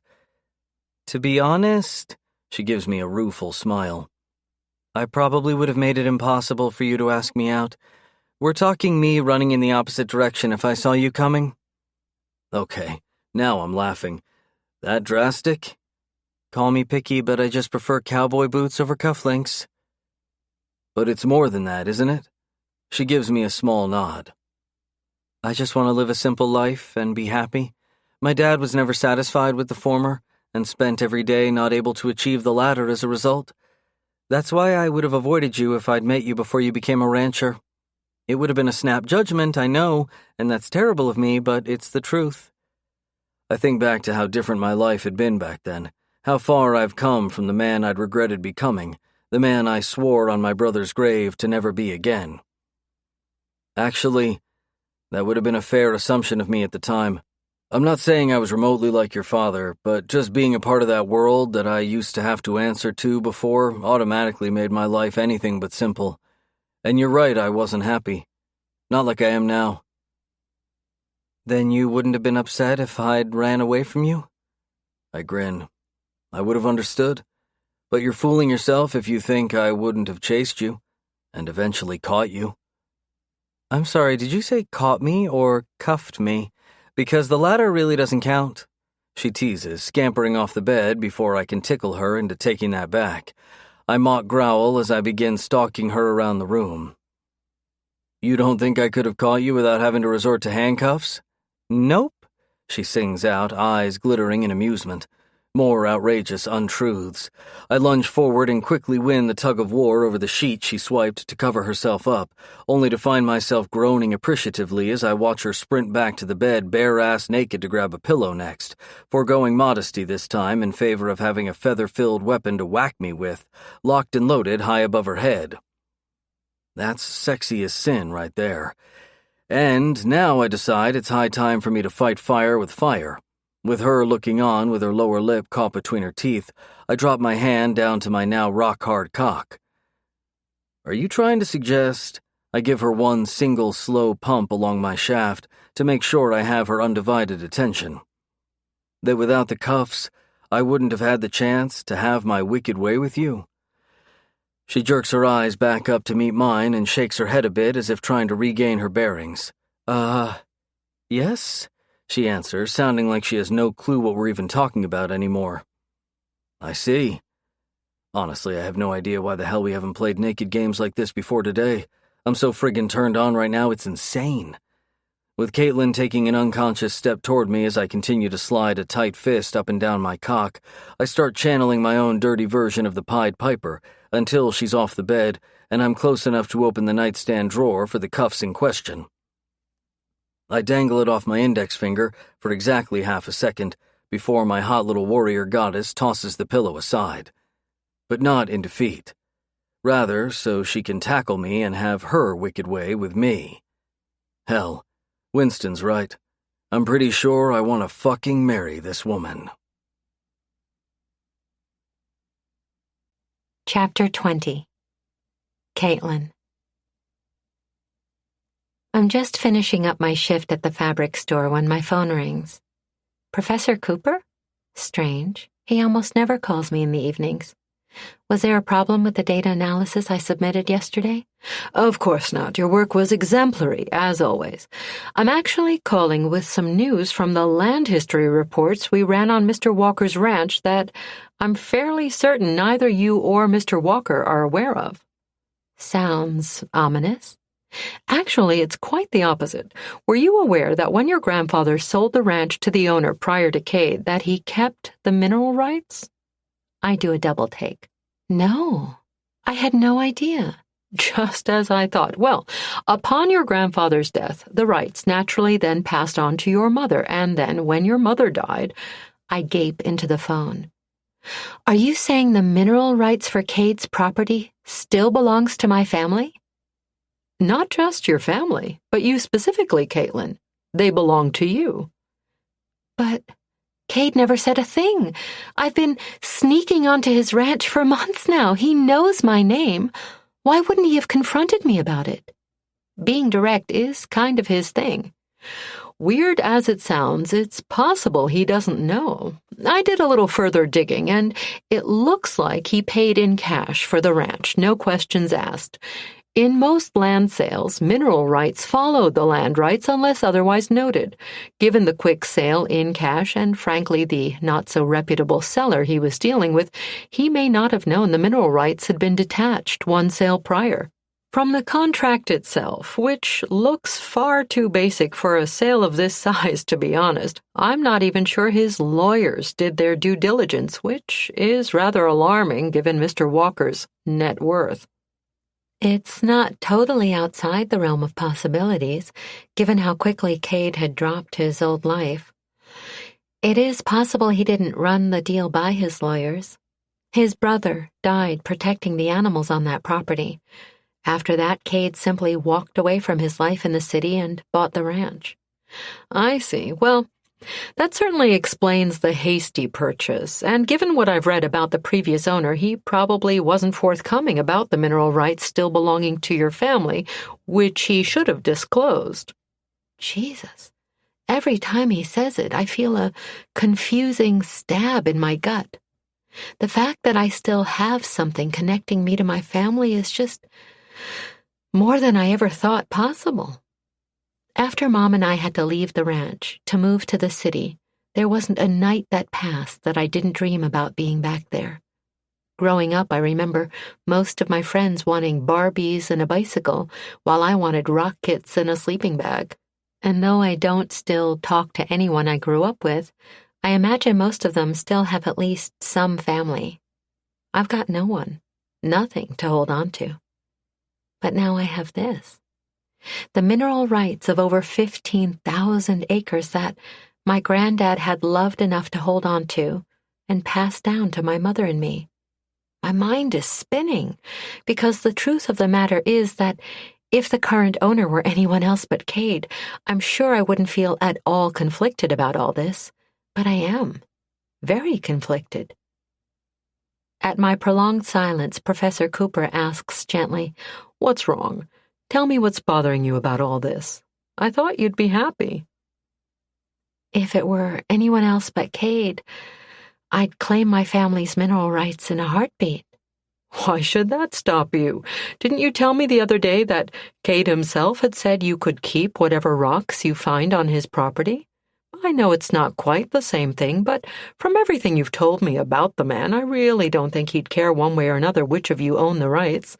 Essentially, nothing would change between you two. Unless... He stops before saying what I know he's thinking. No, I wouldn't dig up all his land. And you're right. Nothing would change. Cade will probably not care one bit who owns his mineral rights. Then what's the problem? I sigh. The problem is that California is a community property state. A hiss of understanding echoes over the phone line. You really think your father would re-enter your life just to fight you over these rights? For 15,000 acres of mineral rights? Wish I could say I knew my father well enough to say definitively one way or another, but the truth is that I don't really know. If we're going by history, I'd have to assume he would. Since he and my mom didn't officially get divorced until after my grandparents died, and I can't prove she didn't know that she was in ownership of those mineral rights before the divorce attorneys split everything up, I'm pretty sure he's going to say he deserves half. The real issue is what he could do with his half of the rights. If my father decides he wants to get a judge to let him dig up some of Cade's land just so he can see if there's anything of value to excavate fully, I'd have to fight him in court. I barely have enough money to pay my bills. I don't have the funds for a long, drawn-out legal battle. You and I both know how long mineral rights lawsuits can go and how ugly they can get. No reasonable judge would allow him to get too carried away, though, especially if Cade has his lawyers defending his land rights. Not unless my father finds something worth doing a full excavation for. You think there's something to be found? When I don't reply right away, he sighs grimly. Caitlin, if you already believe there is something of value, a judge will rule in your father's favor to at least have an evaluation done to determine potential resources. Yes, they'll be restricted in how much disruption they can do to the land, but any disruption would be too much, I maintain resolutely. Even for a preliminary evaluation, they'd still have to dig up the area any trained geologist would logically check first. And that's the one area Cade's the most protective of, where the wild horses run. The same wild horses his brother died trying to protect. And when they find minerals worth mining, which my gut and my granddad's gut says they will, there won't be anything stopping my father from excavating till he's pillaged that land bare, and in the process, destroying everything of value to Cade and to me. Lord, what a mess. Here I thought I was going to be delivering good news to you tonight. I'm so sorry, Caitlin. Had I known. No, don't apologize. It's good you found out first. I'm glad I know, because now I can come up with a plan. Just imagining all that beautiful land torn up practically makes my mind up for me. I just have to get my father to sign over his half of the rights to me, I announce. Simple as that. Of course, I'm not naive enough to think he'll do that out of the goodness of his heart. He'll want money in exchange, as much as he can get. That's the semi-simple part, which is why I can't get Cade involved in any of this. That's the hard part. Caitlin, do you really think it's a good idea to try to go at this alone? Cade's got a ton of resources at his disposal. Hell, he could probably take your father to the cleaners in court. Probably. But who knows what my father will do when he finds out that he's got half the mineral rights of a billionaire's land. When it comes to the man who literally left me and my mother like a thief in the night, anything's possible. I need to fix this without Cade getting involved. He's suffered enough loss already without someone like my father desecrating everything he holds dear. I can't put that on Cade. I won't. He already tortures himself enough with his demons. Mine, I can slay with one phone call. So, let me get this straight. I bite the inside of my mouth to keep the bile down when I hear the audible greed already bleeding into my father's voice.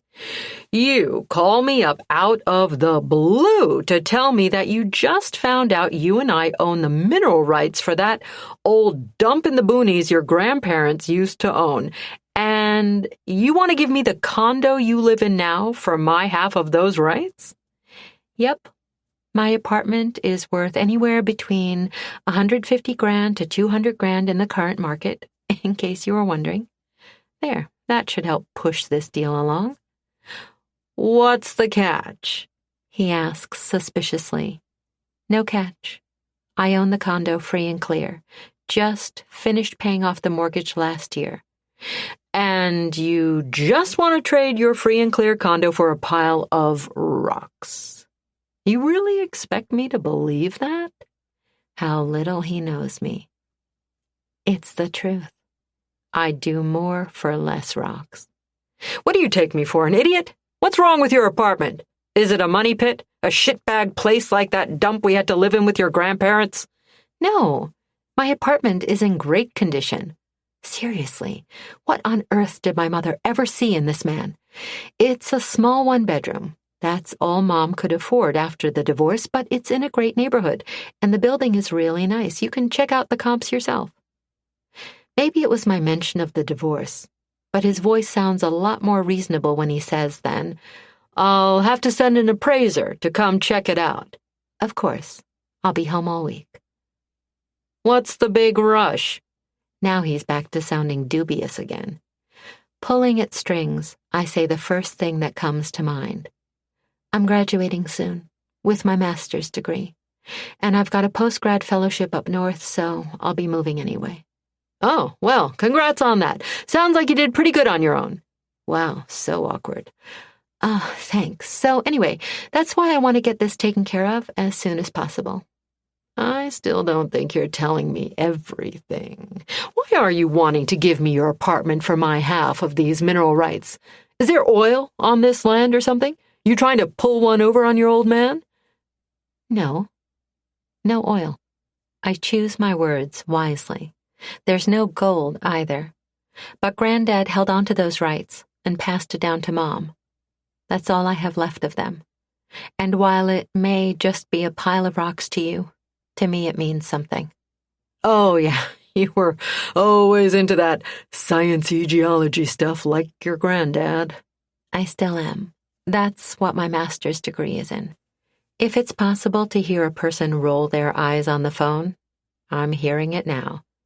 So that's all this is? He asks again, sounding less and less skeptical. You just want those rights for the sentimental value and because you like studying rocks. Because I promise you, if you're hiding something from me, I'll find out. If you're planning to excavate some big fortune after I sign my rights over, I'll send my lawyers after you, believe you me. Not only will I get what's mine, but I'll get a judge to slap you with added damages for withholding information from me. So last chance to come clean if you're just doing all this to try and rip me off. Well, he just made this all 100% easier. I can assure you, I have no intention of ever excavating that land. I say with complete honesty. I can even put that promise in writing for your lawyers if that makes you feel better. A quiet grunt is his only response to that. After a minute, finally, he says, "Yeah, okay, you got a deal. I'll give you my half of your memories and rocks, and you give me your apartment. I'll call my lawyer right now." And I'll get started packing up the only other home I've ever known. Chapter 21. Cade. For the past week, Caitlin's been distant. The end of her 2 weeks at the ranch came and went earlier in the week, and truth be told, a part of me hadn't really expected her to leave. But she did, and she hasn't been back since. Sure, before, when she was trespassing, she'd only come by once or twice a week, so it's not as if she's long overdue for a visit or anything, and the few times we've talked on the phone, she did say she's just had a lot of work and school things to attend to. Still, I can't shake the feeling that something's wrong. I hate not knowing if she's going through something and not telling me about it. More than that, though, I really fucking hate that she's not here. Not just on the ranch, but in my life as a whole.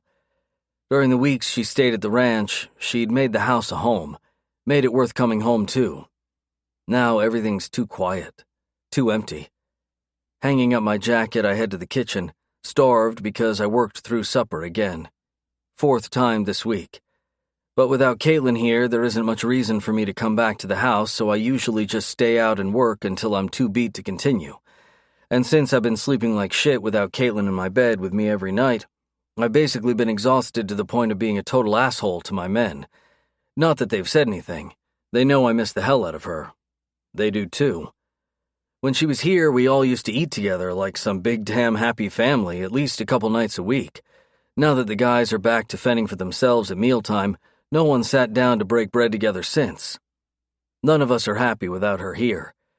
Yanking open the fridge, even though I know it's pretty much empty, I do a double take when I see all the shelves stocked to the brim with food, all of the containers with cutely vicious post-its addressed to my guys, warning them all that if they steal any of the food from me, she'll cut them off of cornbread for a month. God damn, I've missed her. You want me to heat up something for you? I jerk my head up to the top of the stairs and see her standing there like a fucking dream. Slamming the fridge door shut, I take the steps 2 at a time to get to her. You worked late tonight, she says with a frown. You must be so hungry. I crash my mouth onto hers and pick her up, wrapping her legs around my waist while I take her straight to my bedroom. When we get there, the only reason I stop kissing her is so I can step back and stare at her to make sure she's really here. You should have told me you were coming over. I run my eyes over her face, making note of the signs of stress and sadness that weren't there before. I would have come home sooner. I wanted to surprise you, and since I forgot to give you back your key when I left... It's yours, I interrupt. Keep it. She blinks up at me, but doesn't say anything. Caitlin being quiet for any reason is the last bit of evidence I need to know my gut's been right. What's going on, sweetheart? Talk to me. I know something's wrong. I'm just working through some things right now. I've got it handled, don't worry. It'll all be over soon. I get that she's strong and independent, and I love that about her, respect the hell out of her for it. Regardless, being unable to help her is killing me. I study her drawn expression for a long time and just let every worst-case scenario run through my head, worried now that it's something I literally can't help her with. Baby, are you sick again? Because if you are, you shouldn't be at your apartment alone. That time you had the flu, I couldn't send my guys over half as often as I wanted, but if you stay here, we can all take shifts and keep an eye on you 24/7. She smiles in surprise. You sent them over that time? Of course, you were sick. But they were all happy to go. It's not like I forced them or anything. You know how much they all adore you. She sighs and leans forward to wrap her arms around my waist and settle her head against my chest. I've missed you guys. All of you. At her quiet, wistful tone, I'm officially losing my shit. Baby, tell me what's making you so sad. I can hear it in your voice. I promise I'll tell you everything in a couple days. Just let me handle it. One more day. I counter gruffly. I'll wait one more day. And even waiting that long is going to be near impossible for me. But we'll do it your way for now. After that, you have to tell me something. Anything. Deal? She sighs. Okay, but for now, can we not talk about it? Can it just be about us right now? Because I've really missed you this past week. Jesus, I've missed you too, sweetheart. I've been a miserable ass without you.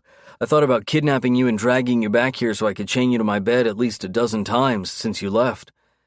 Shaking her head, she just laughs softly. Always with the handcuffs. You like my cuffs. We both do.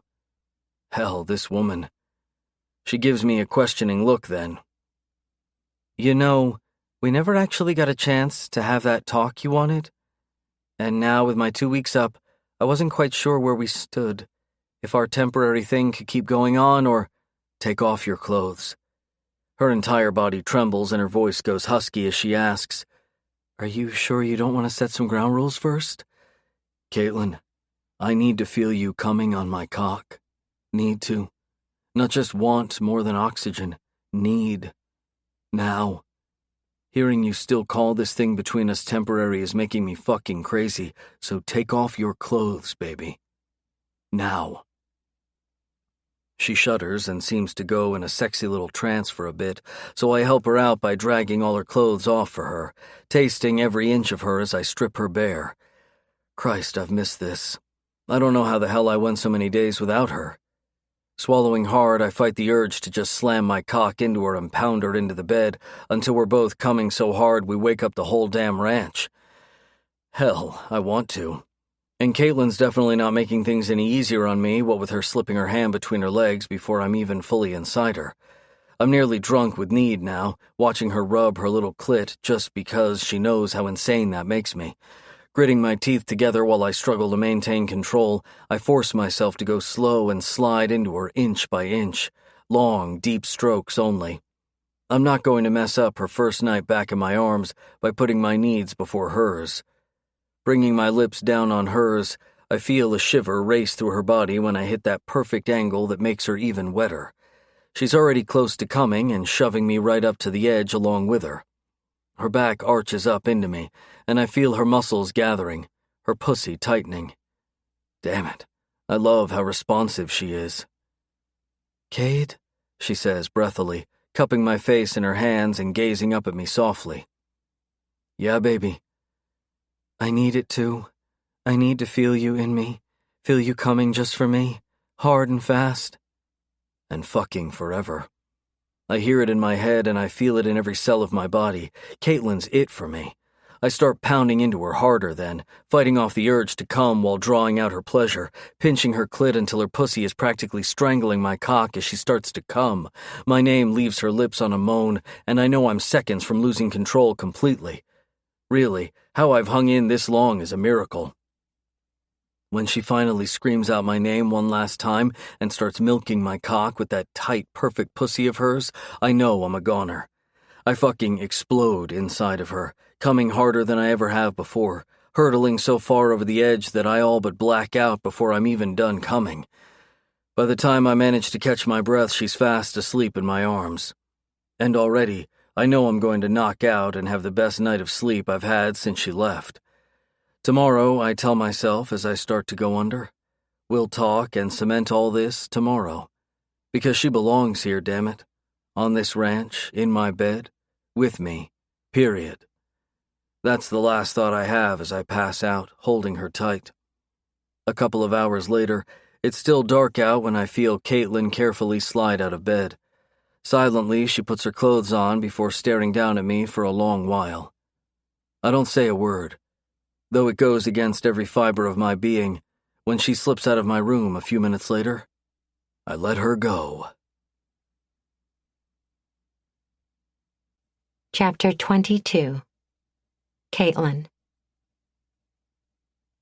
I tape up the last of my moving boxes and pile them up at the door. With all my rock stuff already out of my apartment, I discover the remaining sum of my life fills just 4 whole boxes. While the minimalist in me is proud of that fact, I can't help but think about what Professor Cooper had said about my not being all that present in, well, the present. Granted, being forced out of my home isn't the most ideal impetus for me to reevaluate my life, but it certainly is an effective one. It's time for me to make a few changes, starting today, which is why right after I'm done here, I'm driving over to Cade's and telling him everything like I promised. An hour later, with every last thing I own now stuffed into my SUV, I'm tempted not to answer my phone when I see my father's number in the caller ID. But I want a clean break. Our lawyers finished up the paperwork yesterday. Hopefully today will be the last time I ever have to speak to the man. Hello? You screwed me over, he snarls by way of greeting. Of all the stupid things you could have done, I never thought you'd be this dumb. Definitely a clean break after today. What are you talking about? Your billionaire boyfriend sent over a bunch of legal bullshit today. Do you have any idea how much my lawyers are going to charge me to deal with all this crap? Wait, Cade did what? Don't play innocent. No way a guy like him does all this over a pile of rocks. This has you written all over it. I really have no clue what Cade and his lawyers did or didn't do. You signed the mineral rights over to him as soon as I signed them over to you. He lashes out like I'd committed some mortal sin. Yes, I did, which I informed Cade of via certified letter just this morning.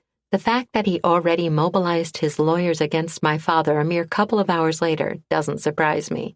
You two played me. You know something's on that land, so the mineral rights deal you made with me was in bad faith. I'm going to get a judge on my side on this. If your boyfriend thinks he can scare me off, he clearly doesn't know who he's dealing with. I'm not just going to go away quietly. By the end of his angry tirade, it finally hits me what's got him so worked up. You were still going to try and dig up the land, weren't you? Even after I gave you the apartment. You were going to try to get a judge to let you evaluate the land so you could make sure there wasn't something worth mining. Whatever minute familial feelings I may have still had toward this man is now completely dead and buried. God, it's always the same with you. You're never happy with what you have. You're always looking for something else, something more. Well, sorry I ruined your big plan to have your cake and eat it too, but I was well within my rights to sign those mineral rights over to Cade. Disgusted exasperation filters over the phone line. You're so damn naive, just like your mother. The guy's a billionaire, Caitlin. You don't think he's going to get the land tested? You may be stupid enough to believe otherwise, but I'm not. And believe you me, the second he finds something, I'm bringing my lawyers to get my cut. I'm not worried. Not even a tiny part of me believes Cade would do that. He'd be entitled to, of course. And I'm not under the grand assumption that his protecting the land is solely because of me. That's the part I appreciate the most about the situation. Before I can tell my father where he can shove his assumptions about Cade, my cell phone gets plucked out of my hand. I spin around and see Cade calmly glaring at my phone screen, the quiet rage in his expression at odds with how gently he's stroking my back with his free hand. By his dark, deadly look, anyone with 2 working eyes could see how much rage he's got bottled up. And by the turbulent thunderclouds rolling in, he's getting ready to rain retribution. Mr. Carr, he grits out in a barely civil tone, as you are well aware, one of the main stipulations in the paperwork my lawyer sent over was that you never contact Caitlin again. Seeing as how you're already violating that, you'll be hearing from my lawyer in about 5 fucking seconds. Life, as you know it, is now done, you piece of shit. Click. Just like that, he hands me back my phone. He's going to call your bluff and call right back, I tell him, trying to prepare him so he doesn't fly off the handle. I never bluff with assholes. I called my lawyers as soon as I heard your voice while you were talking to him. I knew it was him on the phone. My lawyers are dealing with him as we speak. Trust me, he'll be lucky if he has 2 pennies to rub together once I'm through with him. I shake my head. No, I don't want that. I don't want him to suffer. All I want is for him not to be able to touch your land, that's all. Beyond that, I just don't want anything to do with him, negative or otherwise, so please, call your lawyers off. He exhales a heavy, unsurprised sigh. You and your bleeding heart. Fine, I'll tell my lawyers to go easy on him, but I'm still going to tell them to do whatever they have to make damn certain he never comes anywhere near your life again. That's liberating. Thank you, Cade. I take in my first deep breath in days and slump back against my front bumper. All the tension in his frame that had started dissipating as soon as he'd hung up on my father comes rushing back with a vengeance when he peers into my overfilled SUV interior. So, you're moving out? Even though the odds of him not already knowing about my condo deal with my father is slim to none, I still avoid bringing it up. I decided to rent a place closer to campus. Totally true. Long-term contract? He asks, after a measured pause. Wow, loaded question. Month to month. His jaw ticks. We'll circle back to that. First things first, why didn't you tell me about what was going on with the mineral rights and your father before this morning's letter? You should have come to me. You didn't have to give that bastard your apartment. In fact, if you give me a couple of days, I can get it back for you. Smiling, I shake my head. No. Honestly, it really is okay. My mother and I didn't actually spend all that much time in the apartment. It was just where we slept after work and school. We spent almost every weekend on mini road trips in our beat-up station wagon. By the time I'd graduated high school, she and I had camped in every single campground on the West Coast. His expression softens. That sounds pretty amazing. It was. I mean, I'd be lying if I said I'm not going to miss the apartment, because I will. With it being a one-bedroom, Mom and I shared it like roommates, which is how we managed to stay best friends through all my squirrely teen years. I stare up at the sunny yellow condo I'd spent over half my life in, but it's not as hard as I thought it'd be to let it go. Nodding resolutely, I pat the hood of my trusty little SUV. It's time for me to move on, and I'm okay with that. Is that what all this is? You moving on? Startled by his raw voice, I look up and see him staring at me with a hooded expression as he says woodenly, Your grad advisor told me you're finally going to turn in that finished thesis you've been sitting on for the past 2 years and officially graduate this semester. You spoke to Professor Cooper? After I got your certified letter, I had my old PA do whatever magic she does to dig up info on people and get me a list of everyone in your life I could contact to find out what the hell else you've been hiding from me. I see. That must have been a short list. So she got you in contact with Professor Cooper? Actually, he called me first. Huh. That I didn't expect. Your professor called me to tell me how he and his wife were going to be renting you a spare room until you graduate, and then went on to tell me that if I didn't hurry up and get my head out of my ass, you'd go off to your fellowship up north and walk right out of my life. Geez, who knew graduate mentors could be so darn meddlesome? Cade crosses his arms and drills me with a look. I informed your professor that had I known you were even thinking of moving away from me, that I would have cuffed your little ass to my bed before you were done explaining yourself. Seriously, how on earth he manages to make insane statements like that sound so adorably sexy is beyond me. I was always going to tell you, but I wanted to make sure I dealt with my dad first because you were trying to protect me from him, he says, with equal parts frustration and admiration. Yes. Damn it, Caitlin! He yanks me into his arms and buries his face in my hair. How the hell could you think I'd be okay with you just picking up and moving up north? He pulls back and sucks me deeper into his vortex with that intense stare of his. And don't give me any more temporary talk. You and I both know this thing between us was never temporary. Not from the first day you trespassed onto my property. Okay, really starting to melt now. I was hoping it wasn't. It's not. So are you still taking all this stuff over to rent that spare room, or are you bringing it back to the ranch where it belongs? Cade, don't try to negotiate with me right now, Caitlin, because the thought of you leaving me has me so fucked up I'm not going to be anywhere near reasonable. Just tell me you're going to drive straight back to the ranch with your stuff. We'll figure out the whole fellowship part later. I don't like the idea of being away from the ranch for too many days at a time, but I absolutely hate the idea of being away from you for more than a few days, so I'll work out a plan with Jonah running things while I'm gone that'll work with your dig schedule, and I seal my lips over his to stop him before I'm reduced to a pile of goo. Of course, Cade being Cade immediately takes over the kiss, making me practically mindless and boneless in mere seconds. Is that a yes, sweetheart? He asks gruffly, breathing as ragged as mine.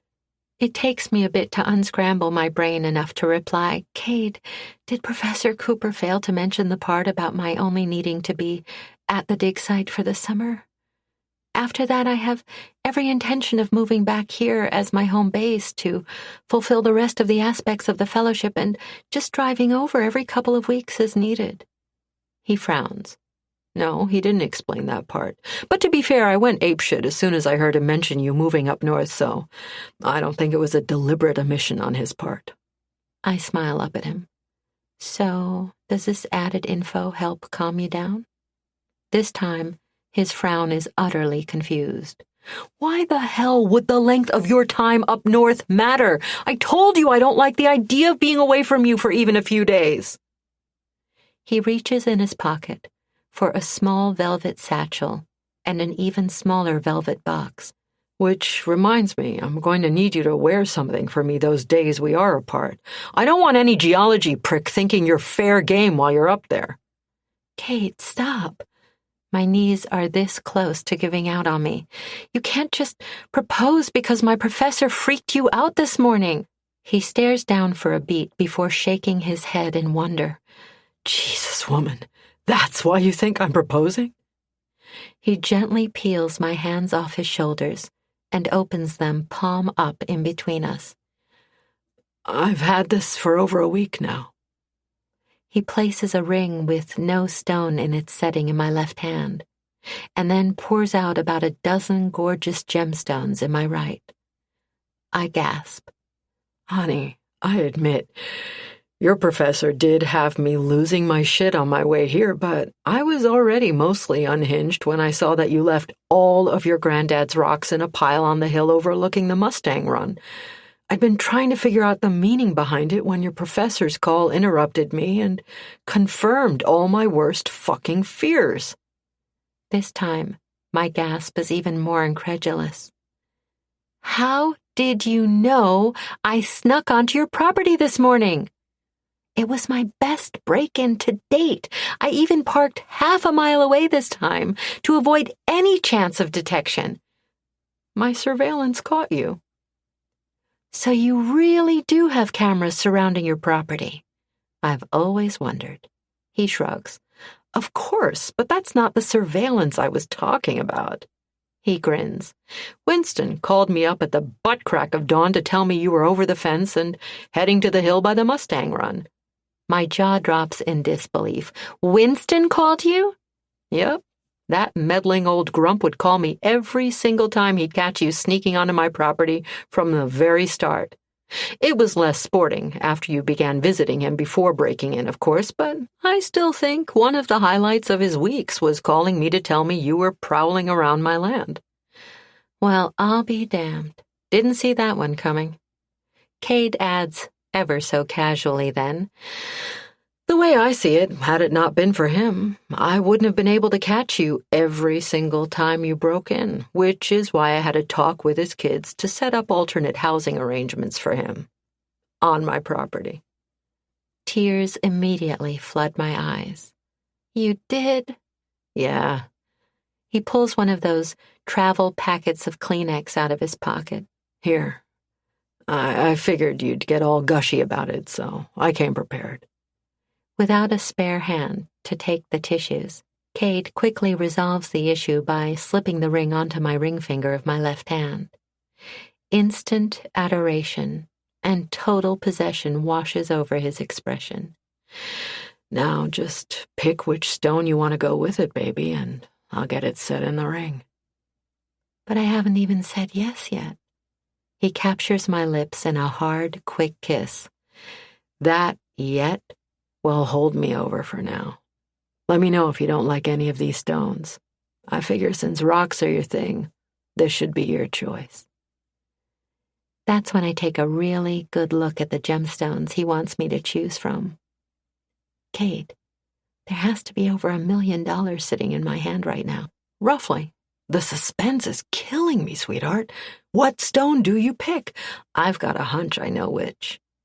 While each stone is positively stunning, only one of them is making my heart race and melt at the same time. And that's exactly the one he picks up to let me get a closer look. I knew it was going to be this one. It's a raw, uncut diamond. It's beautiful. It's yours. He rebags the rest of the stones and stuffs them back in his pocket like they're loose change. Seriously, this whole billionaire business is going to take some getting used to. With the gorgeous, unpolished stone in hand, Cade drops down on one knee. Despite what you think, I'm not asking because I'm worried you're going to run off and leave me. I'm asking you to marry me because I can't imagine my life being anywhere near complete without you. because I want to fill your life the way you fill mine, because I don't ever want you to feel like you're alone in this world, or that you don't have a place in this world.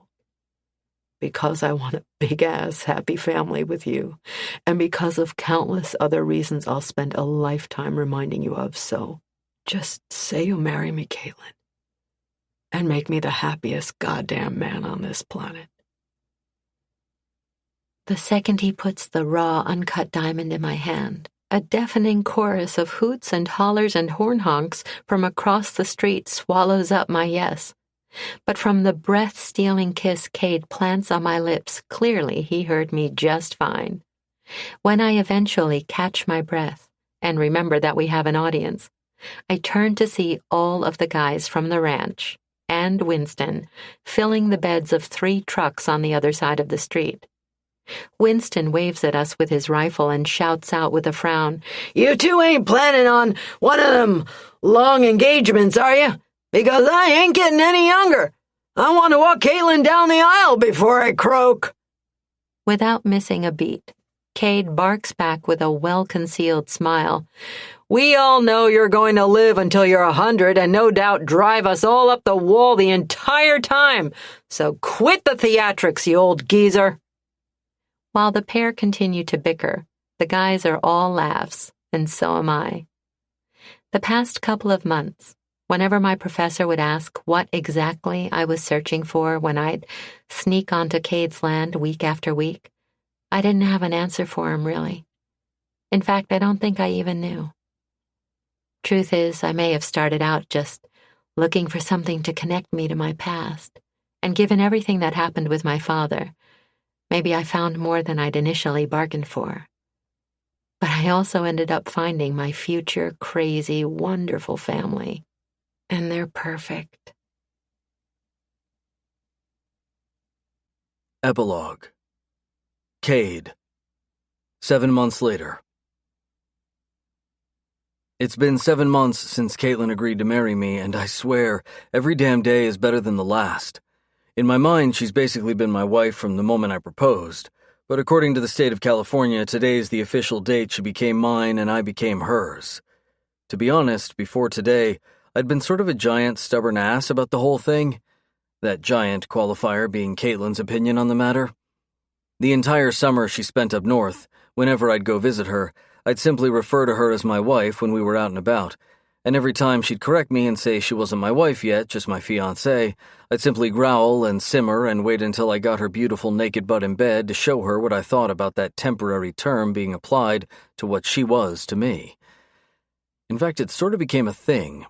I'd even suggested she and I get a judge to declare us officially husband and wife months ago, arguing that we could still have the ceremony and reception as a big party to celebrate that already legal bond.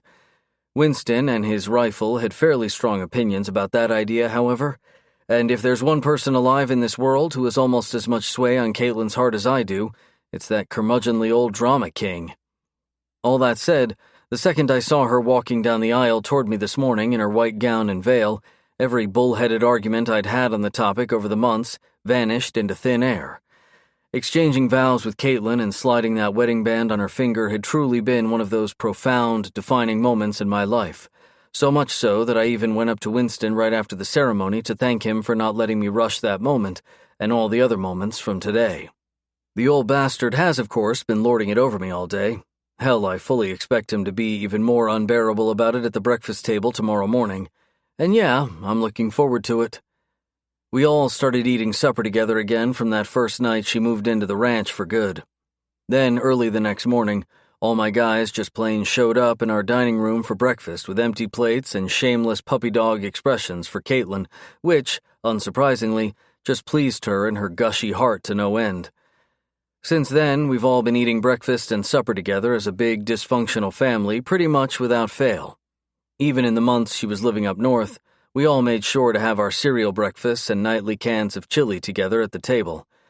Speaking of dining traditions that began without any say-so from me, Winston ended up moving in just a few days after Caitlin did, and just before the first meal he sat down with us for, he up and called forever dibs on the end chair opposite me at the other head of the dining table by glaring at whoever had been sitting in it at the time. It's been his chair since, which is fine by me because Caitlin's always sat right next to me at every meal, and I could give a rat's ass what formal dining etiquette dictates about that.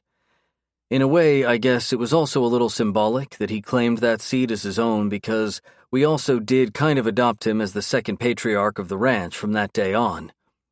All teasing complaints aside, I'm glad he's here.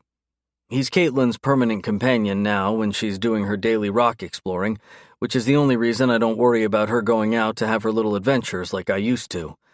Because I know he'll wrestle a rattler or shoot any other threat that may possibly come her way without hesitation.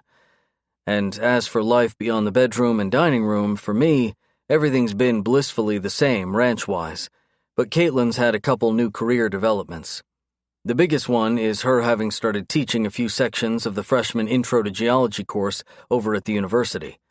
And she's been fucking amazing at it. Her mentor was able to get special permission from the department for her sections to be taught completely outdoors on a trial basis. Sure, this is only the first semester of her teaching it, but judging from the fact that there were waiting lists to get into all her sections, and a slew of budding geology majors now begging Caitlin to teach more undergraduate courses at the university, I'd say her trial sections will become permanent very soon. In addition, Caitlin's even started hosting some grade school science visits on site as well, meaning these days we're now seeing a regular stream of students, from kid to college-aged, wandering the ranch and staring at rocks the way my wife does. They pretty much have free rein to explore, with the only section of property off-limits to them being the area where the Mustangs run, of course, because just as she'd promised as she'd laid down each of her granddad's rocks up there as a memorial to my brother, Caitlin's been protecting those wild horses and the area they call home to honor my brother's life and sacrifice. When I once asked her why she never goes out that way to do any rock exploring on her own, she told me simply that there just wasn't anything out there she wanted to discover. Because the most important and meaningful rock she could possibly find from those hidden caverns is the one I'd found and placed on her ring finger already. Though if the insurance company asks, the stone is from origins unknown. So, I say as I pull Caitlin onto my lap for a bite of wedding cake. I had an interesting conversation with Professor Cooper just now. Oh? She replies innocently. He mentioned you finally agreed to go for your doctorate. I did, she smiles, eyes twinkling. And I already know I'm going to learn so much over the next 8 to 10 years. I bark out a laugh at that. Already planning on the scenic route again, huh? Yep. Professor Cooper is definitely a little worried that he'll need to retire later than planned now. She grins. But when I explained exactly why I'd want to take even longer than I took to finish my master's, he had no objections. Yeah? And what reason did you give him? She leans in to whisper that reason in my ear, and it's all I can do to resist the urge to whoop and shout the news to all our guests. Best wedding gift she could have ever given me. And unlike the crazy long time frame we'd had to wait to receive all the back-ordered bunny slippers she'd bought for the guys after she and Winston, unbeknownst to the rest of us, toasted our engagement with some of his infamous moonshine, I'd say the 9-month-long delivery time frame for this gift sounds pretty damn perfect. This recording of Gruff Ass in Love was presented by Dreamscape Media, LLC.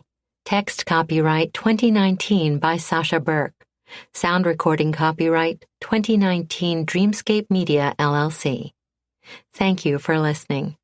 Please check www.dreamscapeab.com for Dreamscape's latest releases.